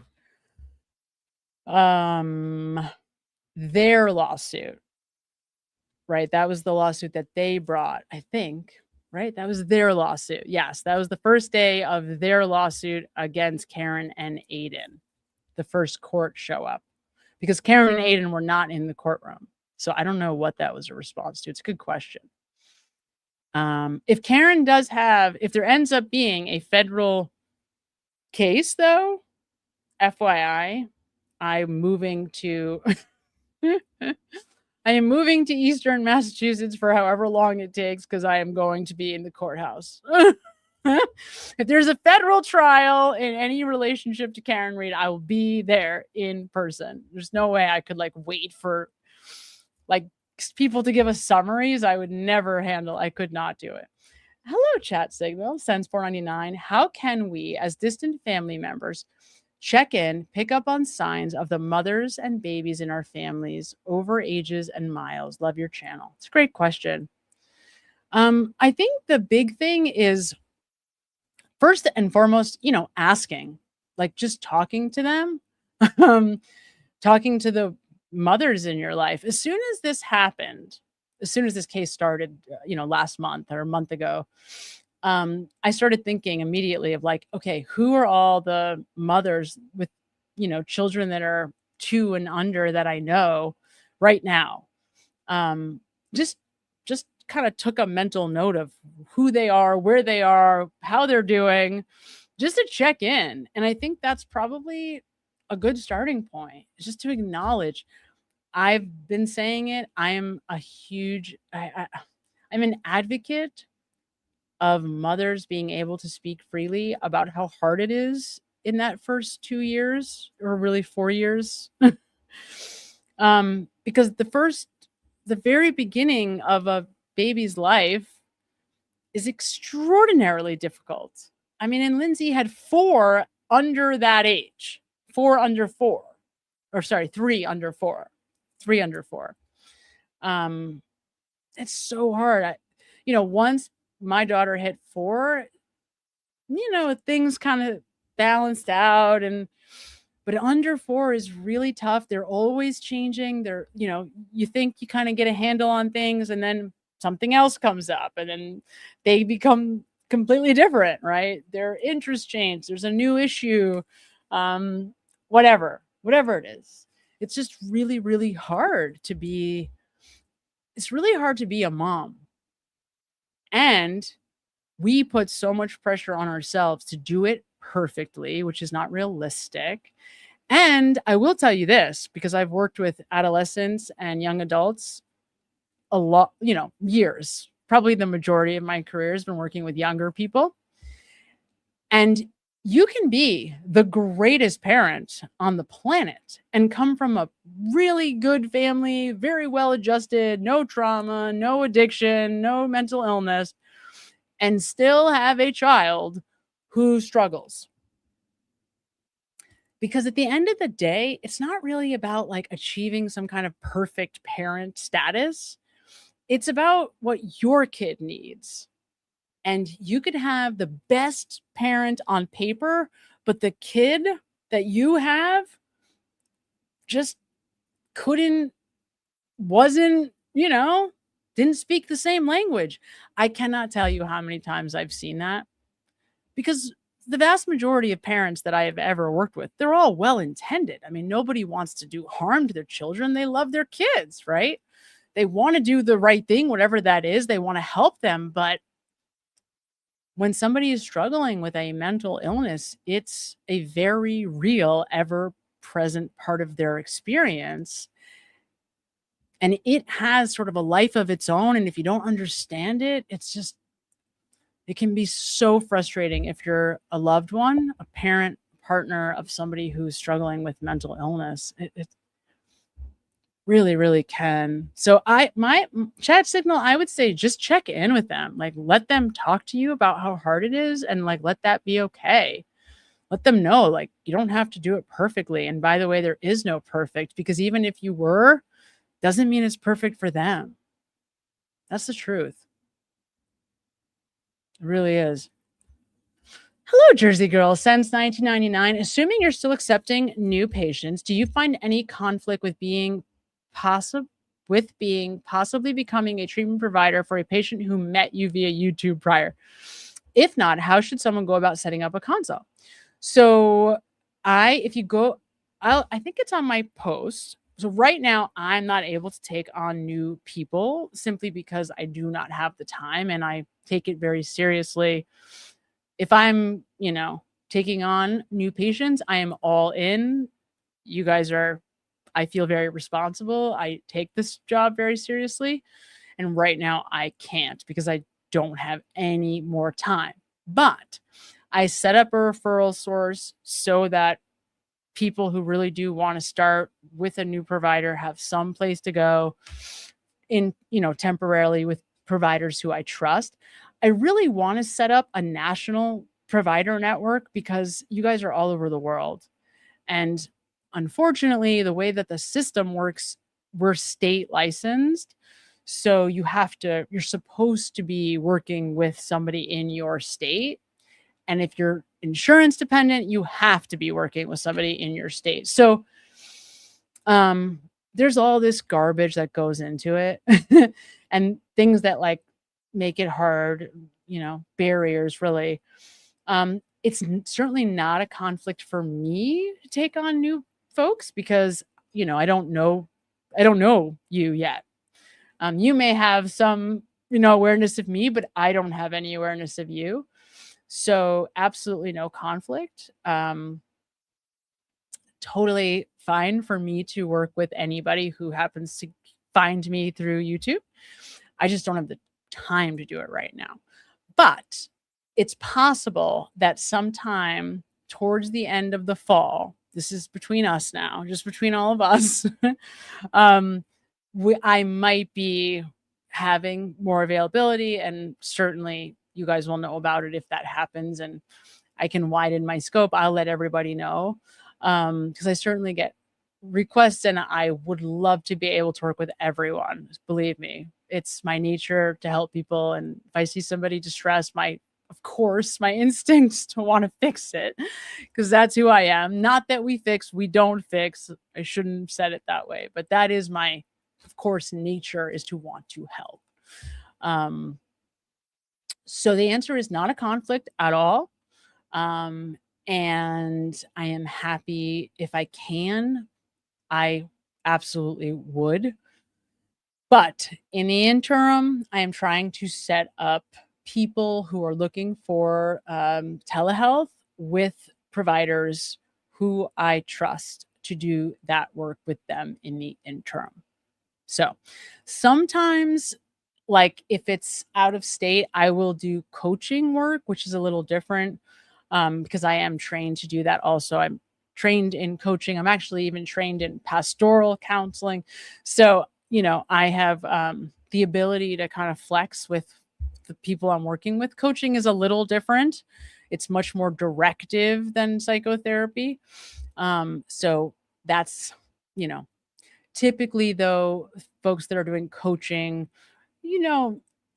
maybe don't really meet criteria for like a mental health diagnosis. It's more just, I don't feel great. I'd like to, consider changing something, that kind of a thing. So I don't know if that answered your question, but the answer is yes. I would love to. I cannot right now. But I am trying to hook you guys up who do want to start working with somebody to folks that I know are competent. Because it's also very hard, given this case is a great example. Like I struggle to make recommendations that I do not personally know, that I haven't personally vetted. I think we're probably all like that too. I hope that answered your question, Jersey Girl. Chat Signal sends 199. I wonder if mass res in trust election integrity. Great question. We'll have to ask them. Of course, it's just like kind of like the jury in Karen Reed's second trial. I was like, oh God, the jury. What if there's jury tampering? We're gonna find out. I am intellectually, I'm very curious about the outcome of the election on September 1st. Emotionally, it just makes me feel like I'm like physically ill because I care so deeply about the outcome and I want Adam Deitch to win so badly. I want him to win so badly that I'm telling myself things like, well, even if he doesn't win, he's still going to find a way to make sure that justice happens. Don't worry, Sam. It's going to be okay. Like, these are the thoughts. It's crazy. Crazy town over here. At Mandy Lane, W5F became a member. Welcome at Mandy Lane, W5F. It looks like you may have gotten one of our memberships that were gifted to you. Congratulations. Hello, Avon Bird Lady. Always makes me smile when I see you. Sends 2 jewels and a silver star. Thank you for being here. You guys are just the best. Really are like the best chat in the whole world. At Emmylou9654 also got one of our memberships, I bet. Oh, congratulations, Emmylou. So for our new members, we're going to do a little longer one.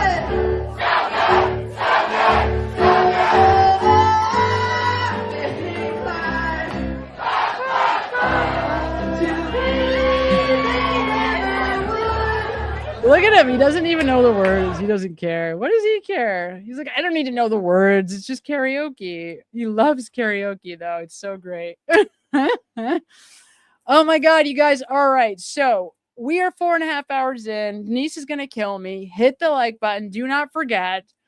I'm going to have to finish up. Maybe I'll just finish up in a video. We have so much more to talk about that we didn't get to, but we never do. And I always know that we're not going to. And I have to just kind of accept that.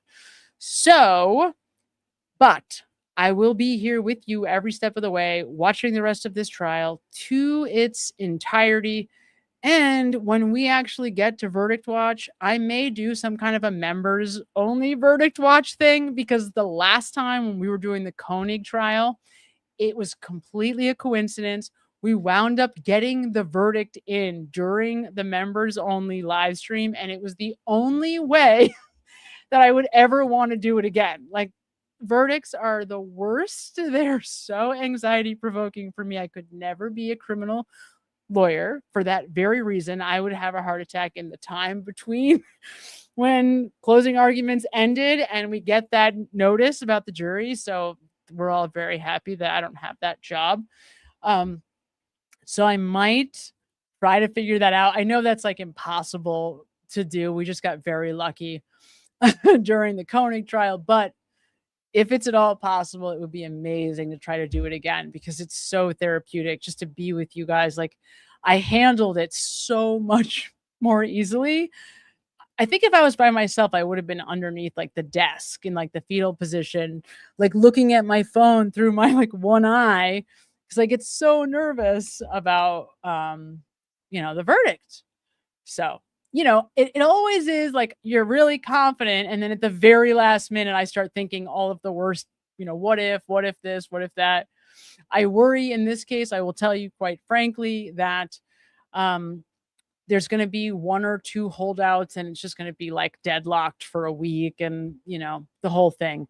Certainly that could happen in a case like this. It inflames emotion. And I see it in the chat. If you watch the Law and Crime chat, it gets crazy.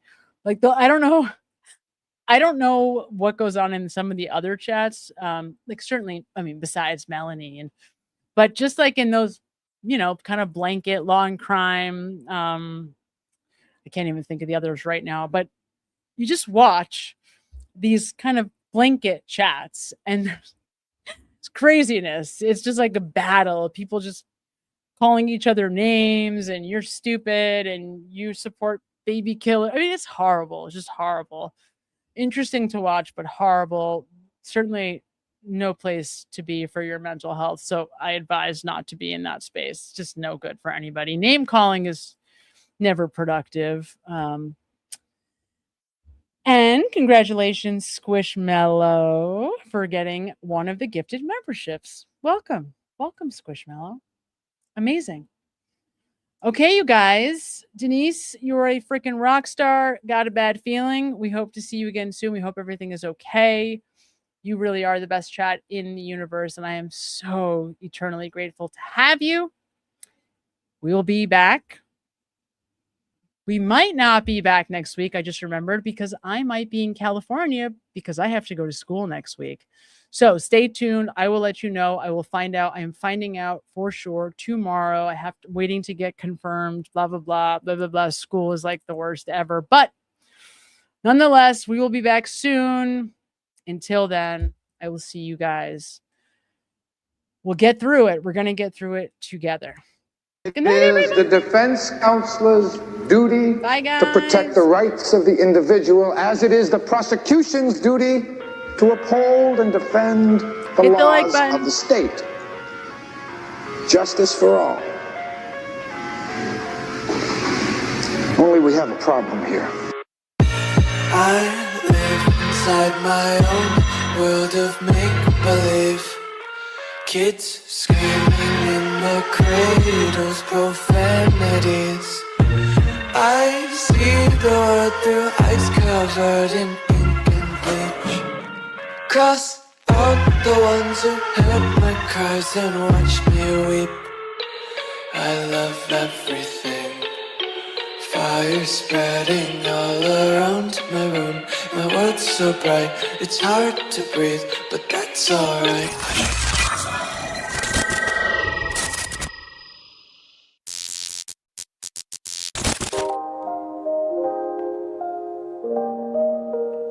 This is me reminding you to like the video.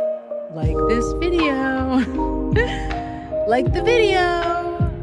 Comment. Subscribe.